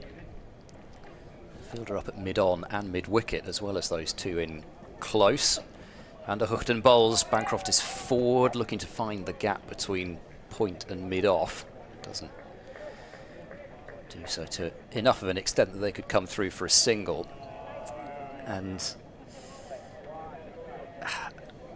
we are seeing, how can I put it, a passage of play at the moment which is fairly Bristolian, in that it's quite hard for the batters to force the ball through the field which is set strongly in front of the batter, but there's also not masses of trouble in defending. Van der Hugten bowls. Oh, Bancroft almost plays on there. He stepped a long way across and tried to carve the ball out through the offside, which is pretty temptingly open with only those 2 fielders saving 1. But he got a thick inside edge, and fortunately for Bancroft, it went into his boot rather than into the stumps. Getting a little bit attritional, isn't it? Yeah, it just hit, and that again would have been a fairly typical Bristol dismissal, trying to force the pace, getting the inside edge.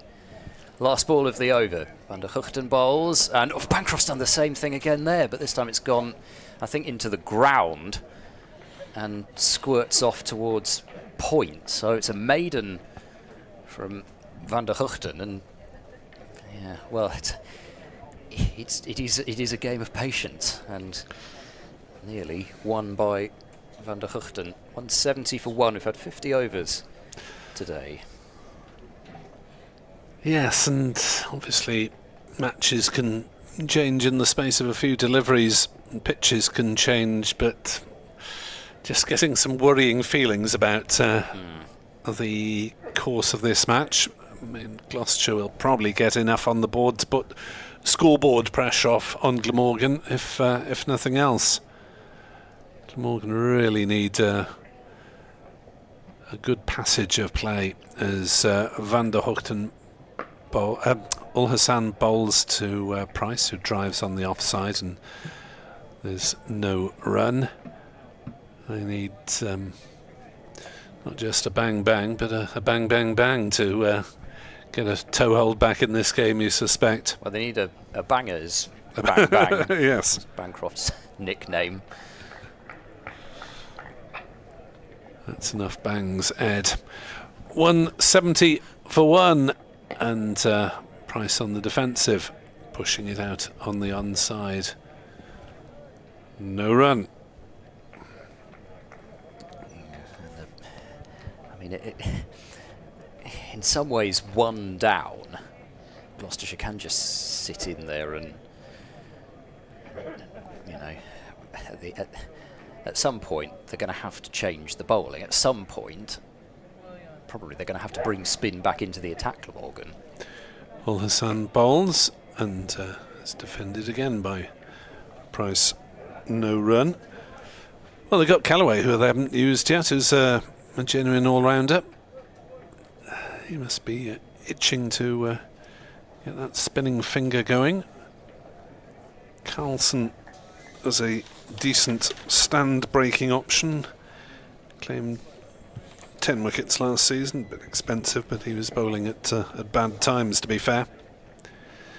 Ul-Hassan, bustling medium pace into bowl, driven but not timed by Ollie Price, who examines the bottom of his bat. Sort of at times like this where you start to feel that the batters are just trying to hit a cabbage away or something, because it was why almost it was extra surprising to see that clip through mid-wicket that went through the gap and then sped away for 4, because it's tight stump to stump bowling, and you sort of feared of playing a shot because you might mistime it. Ul-Hassan bowls, Price plays on the leg side, Leonard comes hustling in. The only wicket taker today is Ned Leonard, when he dismissed Ben Charlesworth for 19, caught behind.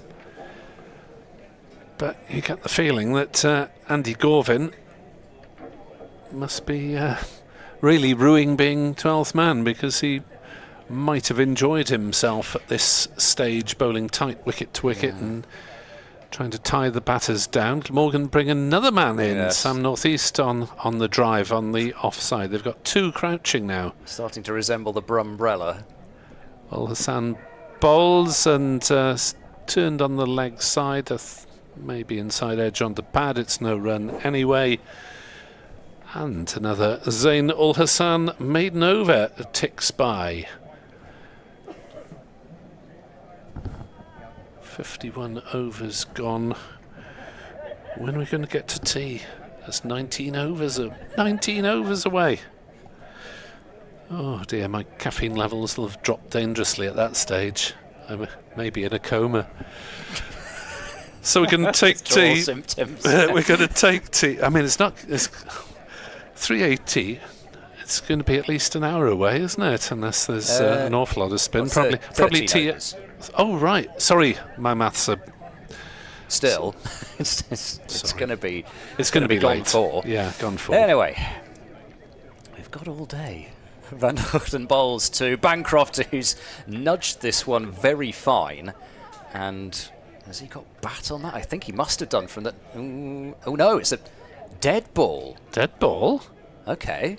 I must say, I thought he'd had a go at leg glancing. That looked like a shot to me. Okay, the batters will return to their original ends. So it's a dot ball. That's very strange. As we get Have a look. Did he attempt a shot? replay. Looked like a shot from. Well, I mean, he sort of pulled. He motioned to start to play one, and then kind of pulled out of it.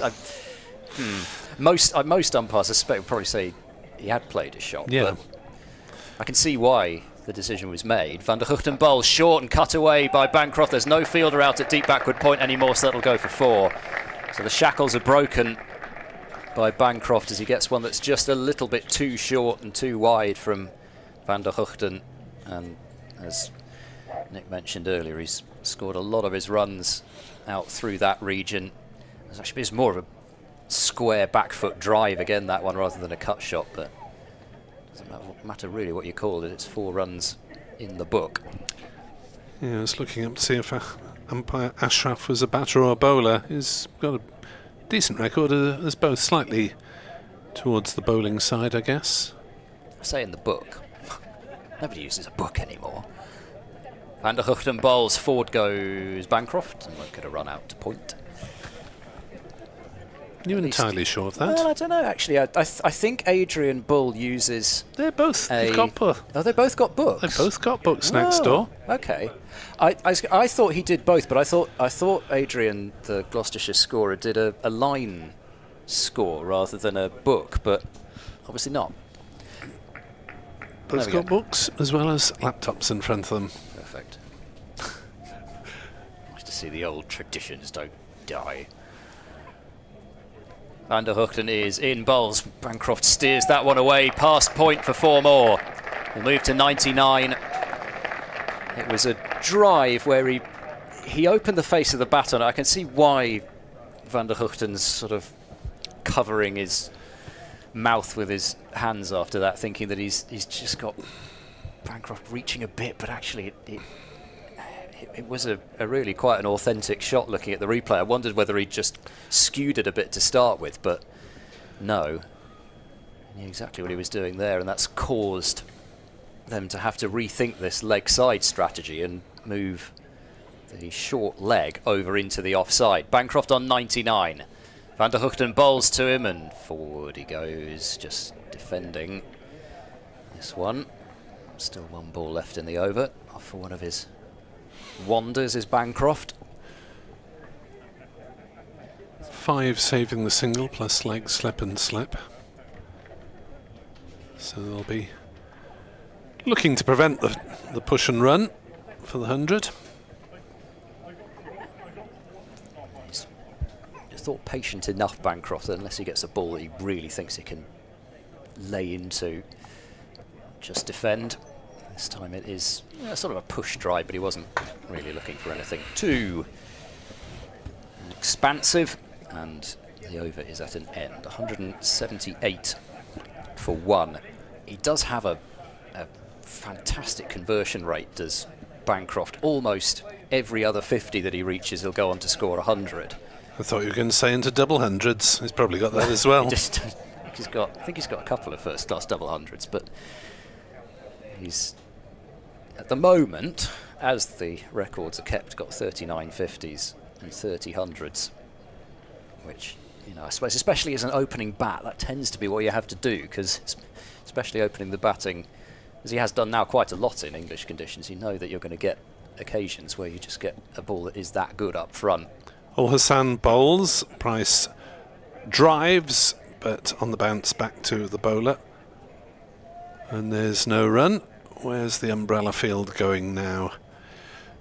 2 on the leg side and 1 on the off. Close catches on the drive. We've seen this on several less than responsive Cardiff wickets, and the same here, the other side of the bridge.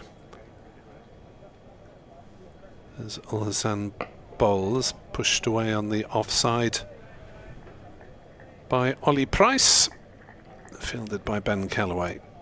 No run. So many spectators sprawled out across about 8 seats over in the mound stand. There's plenty of room for people over there. Got legs out in front, covering about 3 rows. Plenty of sun hats. You always know it's a nice day when you see colours other than black in the crowd, or grey. Rothesay bowls wide. Price slashes at it. Well taken by Cook. Makes as if to whip the bails off if Price had fallen forward, but he hadn't. Yeah, had a real go at that, Ollie Price, and maybe again just a little sign that he's started to get a bit frustrated with having Zain al-Hassan just wheeling away on a line and length at him and not really being able to get him away. Rothesay bowls. Price dead bats that one back to the bowler. I suppose he's had time at the crease, say Ollie Price. I'm not sure that if you asked him even at this point, he'd be saying I'm feeling especially magnificent about the innings, but he is still there. And you know, again, I just mentioned it with Bancroft's first innings last year. Sometimes just that time at the crease can help you going forward. Rothesay bowls, driven on the leg side, no run. Yeah, got in but got out twice last week, Ollie Price. 21 and 22 his innings at Derby. He did score 100 in the opening game at Bristol last year in the second innings, which was his only championship 100 of 2024. Hoping that there's something similar about first games at Bristol here. Rothesay looking to put an end to his vigil, and that's turned away down towards fine leg. Oh, he's placed that one nicely. Fine of fine leg, using the pace on the ball, and Price runs off the final ball of the over. He's on 38. It's 182 for 1. Shoaib Bashir had crept in very close at silly mid-on for the final few deliveries of that over, but he was positioned there in vain. 182 for 1 here on BBC Sport Online with Nick Webb and Ed Seaborn as Cameron Bancroft takes strike on 99. 163 deliveries faced by Bancroft so far. He got off to a fairly decent start. It's been a fairly evenly paced innings. He had that over of Bashir where he reverse swept him and then smashed him back over his head for a 6. That was the real outburst of scoring. Got a change of bowling. Leonard is back from the Ashley Down Road end and he's bowling to Bancroft on 99. He thought he might have the 100 there as he just opened the face and played the shot that he's got a lot of his runs with in this innings, and square drove it but picks out backward point. So they're sort of hedging their bets a bit now because Carlson is still in at quite a short leg gully really, and then a slip and a conventional gully with a backward point and a cover, so they suddenly set the field quite square on the offside. Leonard moves in, he bowls, Bancroft is forward, slightly unconvincingly to that one, as I think he was playing straighter than the ball went, and the proof of that is the fact that he's then had a couple of practice straight drives. The ball goes out to point. Callaway was doing some bowling backward point. Be surprised if he isn't in the attack reasonably soon. He might give him a go. And which arm will he bowl with? Right arm to start with. Right. Bancroft waits. As Leonard bowls to him, it's a full ball, squeezed away into the onside. He's going for the quick single, and he's going to make it. It's 100 in his first innings as captain for Cameron Bancroft. And it really is an innings that has once again shown what Gloucestershire have in Cameron Bancroft as a batter, but also potentially what they might have in Cameron Bancroft as a leader. 166 deliveries, 13 fours and 1 6. And perhaps fitting that he gets there with a quickly nudged single. It's been an innings of real control from Bancroft. He's had a couple of obvious lives on 47 and 73 with if he'd been run out it wouldn't have been his fault, but has given a couple of chances, but he's there to 3 figures. Leonard bowling to Price now, and this is defended towards mid-on. There is no run, so 31st first class 100 for Bancroft overall. 31 hundreds, 38 50s. He had 3 tons last year, including that 184 in the second innings against Glamorgan at Cheltenham to help build that lead. Price waits for Leonard. Oh, that stays down a bit, but Price has played it really rather expertly down to deep third and takes 1. He's on to 39, 184 for 1. It's strange, isn't it? Some of the big innings that are played in the shadow of even bigger innings. Yeah. Because I thought Cheltenham last year, Bracey double 100. I forget that the guys got a almost equally massive score. And Hammond got 100 as well, I think, didn't he? Leonard bowls and Bancroft repeats the dose of Price, where again the ball just stays down a bit and you think, well, where are the bails going to go flying? And actually not only has it been kept out by Bancroft but squeezed away for another run. So 3 singles off the over. Leonard's come back 185 for 1. Hammond made 121, just a little 121. And then North East with the real long haul innings in Glamorgan's chase, with Labuschagne also making 100. Yeah. And with that North East records, ground record at Lords in the opening game of last year, Colin Ingram got a 132 not out, didn't even get an interview for it. And when North East got his 400 up at Leicester, Chris Cook got 190 not out, and said that's the lowest key 190 you'll ever get, Chris. As we interviewed North East on several occasions during the course of that. Here comes Ben Kellaway anyway, the ambidextrous 21-year-old spinner for Glamorgan. Newport born, Chepstow bred. And he comes bowls, and well, that's a bit of bounce and turn, it seemed. Yeah, it was down the leg side, but at the same time... It wasn't a great ball, but at least you could see the bounce and turn. Could still have got something on that down the leg side if not been careful. Kellaway to Bancroft. Ooh, drags that one down, and that's smashed away. He's lucky there, Kellaway. Just to concede the single. Oh, there might have been overthrows as well, because throw went scudding past Chris Cook, and Eddie Byram, I think, had to take the overthrow, or potential overthrow, high up on the chest. Not great cricket from Glamorgan. 186 for 1. Kellaway to Price. Chris Cook helping nudge the field into place. Former captain. Kellaway bowls. Ooh, short and turned away to backwards square. Or to short fine leg, really. Byram doing the fielding. Still played quite carefully by Price, wasn't he? He was so determined not to offer up a catch to somebody that he didn't end up getting anything for it. Kellaway into bowl to Price, pushes forward. There is a single this time on the leg side because he's managed to noodle it into a gap. Callaway not as tall as Bashir, but still around the 6'2" mark, so can give it a bit of loop.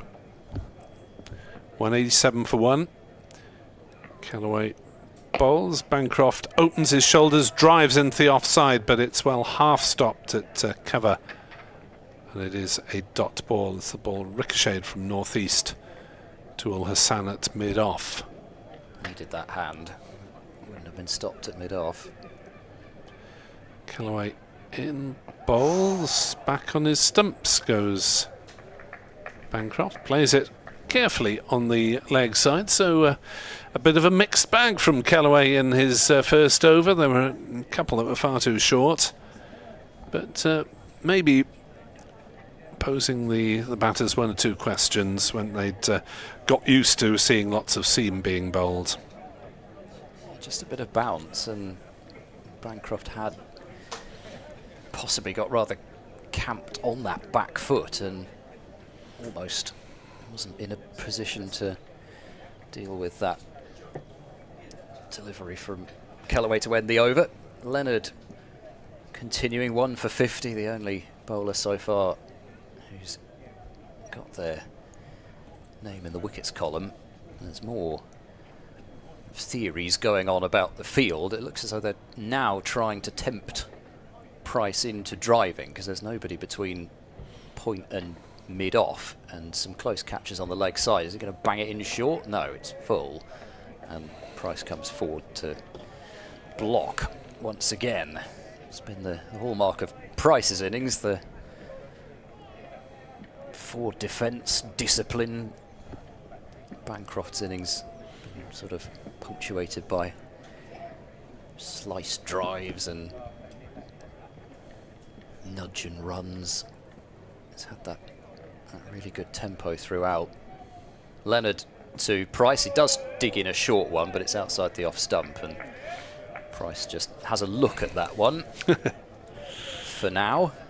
Does tend to like to take the short ball on, does Ollie Price. So, and he's also, if he's going to be pulling and hooking, he's going to be doing it to the longer leg side boundary. So this is the end to try that sort of stuff with, but we'll see. He's only really got one. He's got the deep backward square. Oh no, he does have a fine leg down there. Sorry, I couldn't see him behind the monitor. That makes more sense. Fuller ball this time though. The roll of the wrists. The ball trickles up to mid-on for no run. Yeah, the run rates, which was 4 early on, and dropping a bit to 3.37 as things stand, but with only 1 in the wickets column, it's a precious little consolation to Glamorgan that they've managed to apply the brakes for most of the time in this session. Yeah, and you can always kick on in the evening session if you're Gloucestershire, as Price looks to drive, plays it to wide mid-off. That was another no ball. So I think umpire Ashraf's decided he's going to signal the no ball with his left hand as a tribute to Ben Callaway. We've got ambidextrous bowling and ambidextrous umpiring. What skill. 189 for 1. I think the umpiring bit is a little bit easier than the bowling bit. That left arm gets tired. Leonard runs in past umpire Ashraf, bowls a short ball. Price does take it on, and they put a third fielder back on the leg side for that one. There's a attempt at an incredibly optimistic run out from Kieran Carlson out at deep mid-wicket, just in case Price was completely daydreaming, which he wasn't. And it's a good job that the one man who was able to back that throw up did back it up. They take a single. 190 for 1. Yeah, there's been enough self-inflicted damage without overthrows. Bancroft on strike on 102, full ball, and treated respectfully by Bancroft in defence. Well, that's good from the experienced men behind the wicket, Cook and Ingram at slip. You know, Leonard, all right, he's got the 1 wicket, but he's had a few bad moments and got a good round of applause for forcing a respectful defensive shot there.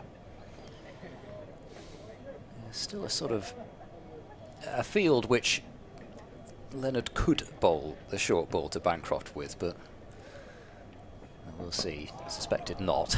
This is a full ball, and it's once again played straight by Bancroft back up the strip. So 3 runs off the over, although, as has often been the case, has to be said, especially from that Ashley Down road end, as much of the scoring has come not through Gloucestershire really doing anything but just picking up some free runs. 190 for 1. As Bancroft has 102 and Price has 41. So a partnership worth 128. So Callaway into his second over from this pavilion end. Still cloudless blue skies here in Bristol, as Callaway is in to bowl to Price on leg stump, turned round the corner for a single. I see Jimmy Anderson is to become Sir James. Oh.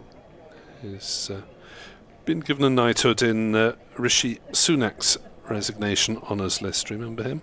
He's the only sports person in it. Mr. Sunak, I think a bit of a cricket lover. Yes.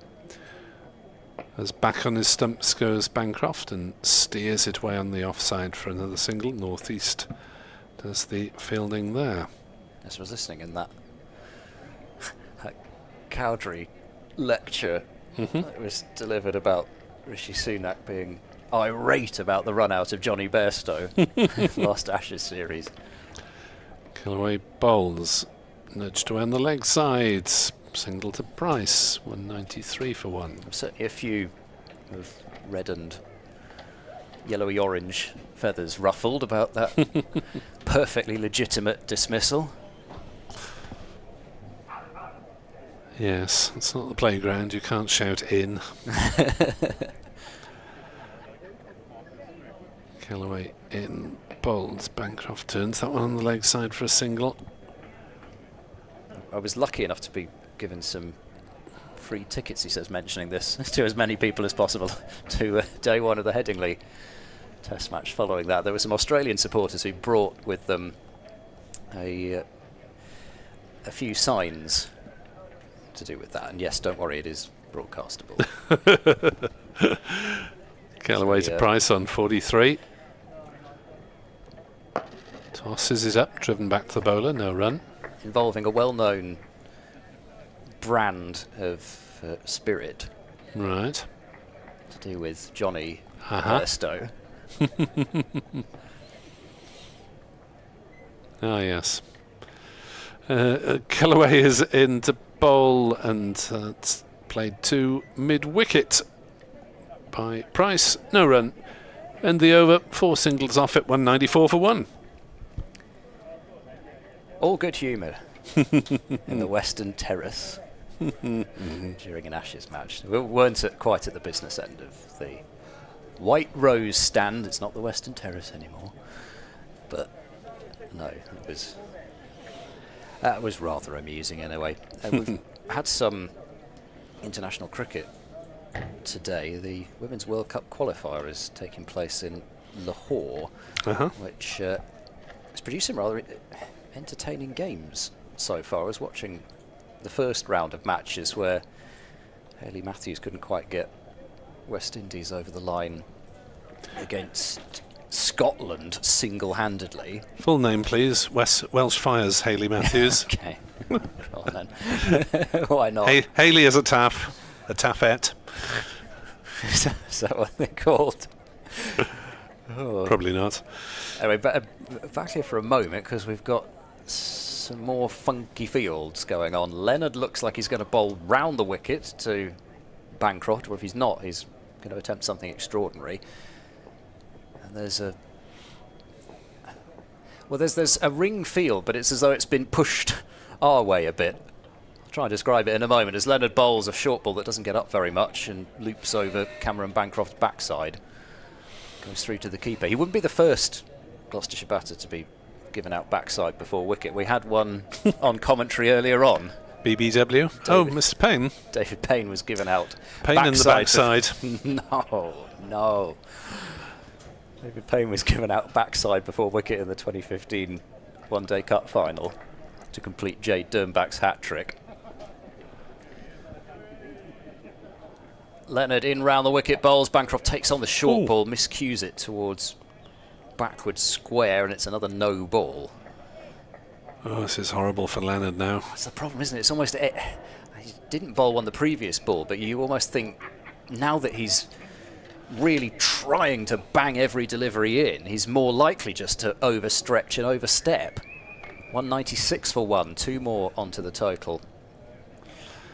And surely we're getting to the stage where he needs to err on the side of caution and drag everything back towards the sight screen by 6 inches. So that's 10 no balls bowled by Leonard, but of course it's 20 runs for that. They've moved the fielder from backward square more towards the boundary, so there are 3 fielders back on the boundary on the leg side, and a very fine leg, almost long leg actually, in deep square as Leonard bowls a ballooning bouncer, and well, just about got away with that one not being a wide. It's been signalled as 1 for the over. There's so many on the leg side that I thought they were just wandering together for a chat, Van der Hoogten and Ul Hassan, but they're swapping places. So there's those 3 fielders 3 in back deep. for the hook, basically. There's a square leg, a mid-wicket, a mid-on, and the only 2... Well, there's 2 fielders saving the single on the offside. There's a backward point and a wide extra cover, and there's a very fine deep third. Full ball, Bancroft just drops and runs, and that's the problem with that field. You just simply cannot bowl any full delivery, or it's just going to be the simplest of singles. Bancroft just has to defend it and run on 197 for 1. Mention those women's qualifiers.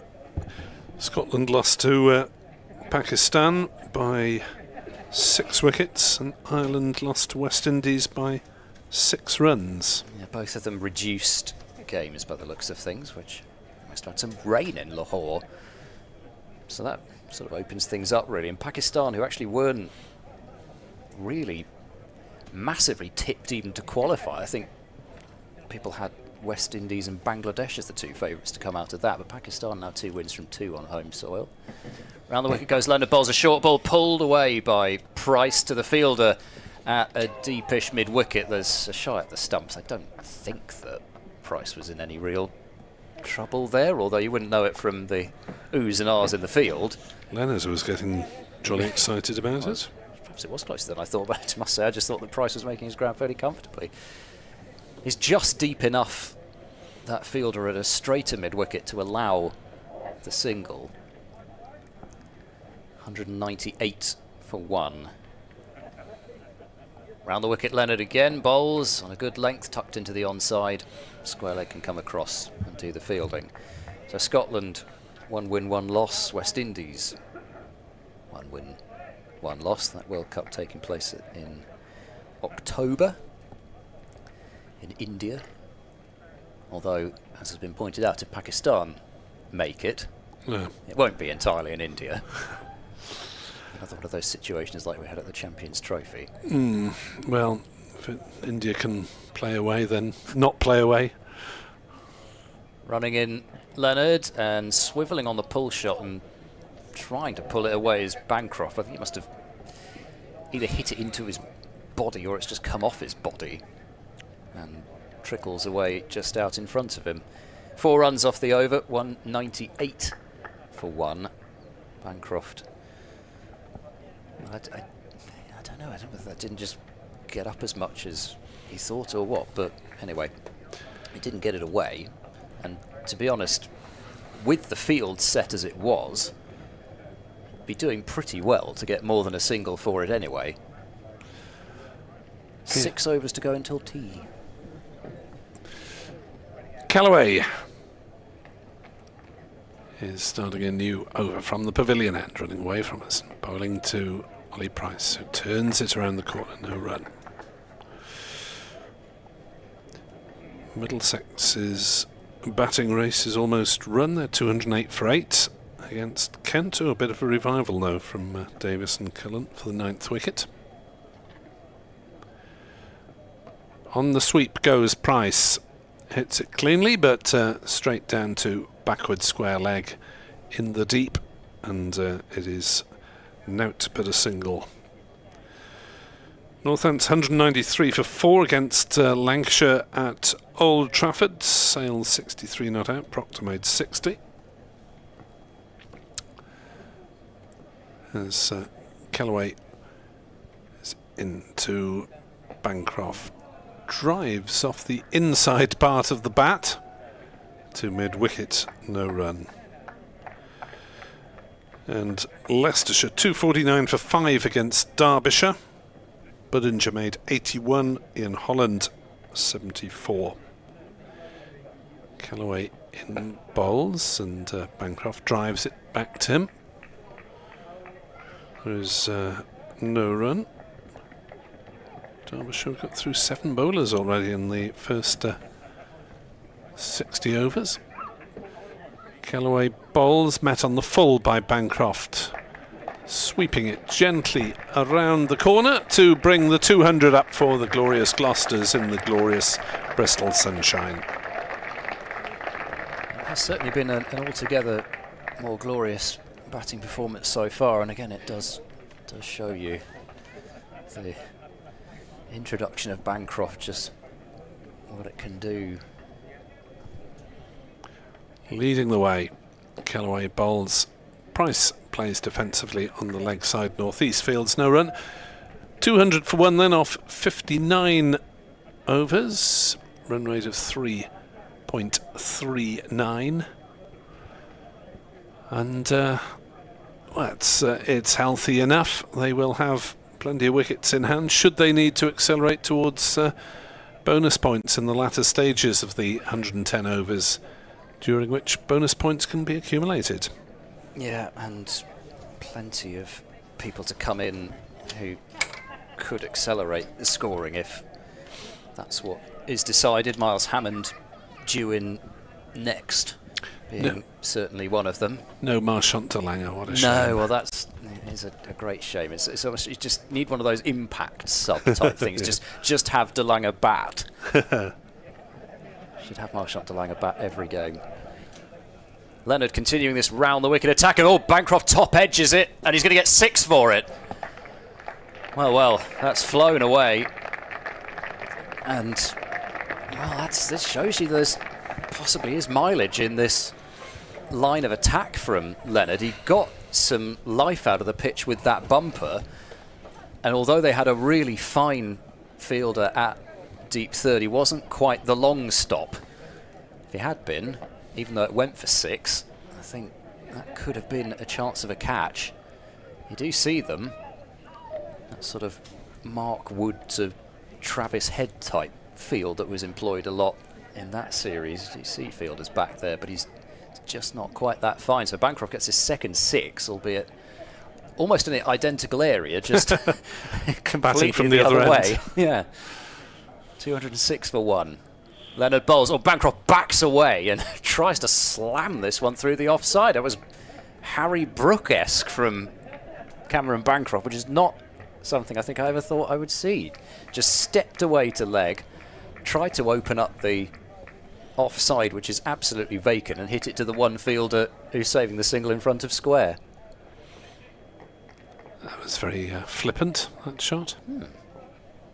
See who does it again. Leonard runs in, he does do it again, backs away, gets a full toss and carves it for 4. So that's why he did it. But this time he got probably a more friendly delivery to try and put away. So Bancroft clearly has decided that he's not just going to sit back and allow Leonard to do this. I mean, he's backed away miles outside leg stump there. Yes, this is a battle of wills as well as skills, isn't it? With Bancroft saying, I'm not going to be bowled like that, young man. Yeah, and also saying, well, okay, if you want to do this, you're no longer going to have control of the scoreboard, so what are you going to do? They have put a fielder back at deep backward point now. In goes Leonard and bowls a bouncer, and Bancroft this time just ducks underneath it. And, well, Chris Cook has rolled the ball towards the fielder at extra cover, which is interesting. Naughty. He didn't throw it into the pitches, but he's just trickled it across all of those practice pitches Didn't really seem to meet with an angry glare from one of the umpires. Anyway, Leonard runs in, Bancroft backs away again, but Leonard follows in this time and strikes him on the thigh pad. They won't come through for a leg by. He gets a pat on the back there from Byram for his bit of canny, almost one-day, well not almost, it was one-day style bowling. But all of a sudden it's gone from a fairly gentle, let's put it that way rather than say sort of stodgy field to actually something's suddenly could be happening at any moment. Wickets, runs, everything in between. 210 for 1. Leonard, last ball of the over. Again, Bancroft backs away and plays a bizarre swat. Love. It was like an overhead swat at the ball. I don't think you could even describe that as a ducking hook shot. That's I mean, all you can do there is top edge that. It's a surprising decision from Bancroft, really. He was happy just to duck earlier on in the over, but just had a last second go at that, and with those fielders down fine on the off and on side, could have got himself into trouble. Exciting over, 210 for 1. And Leonard 1 for 67. We'll see whether he can continue doing this for too long. Probably not. Callaway is purveying his off breaks from the pavilion end still. He's into his 4th over, 0 for 8 at the moment, and he's bowling to Price, who brings out the reverse sweep but will not get anything for it because he's rather smothered it along the ground to backward point. There's a big gap there either side of Van der Hoogten if he does hit it cleanly, particularly if it's fine. Callaway in, bowls, Price pushes forward passively on the leg side. Carlson the fielder, Northeast the fielder.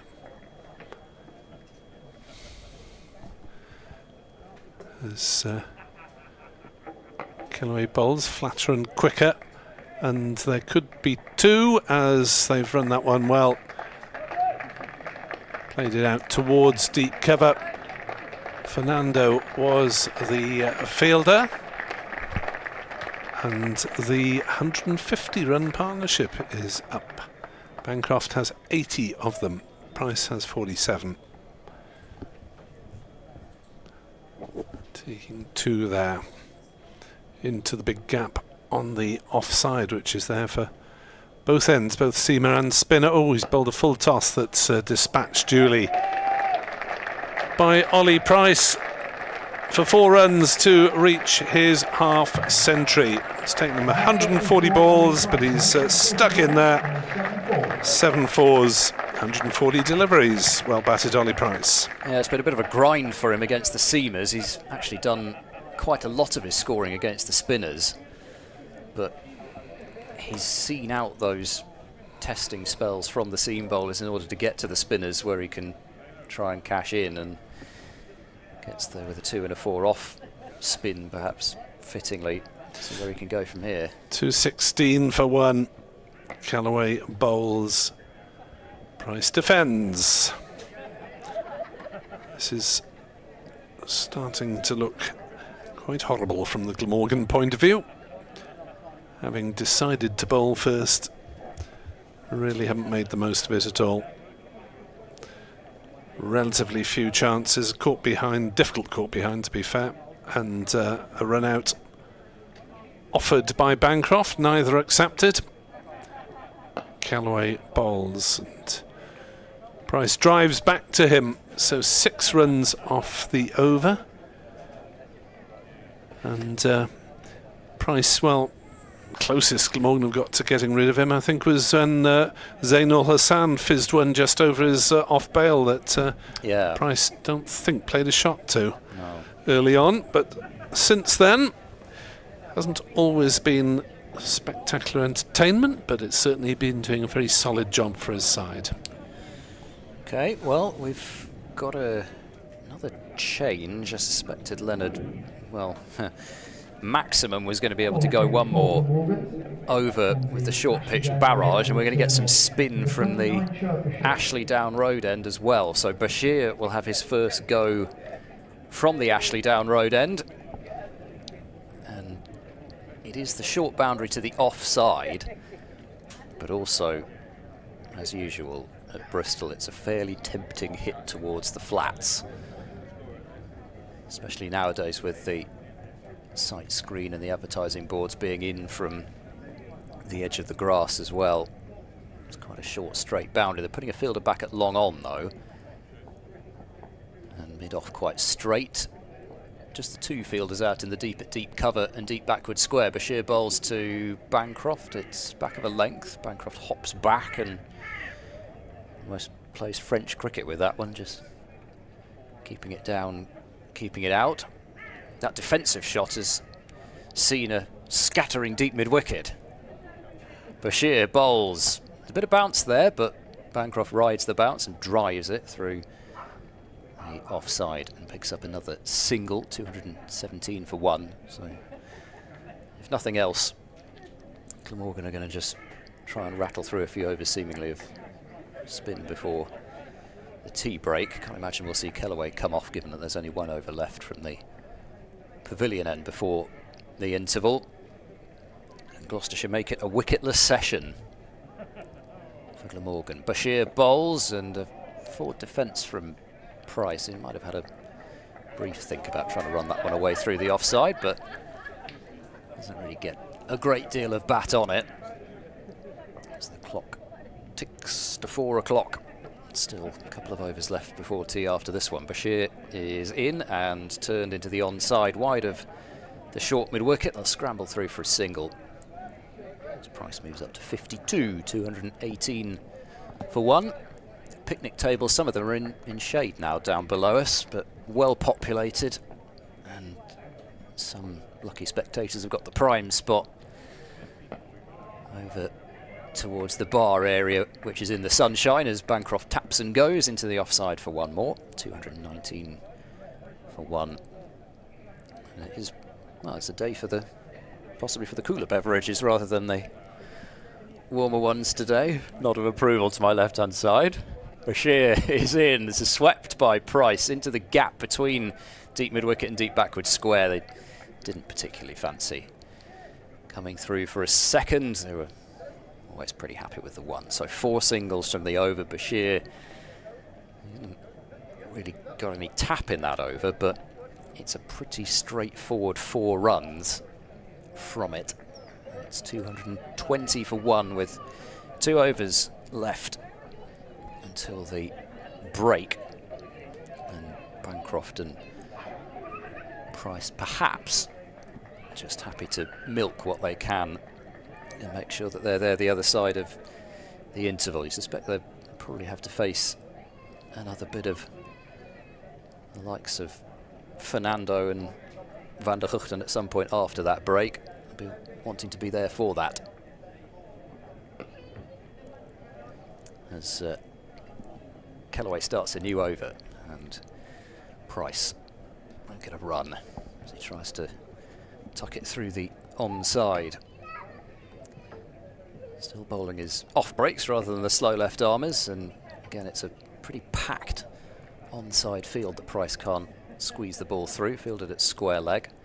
Fielder on the 45, square leg, mid wicket, straight mid wicket, some short mid on, long on, and deep backward square.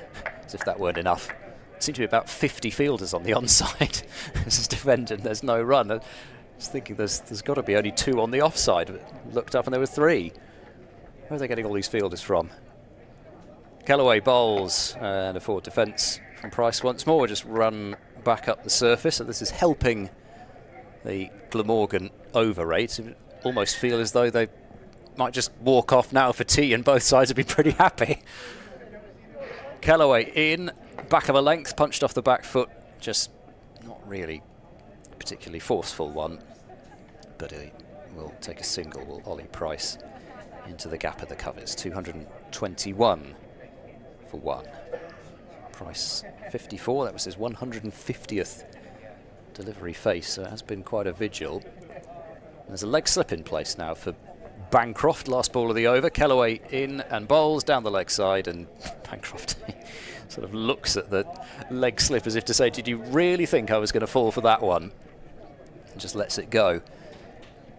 So 1 over left until the break. Gloucestershire have added so far 121 runs in this afternoon session. They were bang on 100 for 1 at lunch, with Charlesworth still the only casualty for the Gloucesters. 19 Charlesworth was dismissed for, going for a drive off Ned Leonard and was caught behind for 19. Since then, Bancroft and Price have been unbreakable so far. Maximum of 6 left before the break, and there's the first of them from Bashir, which Price steps forward and defends, and has another survey of that leg side field, which changes almost every ball seemingly as Sam Northeast pulls the strings of his puppets, as it were. It's a shorter, quicker ball from Bashir, which Price just blocks, almost just completely nonplussed by that one. Straight down at his feet. Van der Hoogten in very close at leg slip. Now Bashir in, swept away in the air, but perfectly safe because there's no fielder at backward square leg. And out to the sweeper Ul Hassan for another single. So Gloucestershire have made it to 2-2-2 for 1. Their needs a wicket now. Total from the needs a wicket first innings of the first game against Derbyshire, and they've got there for a loss of just the 1. Bancroft on strike, Bashir bowls. Oh, that stays down a bit, but Bancroft gets down on it and clips it away through backward square leg for a single. So the deeply superstitious will be gratified to know that they don't have to spend the entirety of the tea interval on one leg. Bother. And Bancroft is on to 119. 2 deliveries remaining. Bashir to Price, who drives and skews this away. Might even get 4 for it. It's running out towards the boundary. There'll be a sliding stop, well made by Leonard. I think that is down there. And they will take 2. Price on to 57. That had a hint of a thick outside edge about it there from Price. I think he was looking to go through the covers. But anyway, such is the way. It's still 2 more. Last ball of the over, Bashir bowls, and for defence from Price ends the session, with Gloucestershire having scored 125 runs off it without losing a wicket. Bancroft and Price have now added 163 for the second wicket. Yes, it's been a very commendable session from the home point of view. Glamorgan have tried switching bowlers round. They've used the 6 main bowlers in this game. They've tried funky fields, unusual tactics, but nothing has really looked like paying off in that session. And 225 for 1 after putting the opposition in.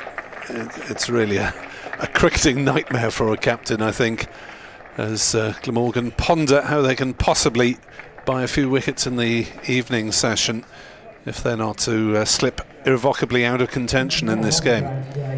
It's a happy Gloucestershire captain as he walks off, 119 not out, and he'll be hoping, I'm sure, to really not only send the message of how he wants innings to be played in terms of tempo possibly, but also in terms of not just getting the 100 but really going on. So he'll be getting greedy in the evening session. He's 119 not out. Ollie Price has 57. Gloucestershire 225 for 1 at tea. 32 overs remain in the evening session. Nick Webb and myself, Ed Seaborn, will be back for that in just about 20 minutes.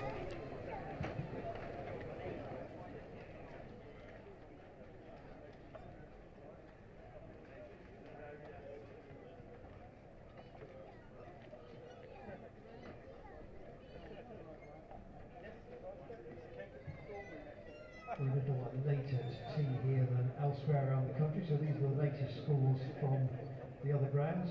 At Chesterley Street, Durham, 228-4 against Warwickshire. It is now team there. At Trent Bridge, Notts, 209-6 against Essex. At the Oval, Surrey, 198-6 against Hampshire. At home, Sussex, 242-8 against Somerset. And at Headingley, Yorkshire, 270-4 against Worcestershire. All those in Division 1. Elsewhere in Division 2, the first completed innings of this round of games has been Canterbury and Middlesex have been bowled out for 222 by Kent. At Old Trafford, Norfolk 229-4 against Lancashire, and at Grace Road, Leicestershire 279-5 against Gloucestershire.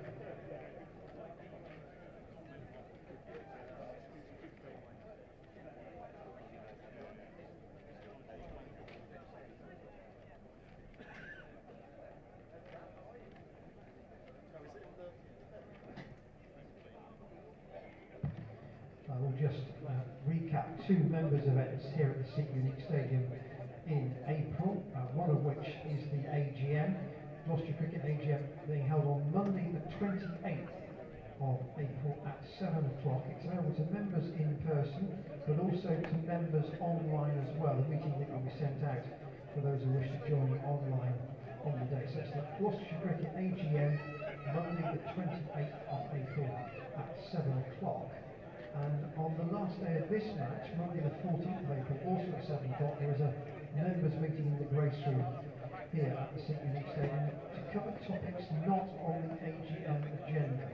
So a members' meeting for topics not on the AGM agenda on Monday the 14th at 7 o'clock. That is also available online for those unable to be here in person, and again a link will be sent out for those who wish to join.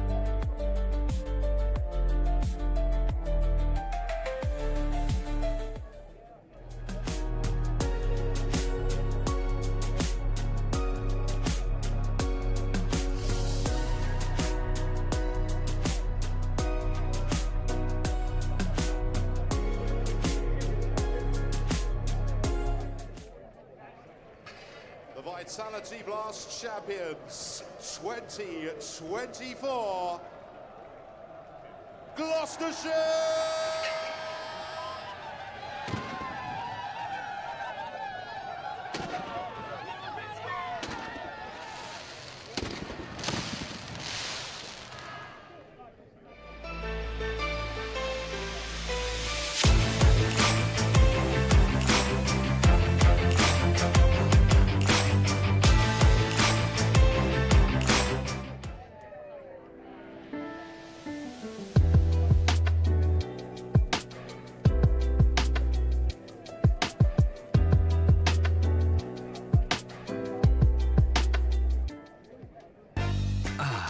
The Thatcher's family farm. Making cider with nothing but love and skills. Delivering perfection for over a century.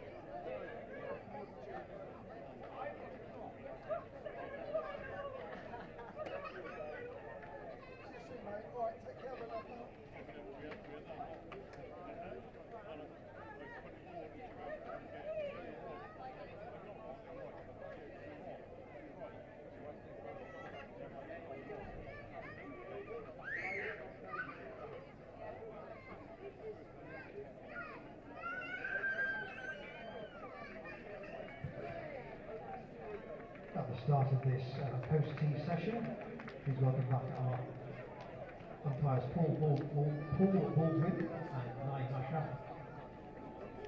In the field, the Glamorgan side captain by number 16, Samuel Beast, and resuming for Gloucestershire the second wicket pair of number 1, Cameron Bancroft, and number 67, Ollie Price.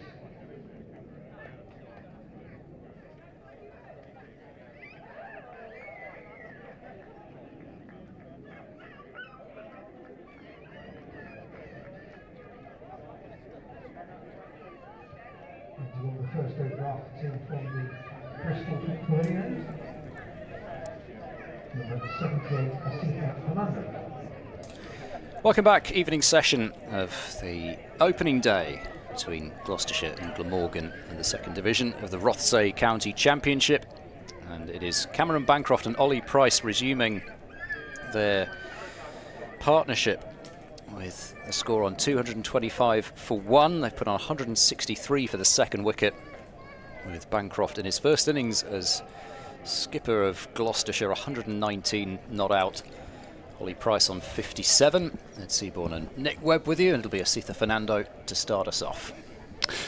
Fernando then running away from the pavilion end is in to bowl to Bancroft on leg stump and tickled round to fine leg for a single. And looking back at that afternoon session, I think the run out was the only real opportunity that Glamorgan well, you can't even say they created it because it was a bad run. So Bancroft was nearly sawn off by his partner, really, but Ben Callaway missed the target. And Glamorgan's bowlers couldn't really create anything of their own. Fernando trying to change that. In to bowl, and it's played defensively by Price out on the leg side, and there's no run. 100 for 1 in the first session, 125 without loss in the second session for the home side. And thoroughly dominant. They have plenty of time to push on, potentially for maximum bonus points in this game. Remember, it's 450 in 110 overs for year 5 batting points. Fernando in to bowl to Price, allowed to go through outside off stump to the gloves of Chris Cook. So 15 overs to go until the new ball. I suppose a brief burst from the main seamers now for 2 or 3 overs each, and then Glamorgan might be back to a bit of a holding pattern with Al Hassan has been economical and doing a tidy holding job, but it's the breakthrough that Glamorgan want, otherwise they're going to be flogged in the field well into tomorrow, as that's through outside off stump. No shot played once more. 226 for 1. So looking at a fairly late finish this evening. Nicholas Brill on X, who's umpiring tomorrow at Newport, wondering whether he'll see Andy Gorvin playing for St Fagans. He's 12thers at the moment, but of course they can always switch round. As that is through again outside off stump, and that's a horrible one for Chris Cook to take. As he's helped to his feet and really scuttling along the ground.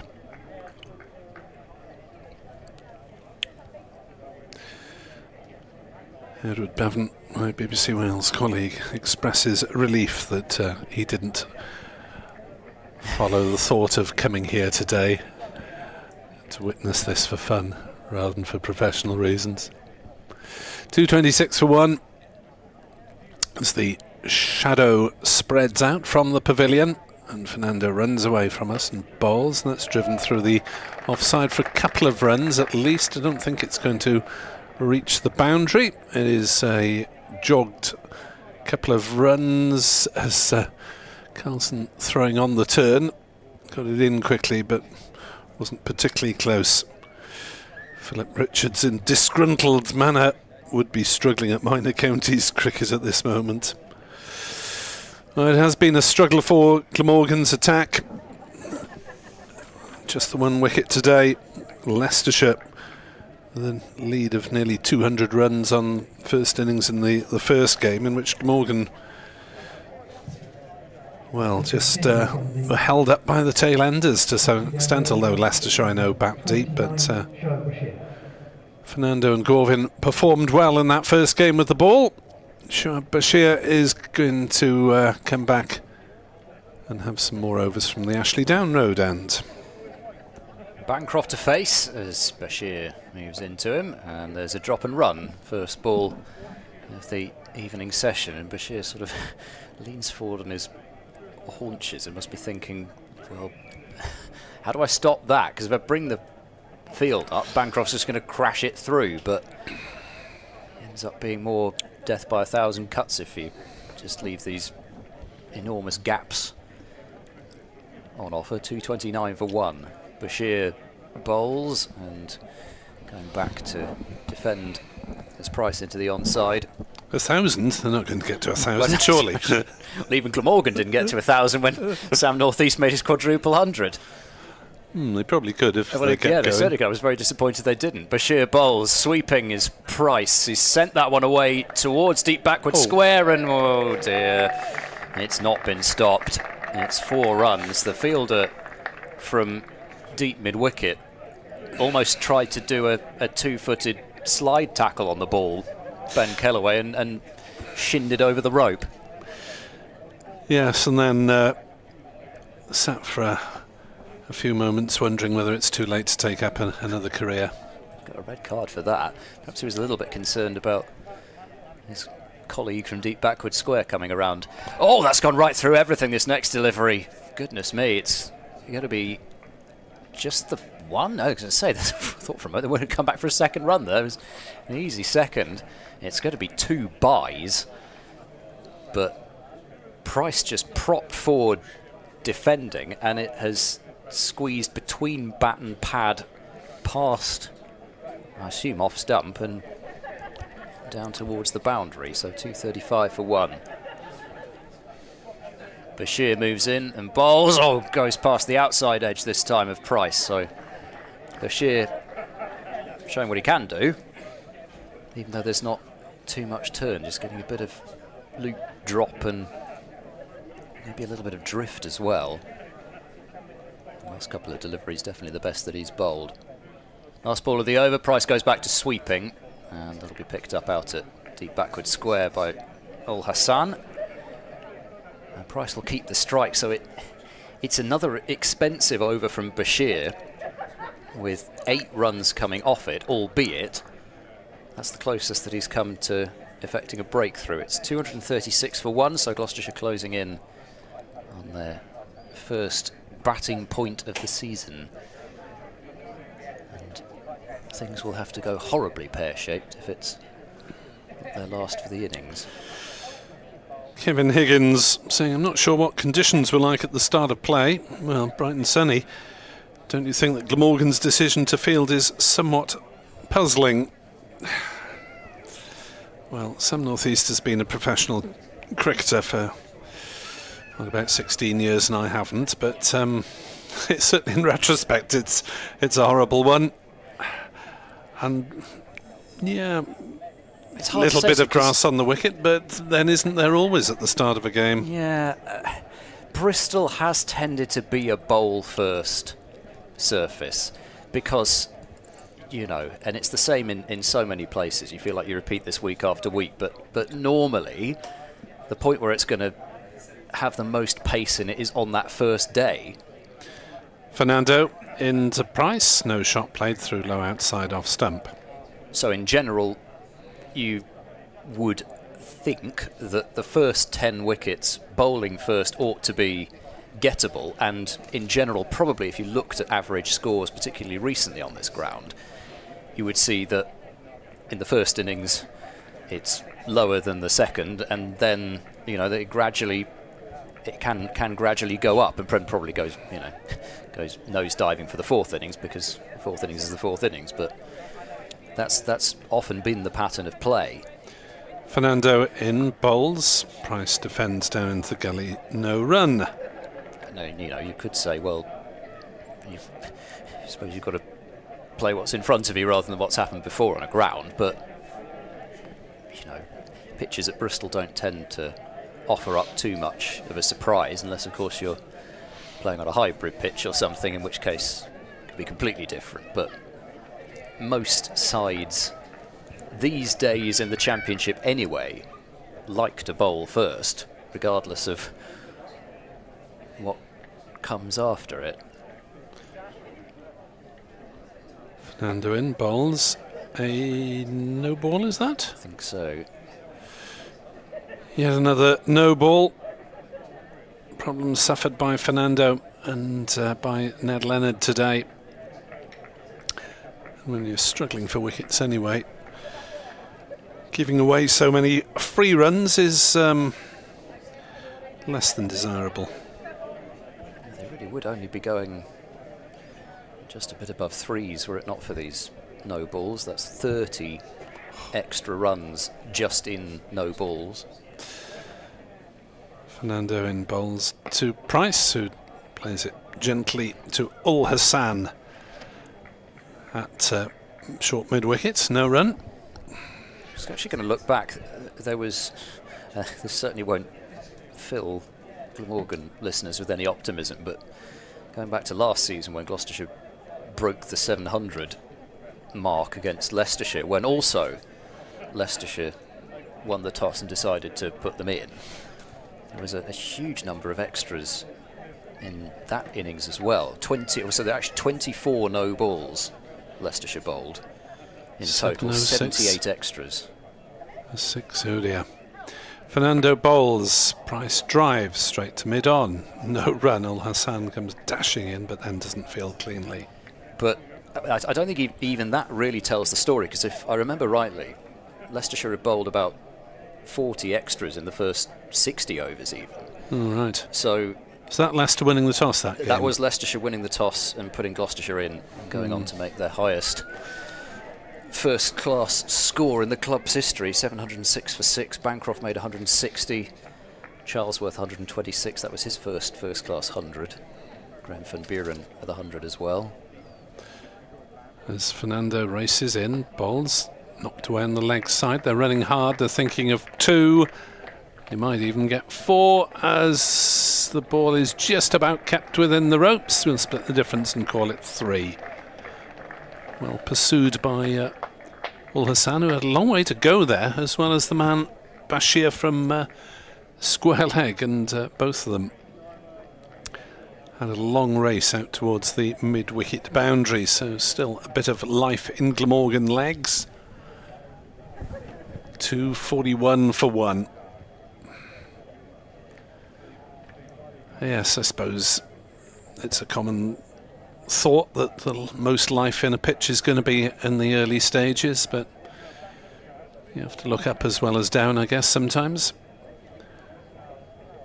Fernando bowls a wide ball outside off stump that is called wide. That was taken at first slip. Chris Cook didn't take that, I'm pretty sure. That's got to be fairly close to being a no ball for being off the cut strip. It's only just landed on the cut strip, and it's been taken beautifully at first slip. By Colin Ingram, who has kept wicket in first-class cricket. As racing in is Fernando. Wide-ish outside off stump, but legitimate this time. No ball and a wide in the over, plus 3 runs off the bat, 6 off the over. 242 for 1 is the Gloucestershire total. Colin Ingram would be the reserve keeper out of this squad if they didn't have time to summon one of the specialists over the bridge. Has done it in first-class cricket. Glamorgan plenty of competition for those keeping gloves if, well, Chris Cook will have to relinquish them at some point after a distinguished career with the gloves. He's got another season. He is 38. And Glamorgan have got Will Smale, Alex Horton and Henry Hurl all jostling for being next in line. Bashir to continue over pitches, but Price's drive skews away towards mid-wicket for no run. Gloucestershire's hope is that James Bracey can do what he did last year and play in every single game. Yeah, I suppose he's still only 27, so he's got quite a few years left. Bashir whirls in, bowls, and Price goes back and just about keeps that one from plonking into his front pad.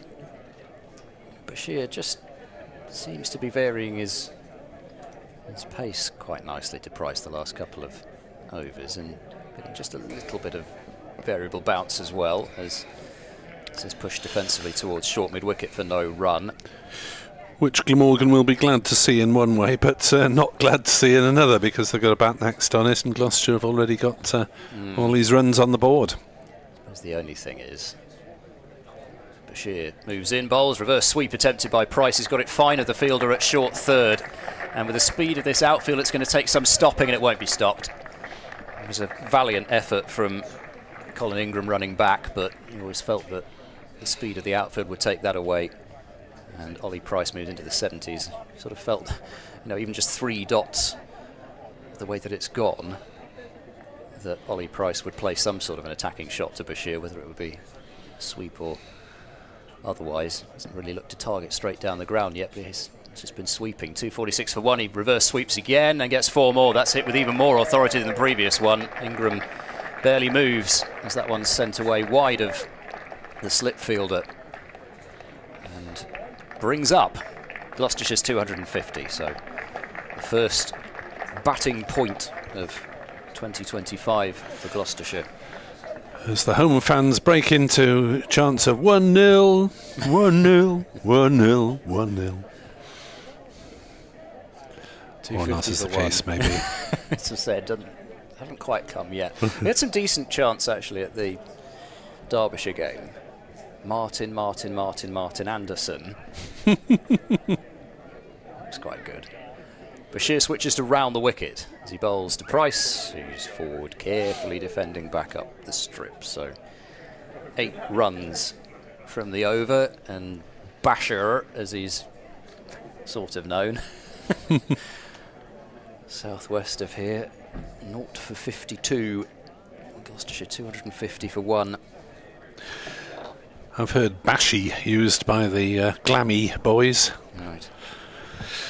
Phil from Neath, I'm not reading that contribution out on social media, referring to past events in the life of the Gloucestershire captain. 250 for 1. 42 overs to get bonus points, so getting to the maximum is feasible for Gloucestershire if they step things up a little, but with so many wickets in hand, they've got every opportunity to do that. 250 for 1. 3 wickets for the first bowling point, remember. 3, 6 and 9 is where you get your bowling points. As Fernando bowls and Bancroft takes a single to deep mid-wicket. Bashir does the fielding. I wonder if we're going to see, I suppose with 2 off spinners, not likely to see Carlson employed. But it might be just a little extra tactic to give them a different length to deal with, maybe. Actually, one thing I didn't notice until now is that the over rate was unchanged at tea, so they haven't made any improvement on the -3 at lunch.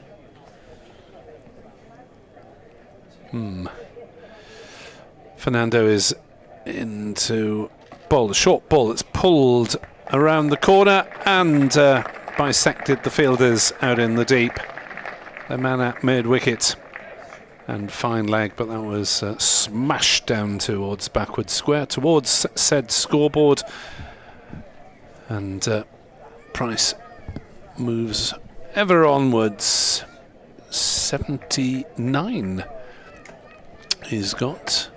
Gently accelerating, I guess, because his 50 came off 140 balls, so he's got 29 off 39 since then. Moving up maybe to 3rd gear, as that's again pulled away, and that's very firmly struck down towards fine leg. The fielder down there hardly had time to move. That was really smashed away by Ollie Price, who races into the 80s now. As Sam Northeast gestures to his leg side fielders to move a bit squarer and takes short mid-wicket out to a catching position. Colin Ingram suggesting to Bashir that he needs to be quite a long way behind square at square leg. 259 for 1. Fernando in to bowl, dabbed on the offside. No run.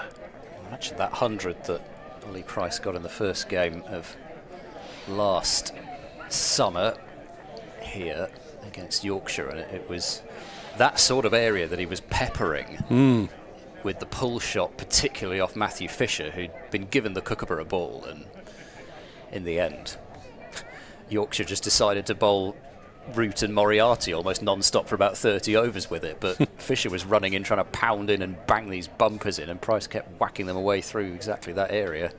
Fernando bowls. Where's that one gone? Outside edge. Edged away, but there is no slip. And it's raced down to third man for 4 more. 13 off the over. And that brings up the 200 partnership between these two, Bancroft and Ollie Price, for the second wicket. I couldn't see live, I must say, whether it would have carried or not had there been a slip in place. We might be able to get another look at that at some point, but it was certainly a genuine edge, you can say that. Whether it would have carried or not, it was a proper edge. Fernando in bowls, driven by Price, back to the bowler as stream viewers see a replay of the Price edge. Nah, I don't reckon that would have carried even. I suppose that shows you why they didn't have any in then. Yeah. End of the over, 263 for 1 Gloucestershire. It's at this stage where we... Actually, Gloucestershire's second wicket record is not that big. Tom Graveney and CTM Pugh, 256. So if these two keep going, then we'll get it within the hour. It's an interesting pairing, that, for fans of Gloucestershire history. So 263, did you say? 256. 256. Sorry, I was 263 is the score. There we go. I knew I had that number in my head for some reason. So Bashir is repositioning his field, and Bancroft to face. Has shown that he would like to get after Bashir himself at times. See what he does here, but just defends and takes a single. Dropped it so softly towards cover point and just set off immediately. 123 to Bancroft, 264 for 1. 10 overs left until the new ball is available, and Bashir may just have to keep going as Price looks to play that shot that he plays a lot in one-day cricket as well. It's almost like a hockey slap, but he picks out straight mid-off. There's a huge gap wide of that field. You just couldn't get it wide of him. Bashir bowls, and this time stretching forward to defend. Back leg completely along the floor as he played that one away. Tall man Ollie Price getting down low, but then Bashir's tall enough as it is as well. He repeats the dose. Just forward defends towards mid-off. Peter Miller on X says, sobering to think it's been 11 months since Glamorgan won a game without a contrived finish. In other words, that last game against Gloucestershire, where we had a double forfeit. Bashir moves in, he bowls, and this is turned into the onside for no run, picked up at mid-wicket. May 2024 against Sussex feels a long time ago. Indeed so, just beaten in the following match by Middlesex, which they might have won. Bashir moves in, bowls. Price drives square on the offside, and will just take 1. So keep the strike. He's on 88, 265 for 1. Yeah, the tie in Cheltenham, of course. Glamorgan didn't finish the season well, but in recent seasons they've found it difficult in that final block of games for some reason. And a lot of different players involved, so I'm not sure whether any psychological reasons can be involved. And they haven't had many players playing in the 100, and they've done well in the One-Day Cup. But that transition back to red ball cricket in late August, early September has proved really difficult for Glamorgan. A couple of bad defeats in that final block last year. Yeah, it has to be said, Gloucestershire struggled a little bit at times as well. They did beat Middlesex, at Lord's in that stretch, but as I pointed out at Derby, nobody scored 100 in the last 4 matches last year, so the batting struggled. But of course, it does have to be said that there was understandably quite a lot of focus on the other competition Gloucestershire was still in. Yes. Chris Drew suggesting it might be worth Ben Callaway going left arm for a few overs. I'd wondered about that. I must say, I thought he might have given that a go. I know, sort of, traditionally you're thinking two right-handers, get the ball turning away from them. Ul Hassan bowls, and that's cut. Or is it? Has he made contact with that, or is that off the keeper's gloves?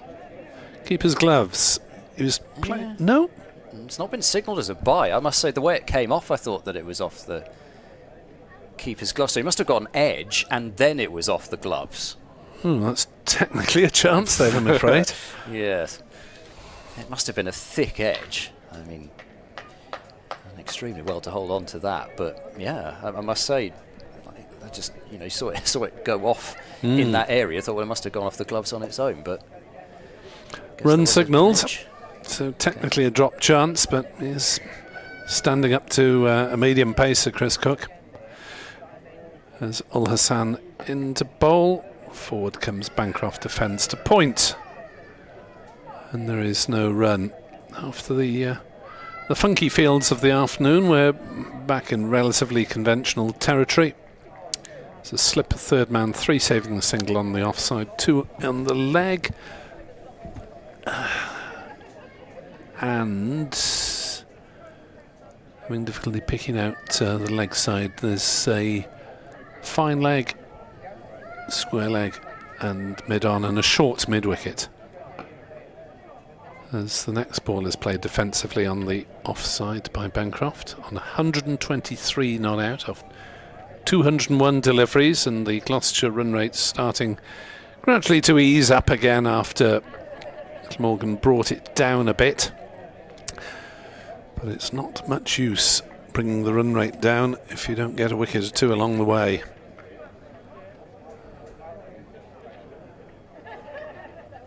Zain Ul Hassan and his 14th over bowls, and forward comes Bancroft and defends.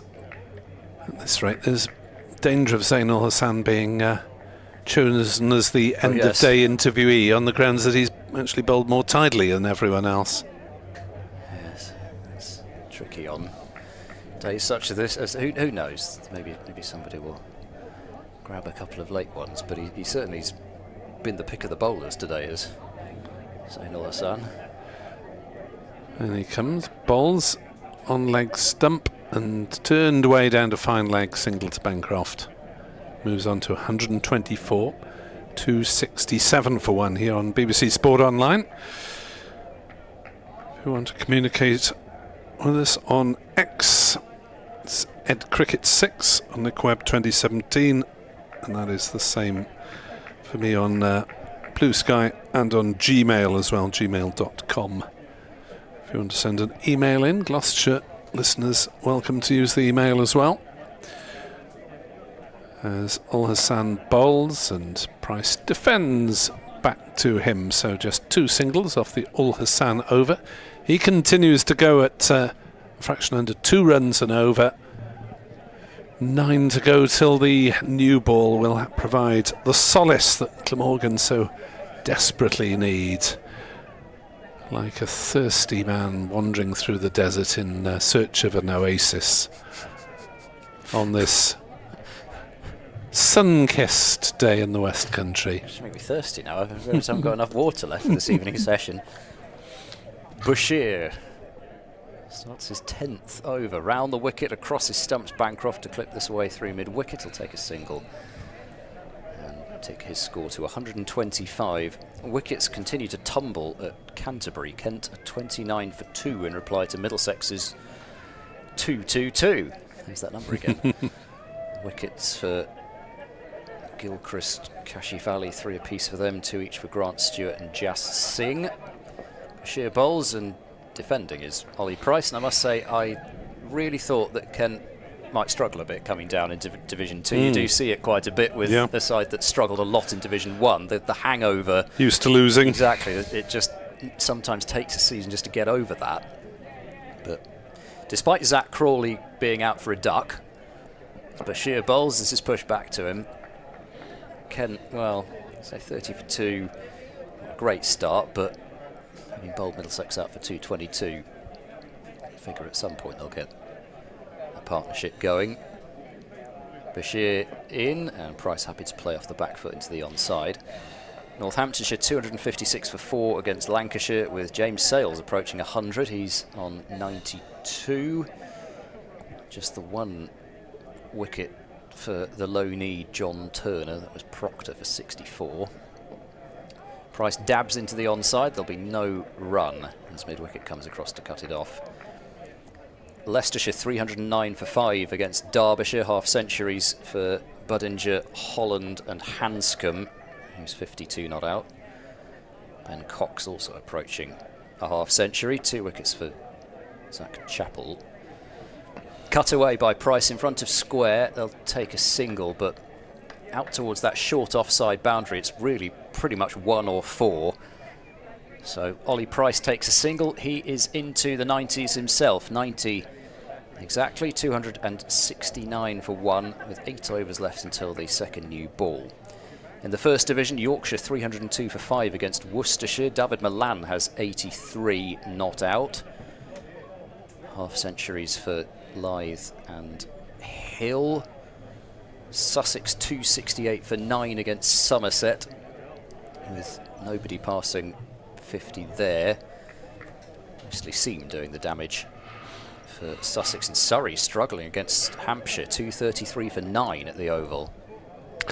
So Ul Hassan bowls, and it's turned on the leg side by Price. No run.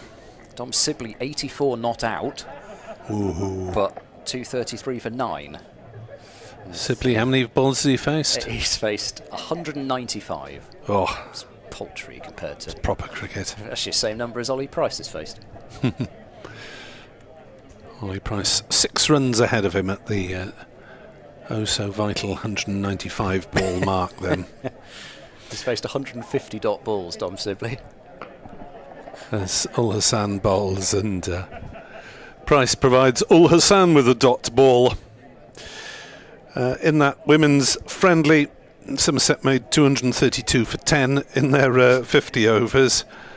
They bowled out just before the 50 over mark, but had a couple of free deliveries. Glamorgan, I'm afraid, struggling at 134 for 9.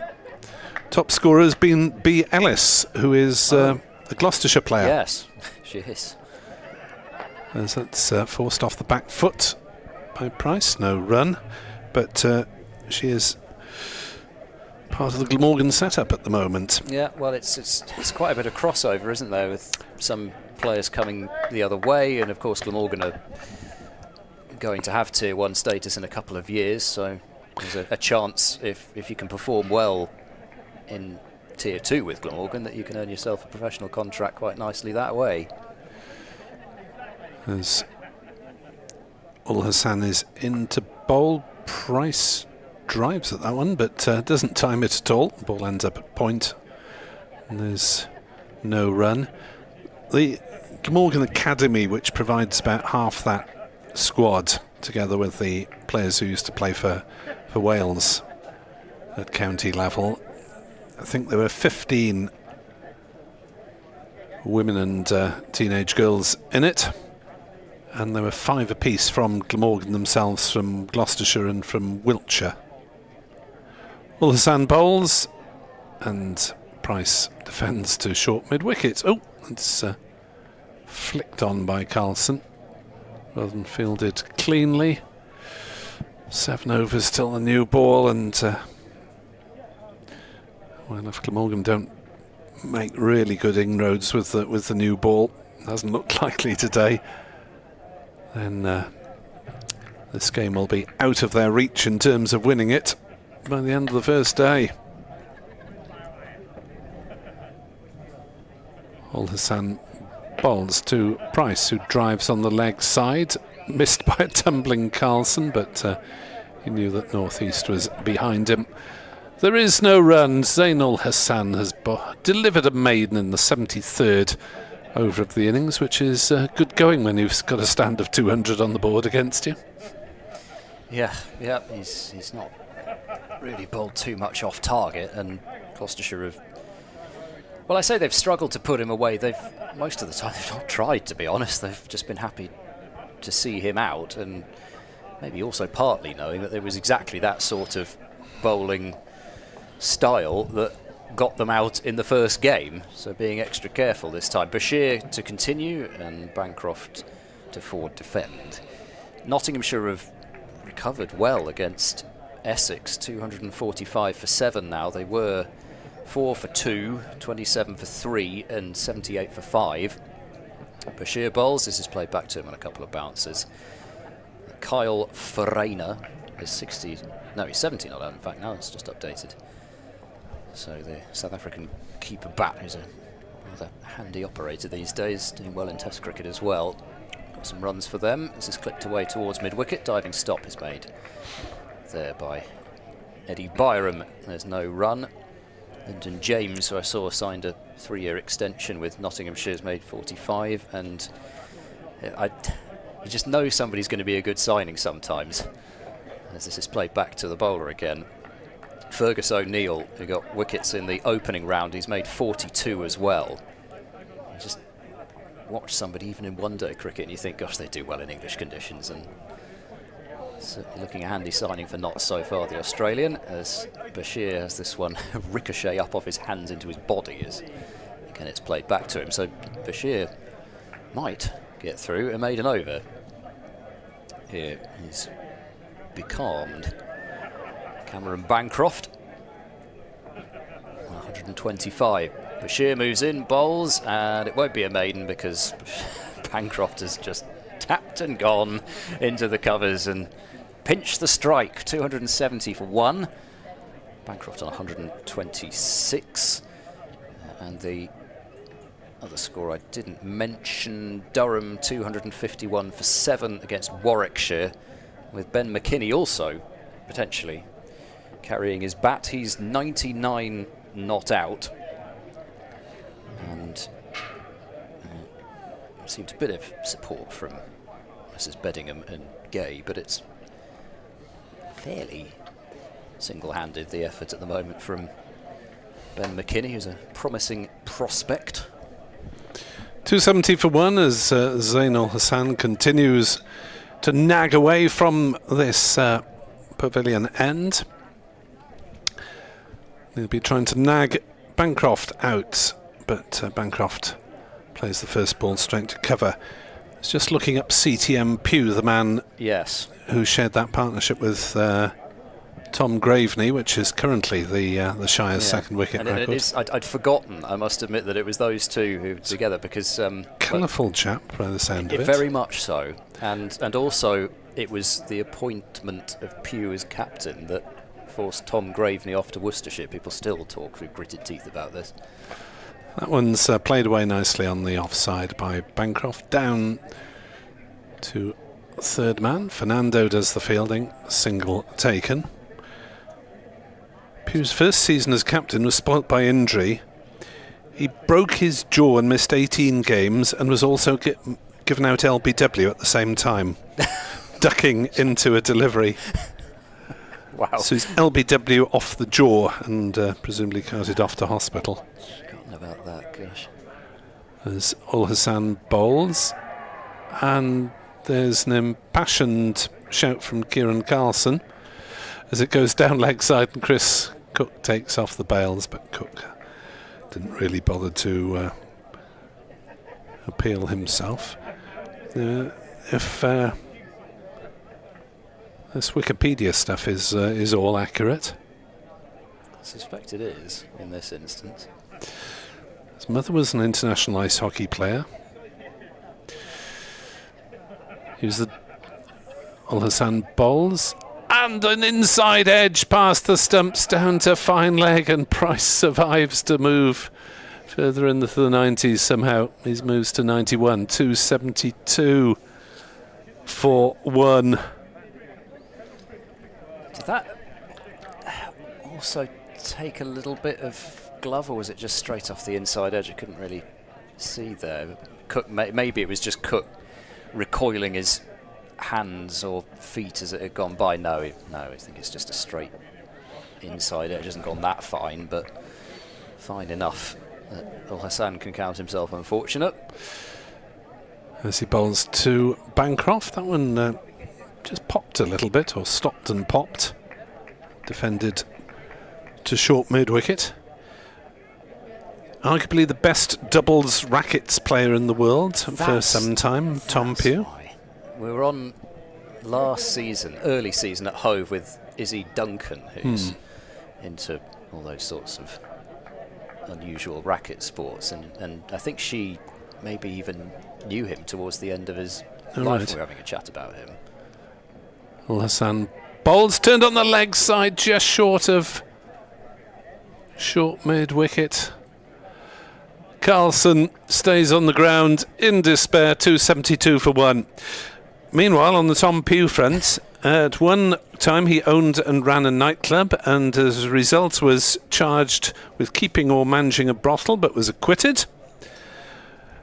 He subsequently ran a flower business and imported karaoke machines, and supposedly shortlisted to be the first actor to play James Bond after being in TV adverts, but Sean Connery got the gig instead. It's one of those entries on Wiki that makes you wonder, are they making this one up? But it's magnificent. I remember last season it was to do with, I think actually, highest fourth innings chases.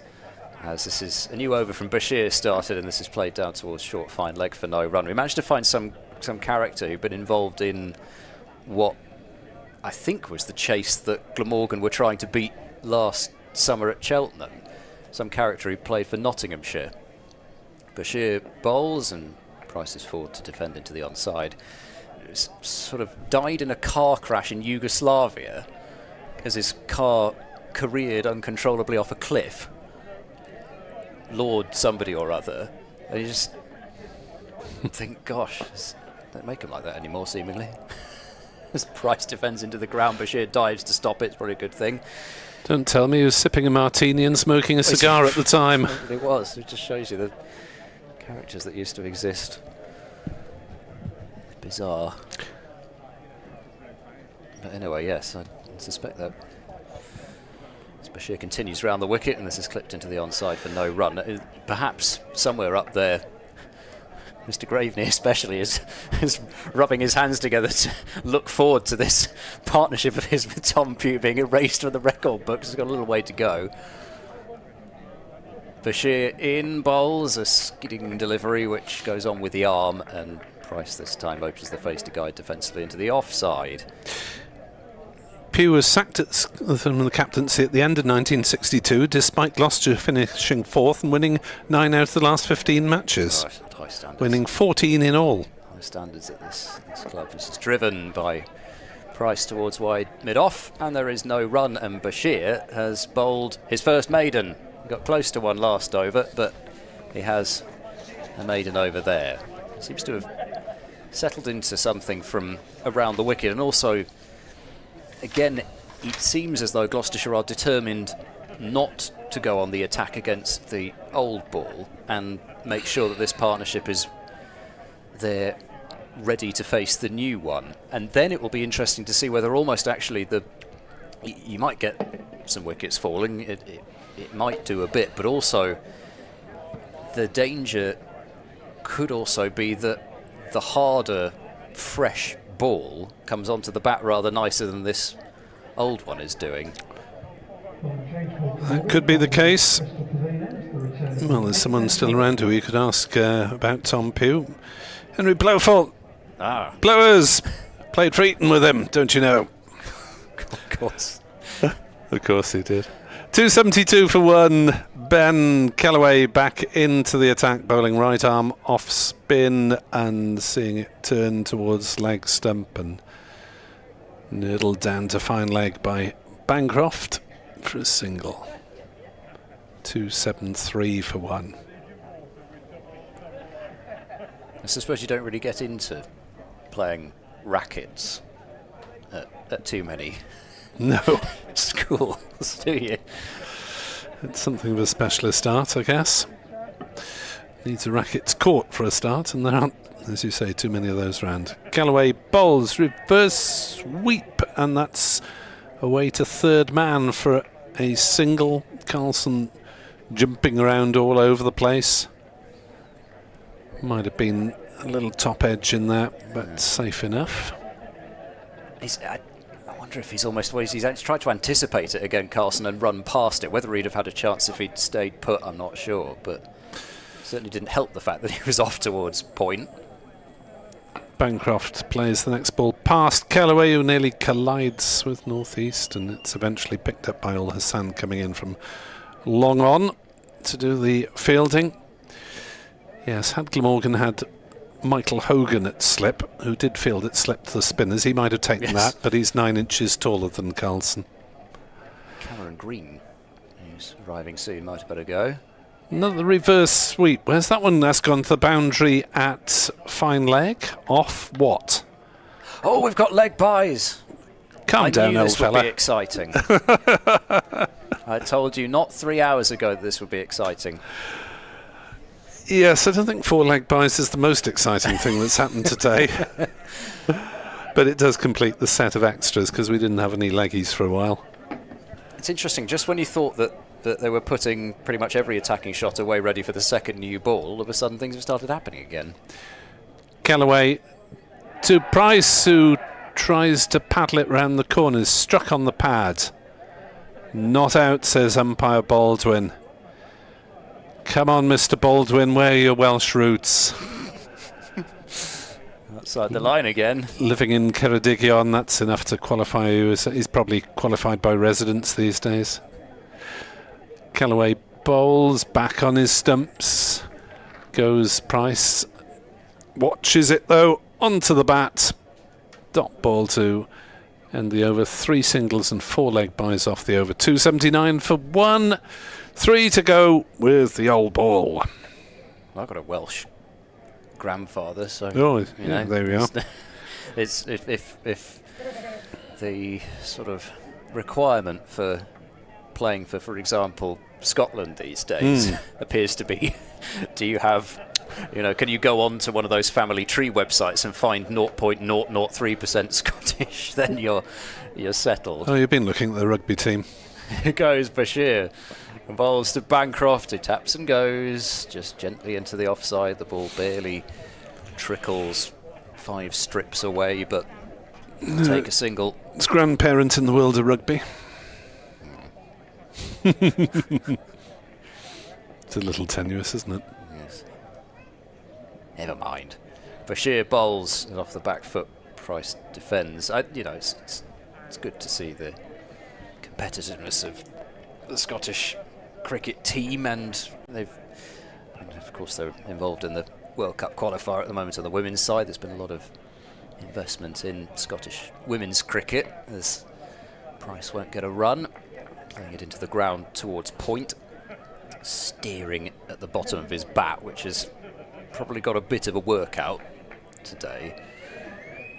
Various deliveries staying down a little bit. 280 for 1. Bashir into Price, who blocks towards extra cover. And a lot of the Scottish women will be playing across Tier 1 and possibly a few Tier 2 as well. And it's one of the good things that, having not got Test status, unlike Ireland, as Price is forward, tapping away into the covers, there won't be a run there. Took a couple of steps down the pitch but can't get anything. But Scottish cricket in theory should really benefit from that, because they're really going to be getting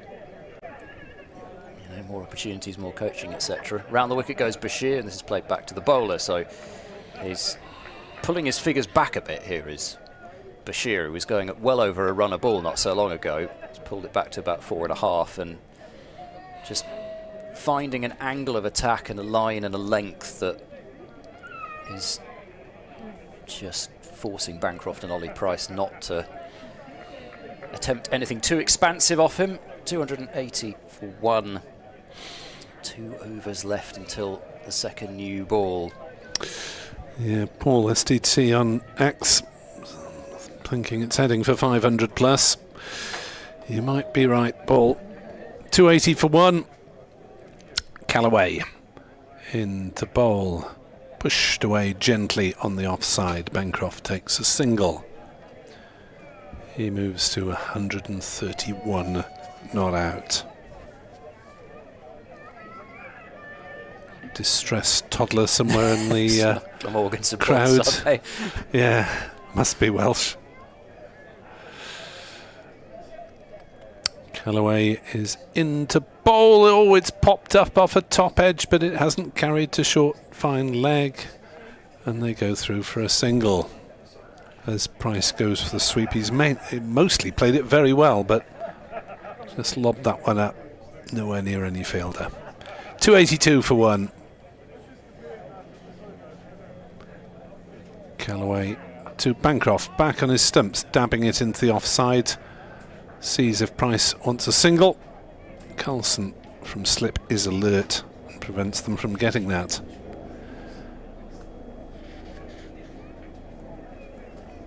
As Callaway bowls forward.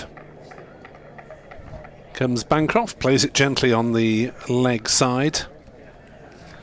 Now you'd better check the maths on this, but I reckon if and when Gloucestershire get to 319, that'll be the record. Yes, that's what I made it as well. Good. That's official then. It's always, Another ball defended by Bancroft. It's always good to have some backup at this time of day.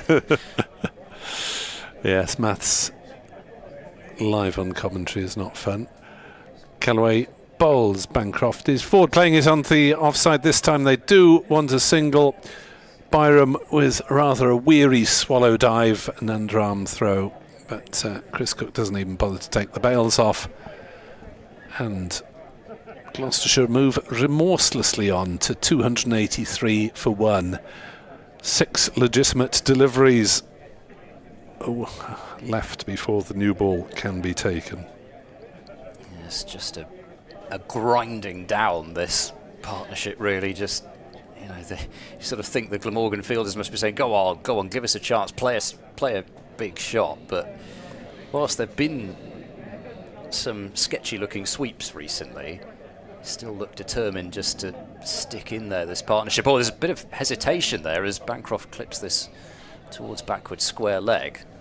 It's just for a moment when they were doing that sort of dance of do I go back, but in the end it didn't matter because the ball trickled past Al Hassan at backward square. So it's another single. Price is on 93 and is driving into the offside. There'll be at least 2 here. Ball might just be cut off. Diving effort at deep cover, and I don't think he stopped it, no. Ned Leonard, who's had a couple of diving attempts on the boundary, comes up short with that one. It's tricky because the boundary's so straight. It's parallel to the strip, so there's no way that you can cut off the angle, really. Even if you get to the ball, you'd parry it in so strongly. Price to 97. Bashir bowls to him. Price drives again through the covers, more authoritatively this time. It's gone for 4, and Ollie Price has 3 figures. 220 balls. He's got there with back-to-back boundaries. You thought he probably would, especially after hitting the first one, try and get there in this over. But Price has joined his captain on 100 and has served another reminder of his talent. Got there with his 15th 4, and that's going to feel really good because he's had to work hard for this one. Bashir bowls, there's defence off the back foot, there's a little bit of bounce. I mean, you know, you might say, well, it's 292 for 1. It's not been that easy the whole way through for Price. He really had to graft, particularly through the early part of his innings. Bashir bowls, striking him on the pad. This looks pretty close. Gone. LBW. Shoaib Bashir strikes in the 80th over, so just giving Glamorgan hope with this second new ball coming. He played back, tried to clip it through the leg side. It looked pretty straight. Naeem Ashraf raises the finger, and Messrs Tom Graveney and Pugh will not be having their records broken today. pretty straightforward. I mean, he's struck fairly high on the pad, but he's gone a long way back. And Ollie Price departs for 101 and rightfully receives a great reception from the crowd here at Bristol as he walks off, having got to that 100. I'm sure he crossed to have got out at that point, but still, it's been a fine effort from Ollie Price, who has reached his 5th 100 in first-class cricket. Well, he's done a fine job, a stand of 230 with the captain, Cameron Bancroft. As you said, very much the junior partner, battling through the early stages. Had a strike rate of only about 30 runs per 100 balls early on, but finishing up with 45.5, so nearly a run every other ball. As Miles Hammond can stroll to the wicket with just 8 runs needed for the addition of a second batting bonus point. And Shah Bashir, the relief of a first-class wicket for Glamorgan, having not been successful in the opening game. 1 for 67 in his 14th over. But he'll be relieved by that.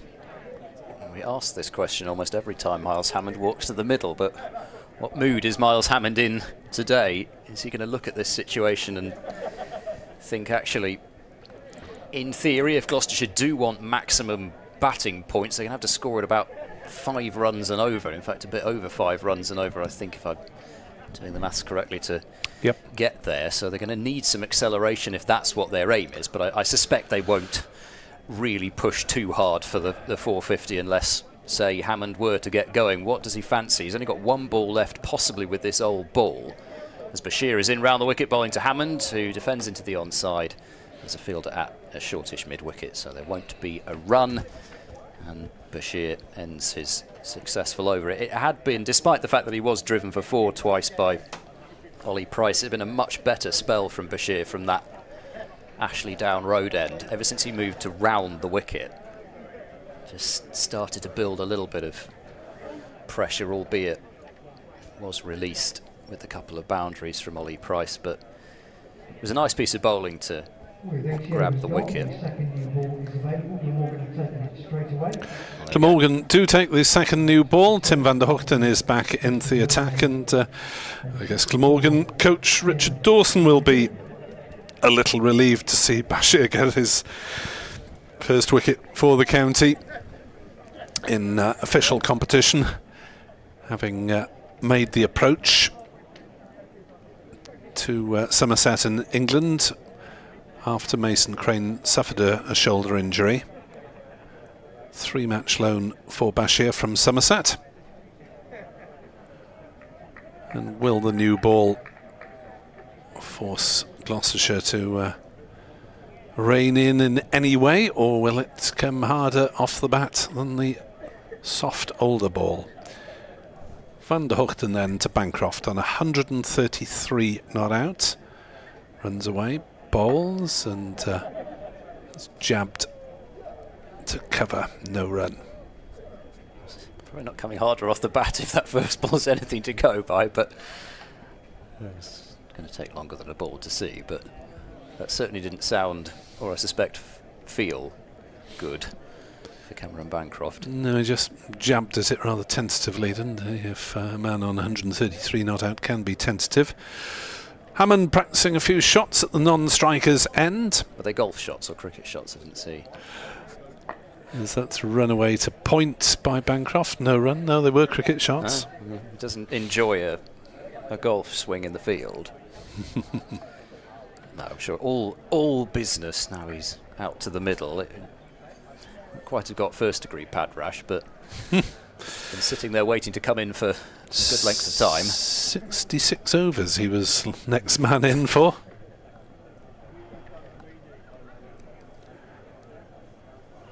So Van der Hoogten into bowl, driven through the offside for 4. Well, there's your answer. That one did come very firmly off the Bancroft bat. raced away through the covers. And no sweeper out since it's the new ball. 2.96 for 2. You've got the combination of a more tired attack, the fact that it's later on in the day as well. Sometimes you do see the second new ball not do a huge amount, but we'll see, it's still early days.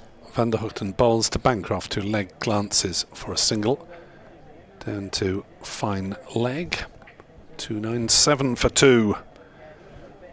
Just short of the second batting bonus point. Not sure that I entirely agree with the balance of things. It used to be 200, 250 and so on. But I suppose they want to encourage attacking cricket towards the back end of the 110 over mark. Yeah, that was the thinking, wasn't it? But I don't know. There was the feeling that when they changed the draw points back to the 8, that and the bonus point system had sort of cancelled each other out, so they decided to change the draw back. Van der Hoogten bowls. Hammond looking to play on the leg side, got something of a leading edge, but a safe one back to the bowler. I think there were probably plenty of people who would have said that they might have hoped that it would be the other way around. If you're going to keep one, then maybe keep the 450 to try and encourage the quicker scoring, but then take the draw points down so that there was more of an incentive to go for a win. Quite. Van der Hoogten bowls. Hammond defends a ball that kept a little bit low. Because I think we have got past the stage where we're getting too many of the green seamers, which were so maligned after the last unsuccessful Ashes tour down under. I think we've got past that anyway, so I don't know. Anyway, I'm sure there'll be more tinkering before next season anyway, because the whole thing's being looked at. Yeah, losing potentially a couple of championship games and a couple of blast games, and maybe getting the one-day cup at the start of the season. Didn't hear all of what David Payne said. Was that part of his? We didn't actually have the chat about 50 over cricket, but yes, would be interested. I have asked him before about that, I think, but it'd be interesting to see whether there's been any kind of clumping together about that. I suspect we're probably not at that stage yet. Asitha Fernando from the Ashley Down Road end, racing in and bowling, and Bancroft drives through the covers, but there's a sweeper out on the cover boundary. Timed it sweetly, but will only pick up a single. Bancroft to 139. Gloucestershire 1 run closer to that 300 mark. Hammond to face Fernando, so he'll be having the ball swinging back in towards him. Fernando's natural shape. So how's he going to combat that? He was out to a rather interesting LBW decision in the second innings at Derby, coming down the pitch and across from Lewis Rees. This is the opposite in terms of not just arm, but also the way that it's moving, although it's almost a similar sort of dismissal as he comes down the pitch and is struck on the pad, and Fernando, he loved that one. Stares back towards Hammond now after having a good stare at umpire Ashraf. And he's just slowly walking back to his mark, but I mean that's missing at least one stump, past leg stump, I'm afraid. You can see why he liked it, because that's sort of what he was possibly bowling for, especially if the news has got to him that Hammond does like to come down and across, but it's just far too much swing. He's getting too much swing again. It's like he was doing in his first spell. Missing leg. Fernando bowls, Hammond drives firmly into the ground, and it's well stopped by Fernando and his follow through. don't think anybody else was stopping that. Gerontius on X hails it as a pre-Easter miracle that Glamorgan have taken the second wicket. Oh dear. Well, they were a number of hours apart, the first and the second wicket, weren't they? It's true. 66 overs, so that's around about 4 hours worth of cricket. They might be still in with a chance of something with this second new ball. Fernando with 2 slips in place, running into bowl to Hammond. It's a full ball and Hammond drives beautifully. Straight of mid-off and down to the boundary for 4. So that brings up the 300 for Gloucestershire in the 82nd over. We'll see, there's more swing for Hammond to negotiate, but there's also the potential for him to be able to cash in if he decides to go on the attack, and it's a very pleasant way for him to get off the mark. 5 and 9 in the opening fixture, but as I say, I think well, it was a curious LBW decision in that second innings. Fielder goes back to deep square as Fernando is in and bowls, and Hammond drives. This time they've moved the mid-off straighter and a little bit deeper, so there's no run. Either that, or he just jogged in from having picked up the ball beyond the boundary and thought, I'll just stay here. Is that curious in the D'Oliveira sense of curious? Yes, well, I think D'Oliveira's might have been baffling rather than curious. That was, well, anyway. Worcestershire went on to save the game anyway, so it didn't matter. I suspect nobody was possibly more relieved than the umpire. Fernando over the wicket and bowls and passes the edge of Miles Hammond, who gets completely squared up by that one, but the ball does not carry through to Chris Cook even with this new ball. I mean, maybe he's not fully into his rhythm yet, and he is in his 16th over of his spell, Asitha Fernando, but, well, I suppose Gloucestershire are going to have to hope that some of their quicker men, the likes of Actor and Singh Dale in particular, can get this ball zipping through in a different way, because the signs on day one are that there's not going to be a great deal of catches behind the wicket in the slip cordon especially. You might just have to bowl very straight. And already Van der Hoogten's only gone with 1 slip and a leg gully. Van der Hoogten is in to bowl to Bancroft, who blocks it back to him. In that women's friendly warm-up, well, Glamorgan are batting on. They've been bowled out effectively. In reply to Somerset's 232 for 10 in 50 overs, Glamorgan are 175 for 11. Welsh all-rounder Alex Griffiths has got 3 for 3. Keep sending them out until they get there. Yeah. Determined to win. They got another 15 down. I think, yes. Won by -5 wickets now. Van der Hoogten bowls, and it's blocked by Bancroft.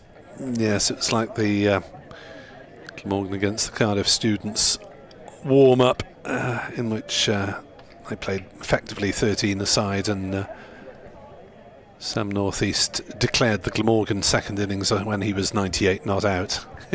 At 10 to 5 he'd had enough. Didn't really care about a second century in a non-official match.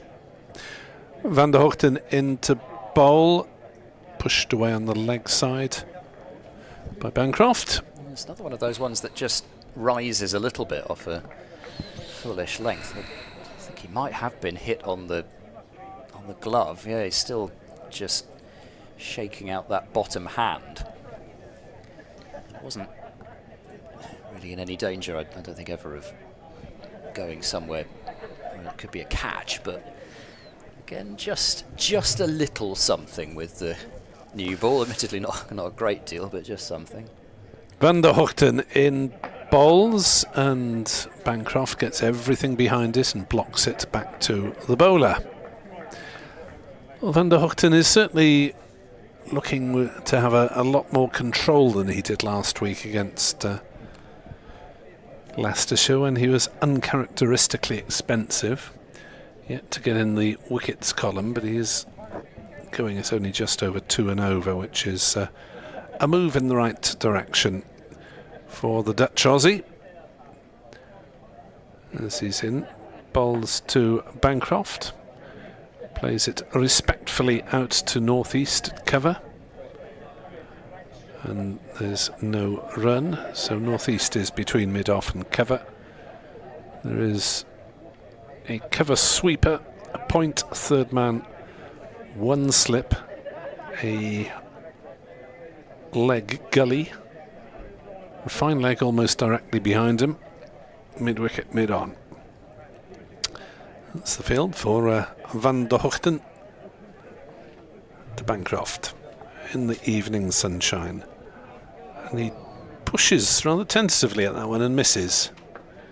Trying to force maybe through the offside, but not with a great deal of conviction. And Van der Hoogten has bowled a maiden, 302 for 2. It's a good piece of bowling, and so I'm not exactly sure what Bancroft was aiming there, whether it was a full-blooded drive, but either way, I mean, you can see the difference between this second new ball and the first one, just in the amount that it's carrying or not carrying. At least this morning that one was carrying through. Hammond facing up to Fernando on 4. Over the wicket he comes and bowls, and Hammond's well forward, squeezing this one past mid-wicket. They'll take 1. They had to hesitate for quite a while to make sure that it beat the fielder, but they are still going to come back for a second run. As Hammond moves on to 6, 304 for 2. So there doesn't seem to be any signs from Bancroft at any rate that he's going to be anything other than merciless in his continual pursuit of occupying the crease and grinding down this Glamorgan attack. If there's any attacking to be done, you'd have thought it would come from Hammond, but I mean, especially if you're looking for runs, you're looking for time at the crease, you almost, I don't know, even if Hammond has got licence to come out there, you'd have thought that he would want and feel perfectly entitled to having a bit of time at the crease himself. Fernando in and bowls, and Hammond plays this one beautifully. There's no fielder down at deep third. We saw that quite a bit from Bancroft especially, but a bit from Price as well with the newer ball. Just a delicate dab and sends it wide of the cordon and down to the boundary. Hammond to 10, 308 for 2. And even T20 cricket this past year, we've seen Hammond still be attacking, but just be able to rein in some of those more wild shots. He can still score quickly, even without absolutely bludgeoning the ball. He's a really natural timer of it. 308 for 2. Fernando runs in now. He bowls to Hammond, who is just defending to the offside and doing a strange-looking twirl with his bat. As again, he just has a bit of a stroll towards square leg, and the umpire, Naeem Ashraf, is pawing away at that front line, which has been so much a nemesis for Glamorgan today. 30 runs conceded in no balls out of 39 extras. This really hasn't helped them in terms of containing Gloucestershire today. Fernando approaches now and bowls. Hammond reaches for that one, drives it, strokes it elegantly through the covers for 4 runs. It's a long chase for somebody to go and get that as well. It's to the long boundary. And then it's got another, well, I don't know, what do you reckon? It's got another 20 yards or something to, at least, yeah, to go beyond that. It's gone right near the head groundsman's tractor. No ground staff to chuck it back. Didn't quite get as far as the spectators. No, unfortunately, the ground staff usually position themselves on the super stopper rather a long way away from that. There's been no need for the tractor today. 312 for 2. And Hammond unleashing one of his trademark cover drives. So he's such a pleasing player to watch when he just allows the timing to take over. In goes Fernando, round the wicket now, bowling to Hammond, who tucks this away towards mid-wicket, where Bashir will do the fielding.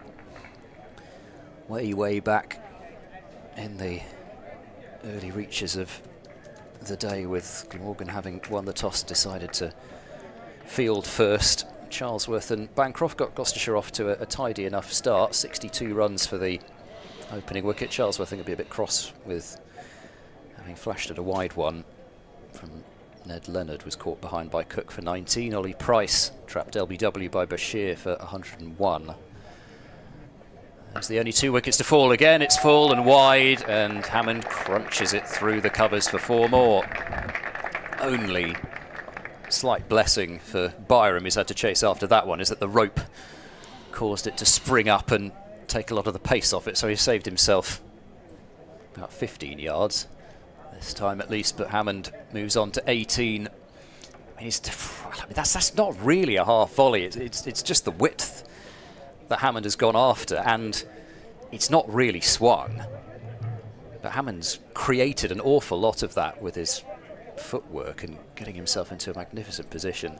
316 for 2. 230 in the end, that partnership for the second wicket between Bancroft and Price, so only 26 runs short of equalling the county's best second wicket stand against all opponents. Here's Van der Hoogten, and gets one through Bancroft.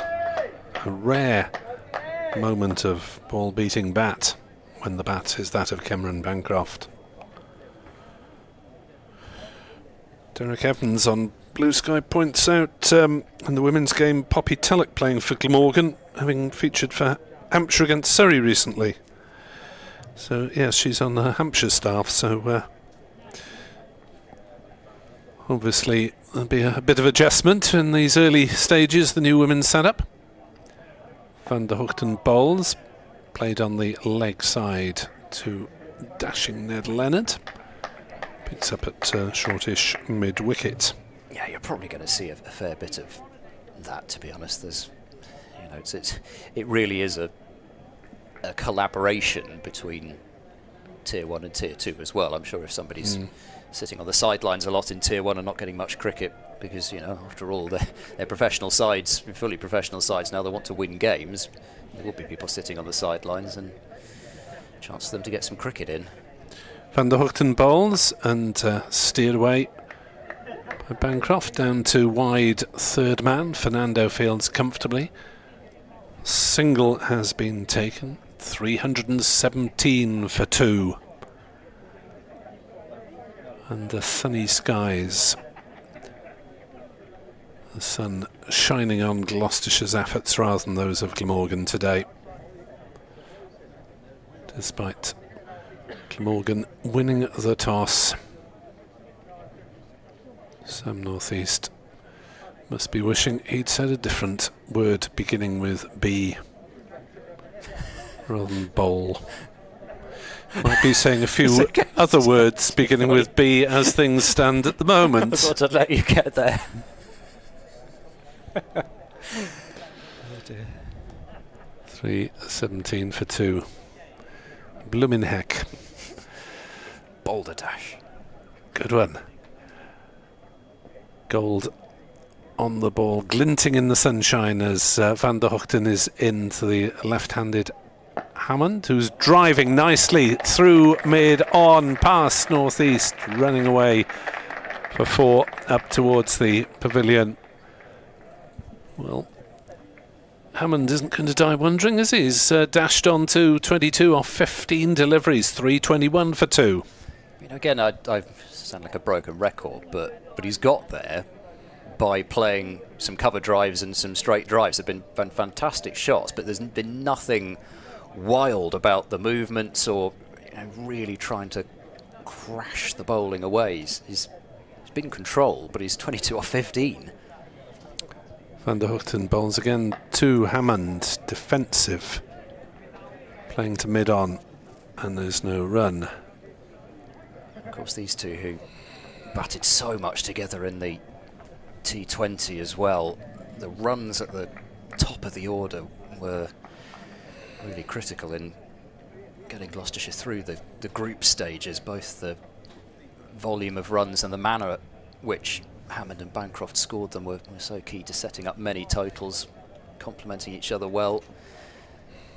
Used to spending time in the middle together.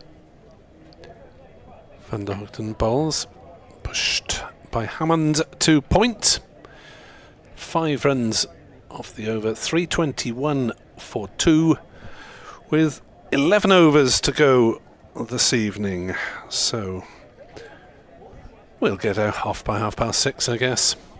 Yeah, it's not been too bad, has it? They've bowled Bashir a fair bit, I suppose, and got through some quick overs before the second new ball, so they will have pulled back their over rate considerably. I think Glamorgan, even if it's still in the minuses, it won't be by much, and they can certainly pull that back pretty easily tomorrow. And, well, who knows, but Gloucestershire will hope they might need to, because Gloucestershire are sort of in the position where they're hoping that they'll only have to bat once at 321 for 2. Fernando to continue with a sweeper out on the offside boundary and out at deep square, and Bancroft does withdraw the bat from inside the line of that one. Didn't really go particularly hard at it, and goes through to the keeper. Kent are in dire straits now. They're 85 for 6 in reply to Middlesex's 222. Blake Cullen, who is impressive against Lancashire as well, has got 3 wickets. 3 for 35 in 5.1 overs. Interesting. Fernando runs in, bowls to Bancroft, who's this time I think probably is beaten by it. I think gave him the benefit of the doubt on the first one, but I don't think he quite withdrew that bat in the same way. It's a good length from Fernando. He's probably realised that he's going to have to just drag his length back a bit, and actually, I mean, that one did just about carry through to Chris Cook. There's still that away swing that he's been getting pretty much all day, but the problem is that he's not really threatened when he's bowled straight. Fernando bowls and driving is Bancroft and just picking a single off out towards cover. He moves to 141. 3-2-2 for 2. Northamptonshire still going pretty well at Old Trafford at 291 for 5. James Sales fell 8 short of 100, but Saif Zaib is 77 not out. Leicestershire 369 for 7 against Derbyshire, so a pretty good day with the bat for them. Steady contributions all the way down, with Buddinger's 81 still the top score. Little repositioning of the field for Hammond. A slip and a very close gully. It's kind of got to be, really. Fernando over the wicket to the left-handed Hammond, who tries to flick that one away, takes a hand off the bat and plays it down into his boot, and there is no run. As for Division 1, Yorkshire 351 for 7 against Worcestershire. David Milan fell 2 shy of 100. He made 98, amazingly. Tim Blythe and George Hill have made scores in the 60s. I think the listener might have seen that one coming. Yes. He fell 2 short of 100. How many do you get then? I'm not appearing in private eye, thank you, for saying something like he was out for 92, or I don't know. Here comes Fernando bowls. Hammond steps down the pitch, but just defends. Have you been in there yet? No, I haven't. Have you? Yes. You have? Oh, yes. magnificent. I know Churchy's been in there. Quite Yes. recently, in fact. I just got a double negative mixed up. Oh, right. Said you don't play for England without being a mug or something like that. Oh dear. Talking about someone's international experience. I can't remember what Churchy's was exactly. It was something like he's deceptively short for a tall man or something like that. It was one of those sorts of ones. Fernando in and bowls, and Hammond tucks this one into the onside. Again, as he so often does nowadays, taking a hand off the bat, but picking up a single, keeping it down along the floor, so Hammond will keep the strike at the end of that over. It is 323 for 2. At Hove, Sussex were bowled out for 294 by Somerset, with Lewis Gregory taking 4 wickets. Somerset a 24 for 1 in reply, with Archie Vaughan the man out for 14. Hampshire 8 for 1 in reply to Surrey's 253. Dom Sibley did carry his bat, not out 100. Whee! And wickets there, 4 wickets for Brad Wheel, 4 for 65. And Hampshire 8 for 1 in reply, having lost Fletcher Middleton. As Van der Hoogten bowls, and that's turned down to fine leg by the left-handed Hammond for a single. 324 for 2. Yes, the eccentric spelling of Fletcher. Anyway, there seem to be some wickets falling in most places. There would have been 2 here. Nottinghamshire 293 for 8 against Essex, though, so they continue to recover. Kyle Farina is on 92, and Farhan Ahmed is keeping him company at the moment on 20. Much hoped of Farhan. Van der Hoogten bowls to Bancroft, who slashes that one down to third man, slightly taking his hand off the bat, as if it had got up a bit more, but with one slip he's fairly safe anyway. It was almost as though Bancroft wanted to exchange a couple of words with Van der Hoogten, but I don't think Van der Hoogten was seeing the funny side of the fact that had skewed off for a single somewhere. Yeah, Van der Hoogten is not a demonstrative sort really in the field. He's also had enough of charging him without any reward at this point. Might have picked up another couple of grey hairs. 325 for 2. As Hammond drives into the offside and pinches a quick single up to Ul Hassan, who is a token shy at the stumps but misses. Anyway, Gloucestershire really have run hard and competitively and put all the pressure back on the fielders and the bowlers when they can. It was a good single. I suspect that Bancroft perhaps didn't fancy it quite as much as Hammond, nor quite as much as he would have done had he not been batting all day, but he wasn't running to the danger end. Hard work out there in the sunshine. Van der Hoogten bowls, and Bancroft, well, trying to prove you wrong, almost thought about pinching a single to northeast at cover, but in the end decided that discretion was the better part of valour. I wonder if he'll claim it's cold out there. Actually, but it probably is dropping off a bit now. It has been dropping off about 5:30, 6 a little bit. I'm not sure it's going to be, There's still a few people with their tops off on the flats, and yeah, might not quite be Western Australia heat though. Van der Hoogten bowls. Bancroft plays to mid-wicket. Leonard Fields no run. It's a good few out on the balconies, and why not?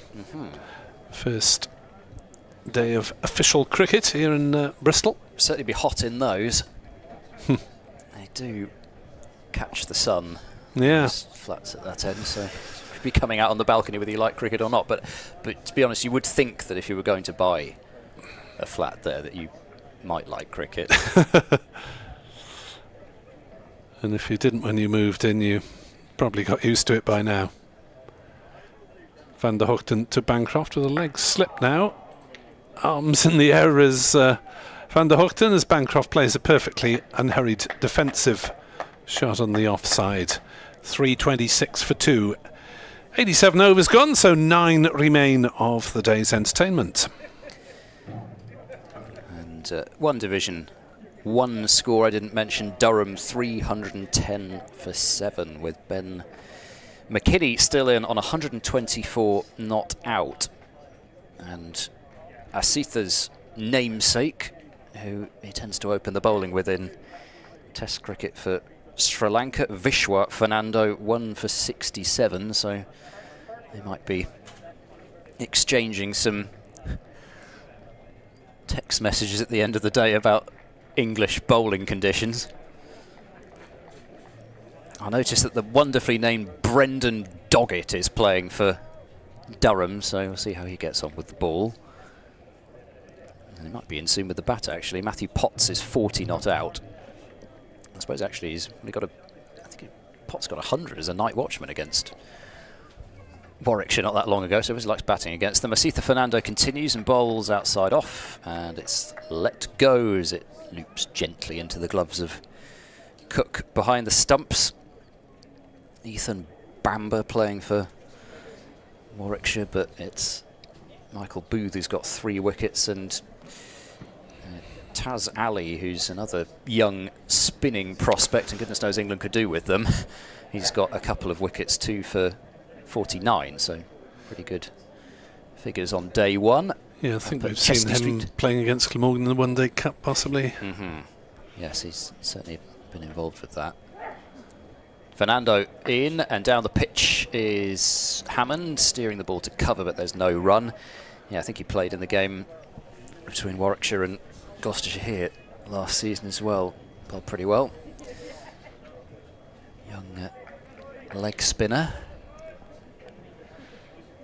So, yeah, this really has been, I suppose Northamptonshire 294 for 5 is pretty dominant, but in terms of bat dominating ball, this has been the only fixture so decisively so in the championship so far today. Fernando bowls. Hammond tries to pull that one away. There's an appeal for leg before wicket.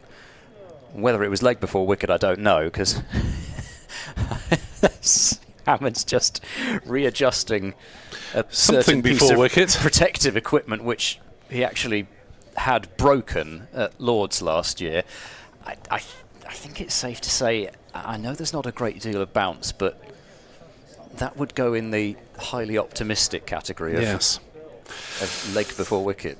Yes, given the area that the batter was hit, it would probably have gone over the top. Yes, of the stumps. Of the stumps. As there is quite a short leg side boundary, so I'm not surprised that Hammond tried that pick-up shot, but it just wasn't really quite short enough. Fernando bowls. Hammond goes back to trying to target the covers, just strokes a cover drive, but picks out Byram, who's fielding at cover. There's no run. I'm going to have to leave you for a couple of minutes because there's a radio update calling. Okay. Listeners in Wales, beware. I actually can race across to Radio Wales stream and catch Nick's update through the magic of radio. I can sit here and listen. Yes, thank you. Fernando continues to strive for a wicket, but he won't get one there as Hammond flicks this through square leg for 1, fielded by Bashir out on the boundary. 327 for 2. Hammond on to 26. Spectators still, used the word earlier, basking in the late evening sunshine. Weather set pretty fair for tomorrow as well, but possibly a bit more cloud cover, which, if Gloucestershire could bat for any length of time into tomorrow, looks as if it's likely to be more set cloudy. Fernando bowls, and Bancroft gets squared up by that one and squirts it towards backward point. There is no run. And again, Fernando looks like a man down on his luck and down on his, well, not quite down on his knees, but perhaps metaphorically so, as he's just finished his 19th over, but then he's also bowled 5 no balls and a wide, so effectively he's already through 20. 19 overs, 0 for 91. I did a good job of talking up Asitha Fernando at the start of the day, actually, but I don't think I could be blamed. Sure, for Glamorgan persuasion. Van der Huchten He's only gone for 45 in his 18 overs. And his strike at the end of the day. Van der Hugten bowls, taking a hand off the bat Hammond to defend into the ground. It's almost getting dangerously towards night watchman territory. Surely Gloucestershire wouldn't bother, given the score's 327 for 2. And actually, especially given the fact that Bracey is due in next, and he didn't have a night watchman at Derby, went out and saw the rest of the second day out. I suspect that he probably wouldn't take one here either. Van der Hugten in to Hammond, who's gone lunging after that drive and misses it. And it goes through on the bounce again to Chris Cook, who's spent quite a lot of the day rolling around in the grass, trying to stop the cricket ball. It's 327 for 2. Brief exchange of thoughts between Sam Northeast and umpire Baldwin. Not entirely sure what that was about, but certainly seemed to be some query from the Glamorgan captain. Van der Hugten in to Hammond, who edges, but it has gone off a thick edge down to deep third for a single. 328 for 2. 27 to Hammond. Woof. The dog's getting excited at least.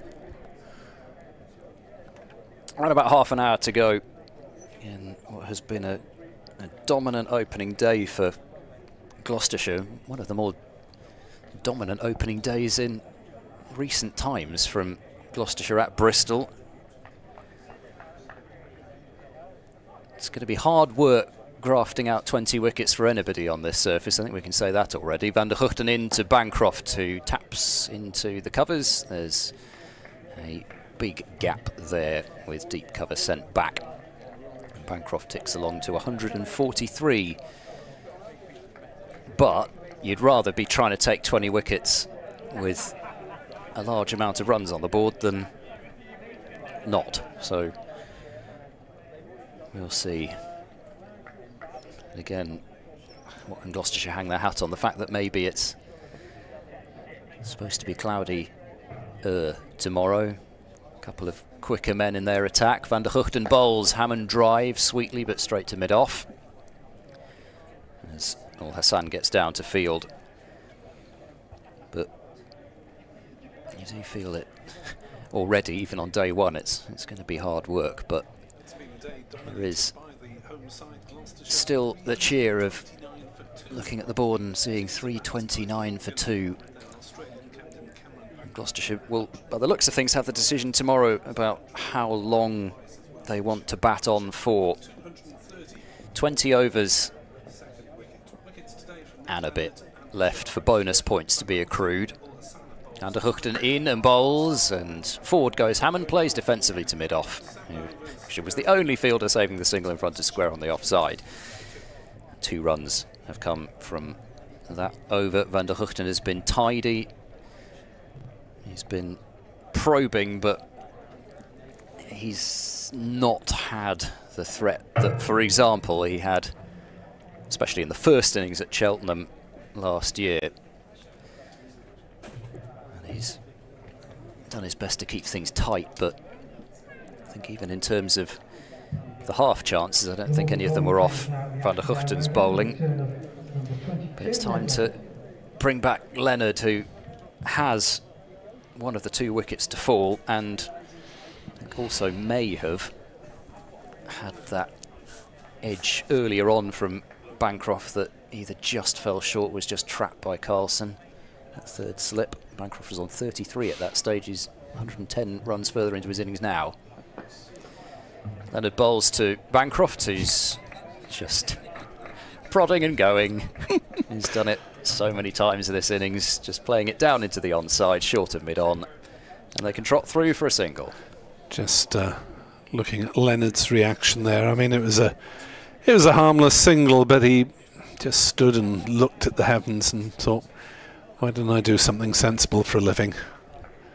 fast bowling, it's not for the faint-hearted.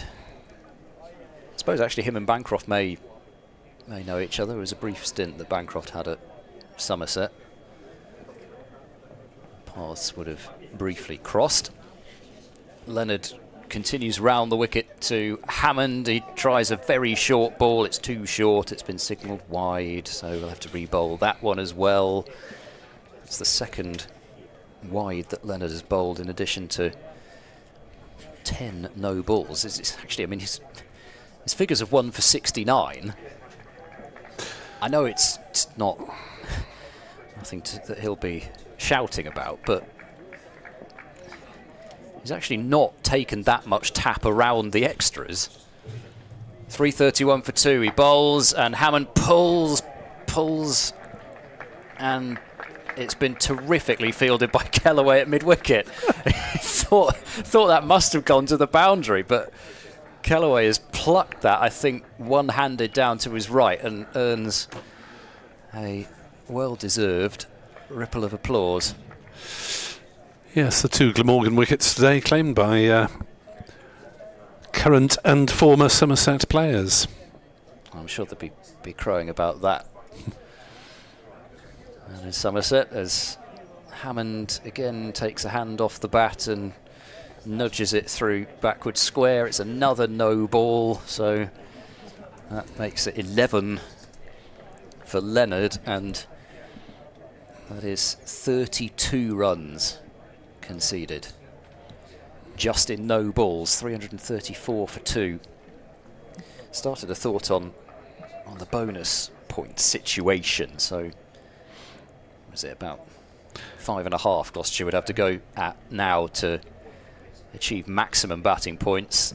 As Bancroft struck on the pad, they like this one, but no, not out, says umpire Ashraf. He looked as if he was quite a long way back, but you'd imagine leg sidishness was the question. I'll scramble a leg by. Let's have another look at this. No, it's going down the leg side.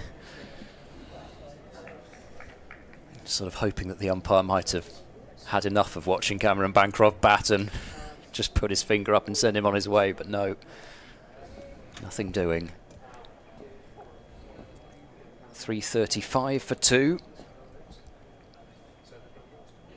Leonard round the wicket in and bowls, and Hammond again, just this time more off his thigh hip sort of area, turns the ball away towards backward square and takes another single.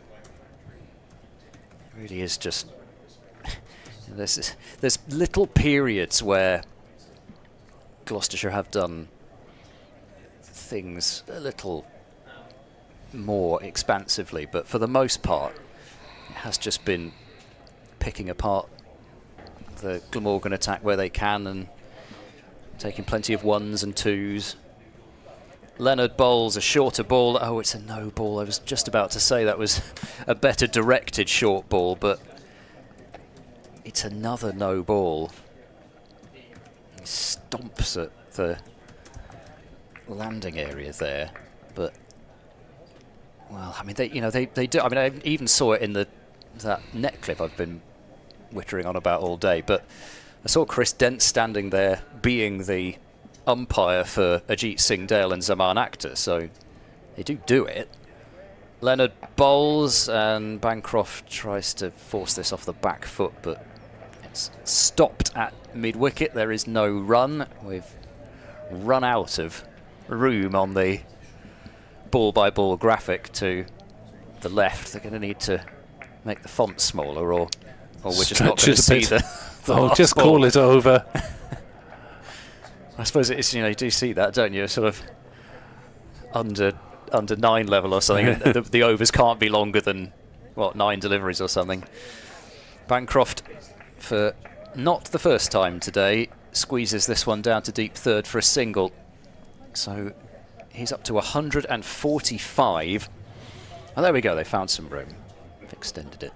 339 for 2, so Gloucestershire, unless things really grind to a halt, will pick up their third batting point this evening, and we'll come back to see what they can do about a fourth and a fifth, they're really going to have to put their foot down. I'm just not sure at this point that I see that they will value it so much that they're ready to just give Glamorgan anything at this point and just try and take the points for the 400 and build the lead.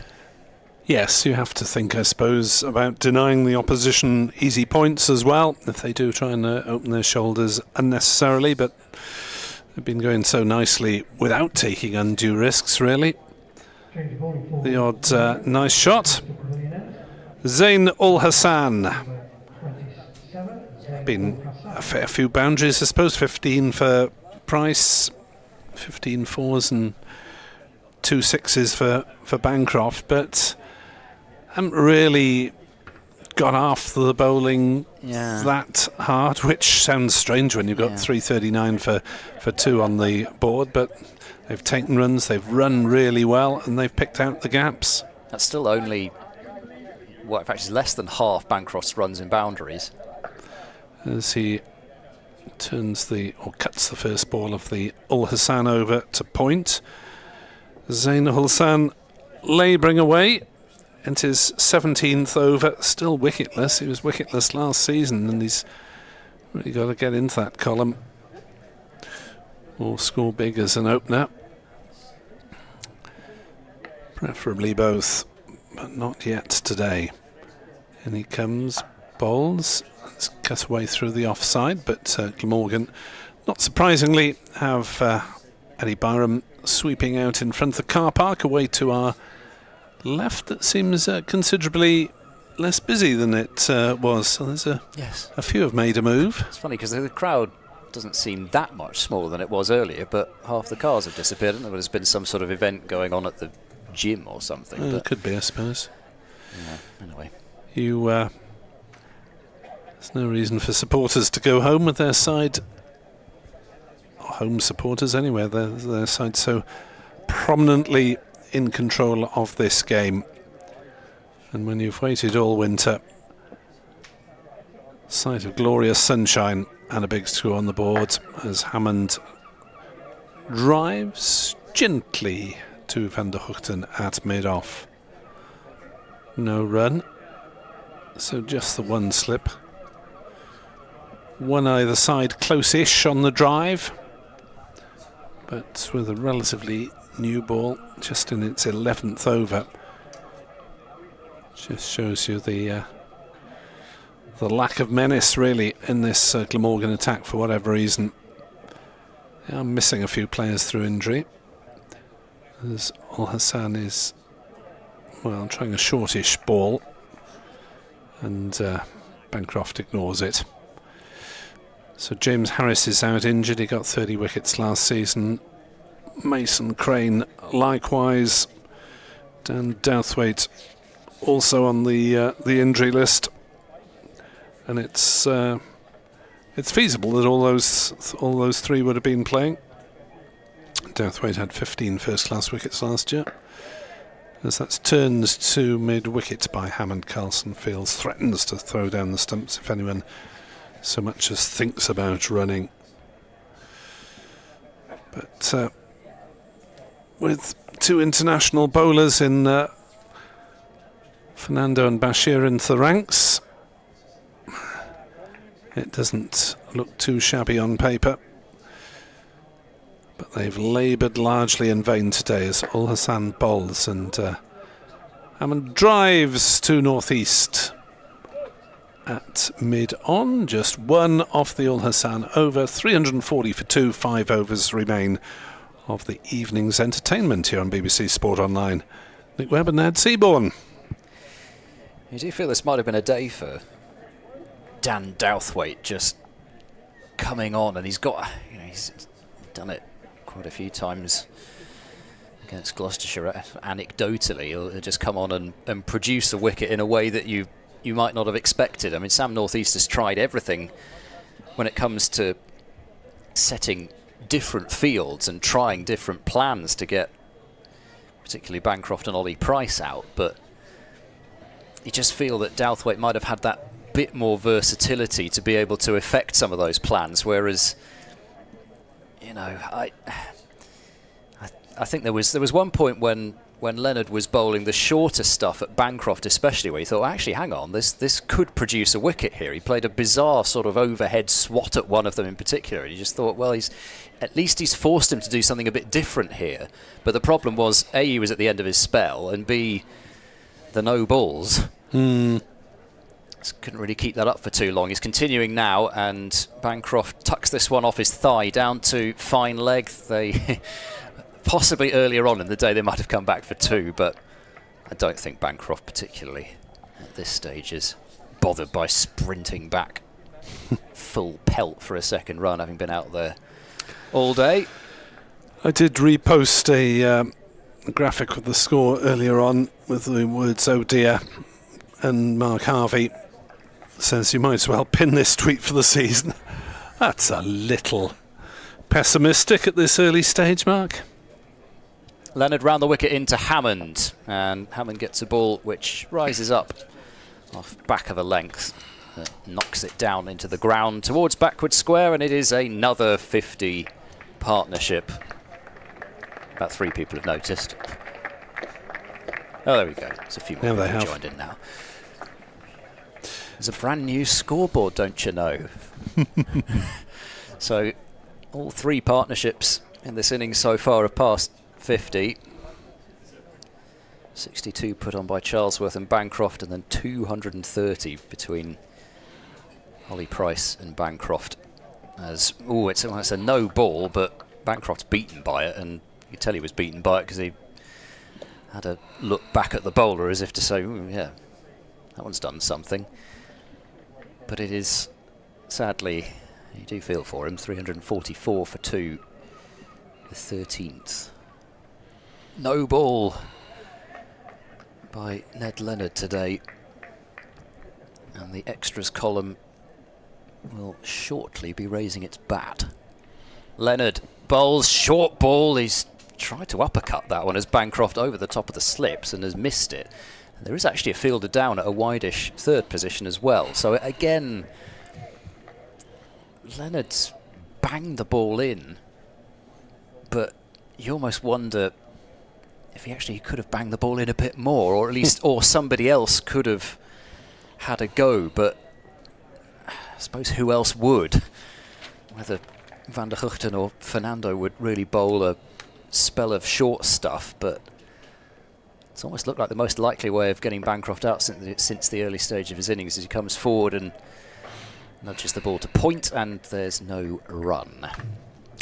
Yeah, Leonard claiming just 5 wickets for Glamorgan at the tail end of last season at quite an expensive rate, but obviously saw something in him, and maybe a little extra pace than others on the staff to make it worth bringing him on board after initially playing on loan from Somerset.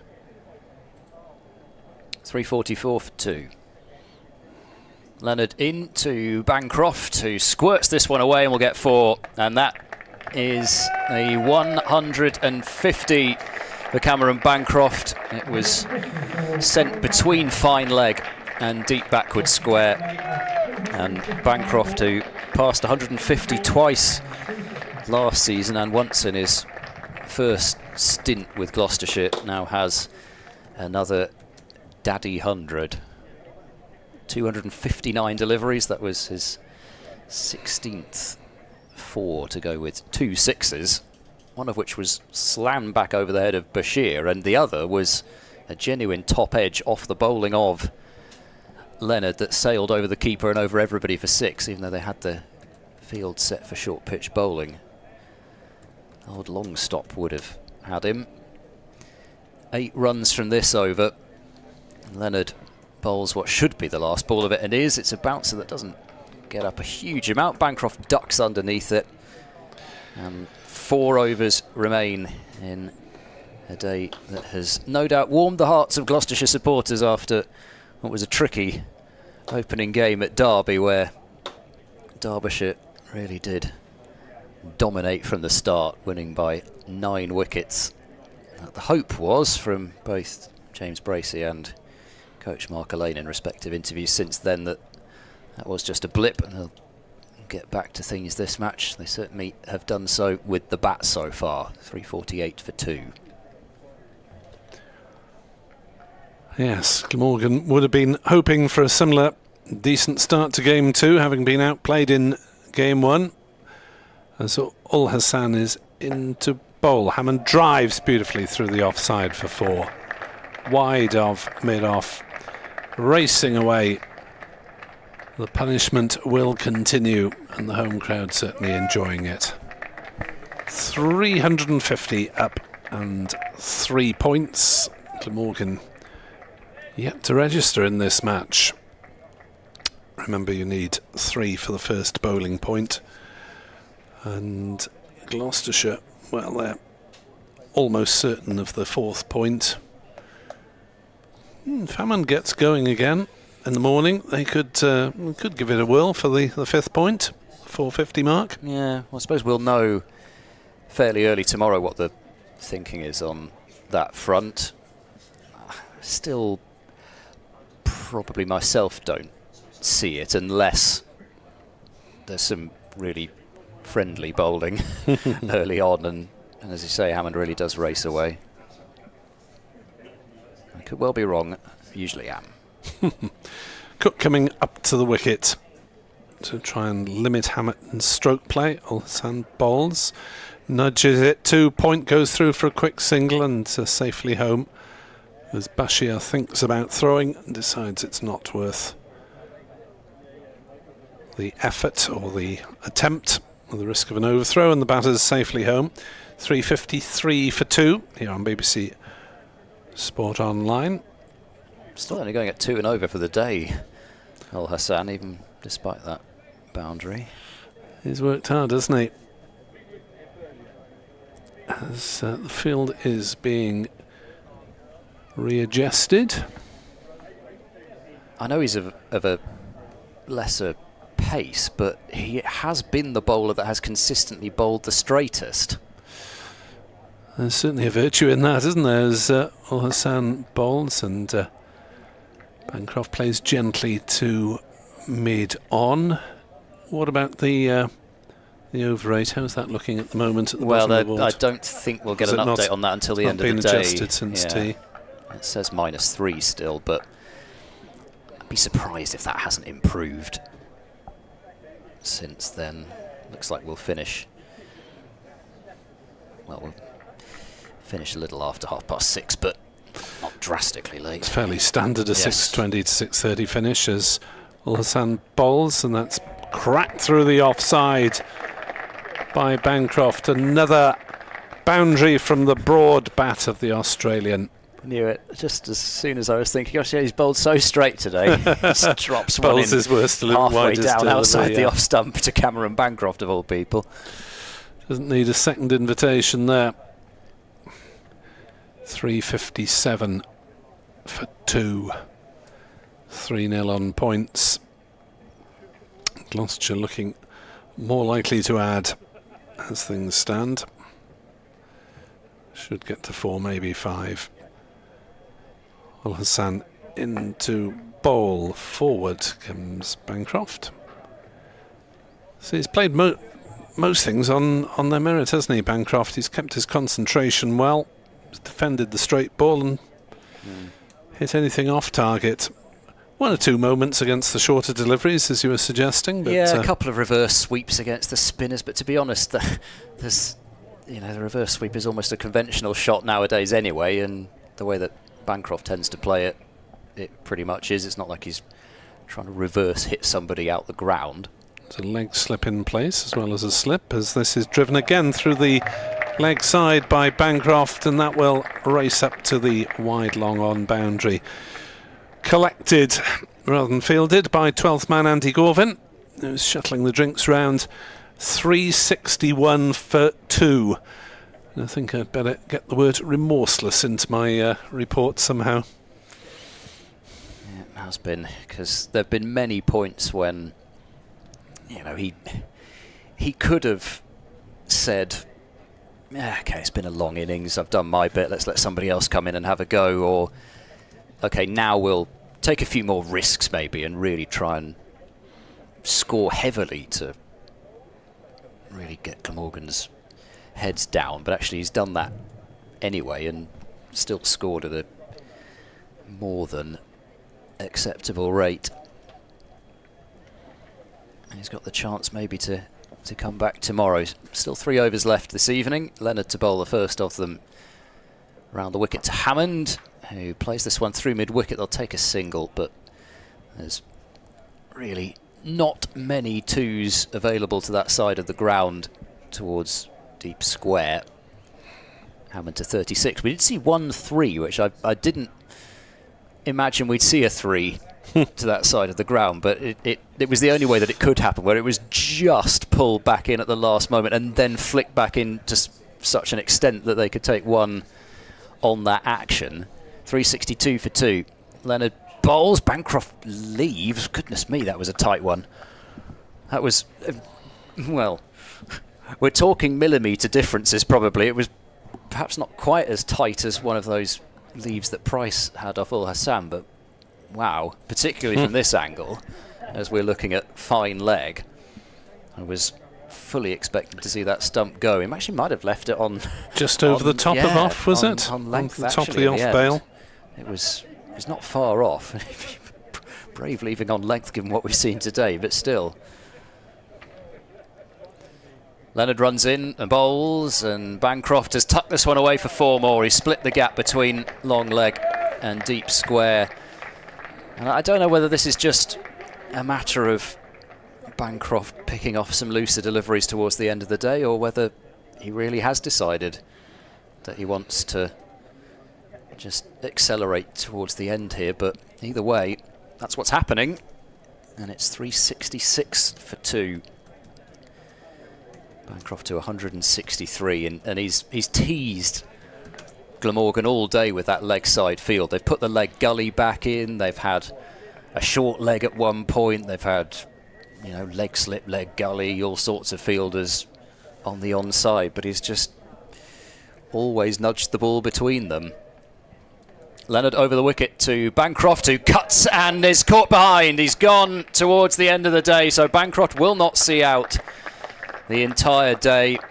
He tried to force that one away through the offside, gets a thin edge, and Chris Cook gobbles up the catch behind the stump. So Glamorgan have a point, and Ned Leonard has a second wicket. But the end of a marvellous innings from Cameron Bancroft, 163 from 267 deliveries. He still looks slightly despondent as he's walking off, but what a way that is to announce yourself back to Gloucestershire and start your captaincy career off, as he walks back as well. He started off looking slightly sad, but he's almost now walking back as nonchalantly as if he'd just been having a net session. But that's a terrific innings. It really is. 163.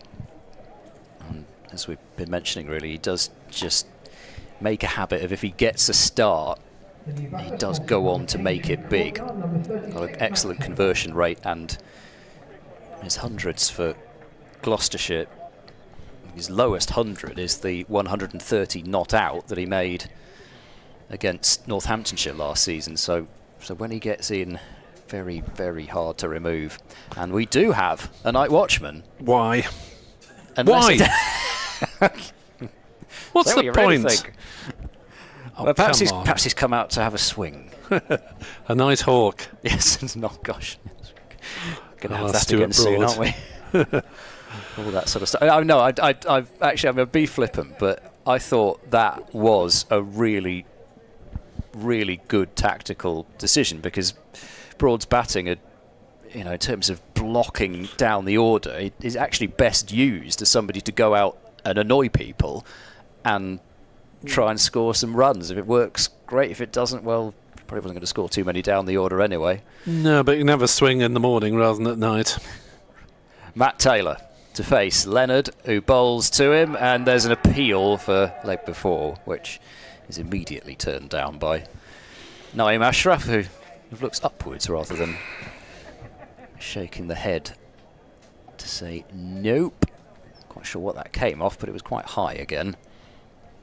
Remarkable how many LBWs you've had going over the top, given you've not had a great deal carry through. He's persevered through his no ball issues as Ned Leonard today. Chance of another wicket here. Matt Taylor on strike, and he flicks this one through square leg. They'll take one. Hammond really should not be coming back for a second run if the night watchman's going to do his job, and they don't come through for the second. There probably wasn't one available anyway, but that's actually ideal as far as the night watchman's concerned, because Matt Taylor has pinched the strike, so he's going to face the last over of the day from the pavilion end, and then possibly one more from Ned Leonard. It'd be, I suppose, surprising, especially given that he's just got rid of Bancroft, if he doesn't almost want to. Another over, and he's got the night watchman possibly to bowl at as well. But 367 for 3, the wicket of Bancroft. Whilst from a Gloucestershire perspective, of course, it would have been interesting to see where he could have gone on tomorrow, but it doesn't do a huge amount as far as their position of dominance in this game at this point. Paul Rees-Sonek saying Corvin very unlucky if available. He's available. He's ferrying the drinks is what he's doing at the moment. Ul Hassan to bowl from the pavilion end, and defended by Taylor. On the offside, Gloucestershire still with the right-left combination of batters. Matt Taylor, who would have come in probably, what, at 10, do you think? Yes, I suspect so. Behind Akhtar, but ahead of Singh Dale, yeah. So he's up to 5, and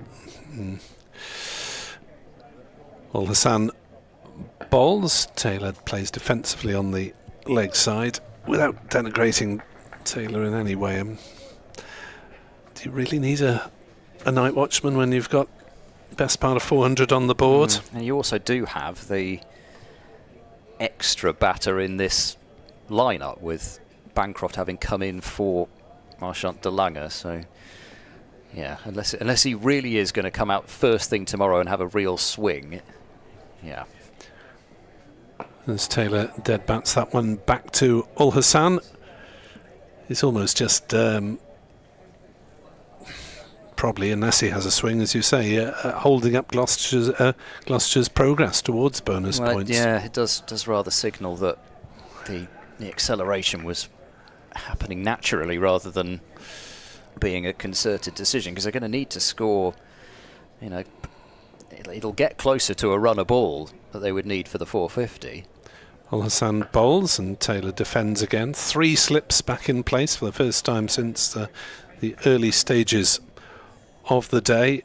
And, you know, you put Bracey, Van Buren, Denton, whoever, they're not going to be in any way worried about the situation going in with 2 or 3 overs left with this amount of runs on the board. And it is also surprising, as I said, that Bracey had declined the night watchman at Derby, but it looks as though, well, they've gone with one here, obviously. It does tend to be offered to the incoming batter. And Ul Hassan with a celeb appeal that fails. Thought he had Matt Taylor, the night watchman, there.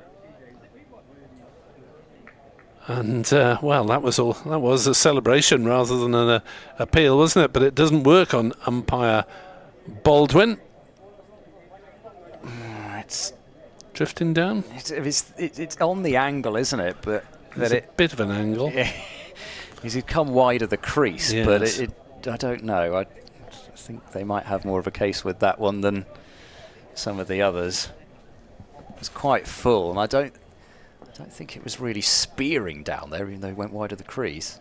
Ul Hassan in again. Taylor leaves outside off stump through shin height, ankle height to Chris Cook. There's not much bounce with any regularity on this surface. 367 for 3, going into the final over of the day.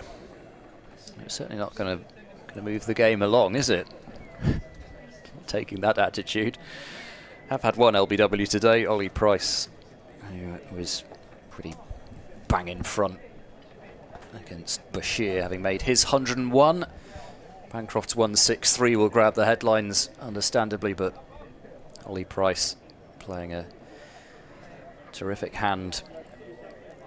I was going to say in support of him, but they supported each other, really. Price 101 off 222 balls. Wasn't the most fluent innings that Ollie Price will ever play, but it's 100, and I'd be delighted to have got there. Ben Charlesworth 19. He was the first to go. Miles Hammond on 36. And, well, whatever required run rate it might be tomorrow for 450. If Hammond's there, there's still a chance. Leonard bowls and passes. Hammond's... I don't know. He was withdrawing the bat from it. I don't think he got particularly close to it, but equally, the way that he's gone down to prod at the surface, I do wonder a little bit whether actually he didn't feel that one really was much straighter than it was. Anyway, it's no harm done. 5 balls left in this opening day. Leonard bowls and Hammond glides this one to point, and there's no run as Al Hassan fields, so they need 83 more runs for the 450 and would have 14 overs to get them in, so that is pretty much bang on a runner ball. Yeah, 83 from 84. Takes some going, but you never know, especially if Matt Taylor comes out and has a bit of licence tomorrow. Leonard in and bowls a short ball. Hammond ducks down low underneath it. You have to duck low, really, because there have been some that have just died as they've been banged in. That one went fairly considerably over Hammond's head, but still, the last thing you want to do is duck into one. 3 remain. Paul Baldwin understandably standing at point with the low sun. Unbroken sunshine all day as Leonard bowls, and Hammond plays this one into the ground and not past the mid-on fielder who comes across. So it looks as though Hammond might be trapped on strike for this final over, with the night watchman at the other end having faced 8 deliveries, Matt Taylor. Still a footnote to the day's story. Leonard in now, bowls a short ball. Hammond has a go at that and has ended up, the ball is dribbling towards fine leg. So the way that everybody looked off, even the fielders, I thought they must have top edged it, but I've no idea how the ball has come off that slowly. He's picked up a single anyway, so he's given Matt Taylor the job of seeing out the last ball of the day. 368 for 3.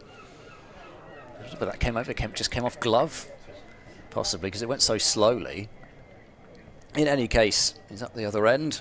Glamorgan are resisting the temptation to put in about 7 slips with Matt Taylor on strike for the last ball.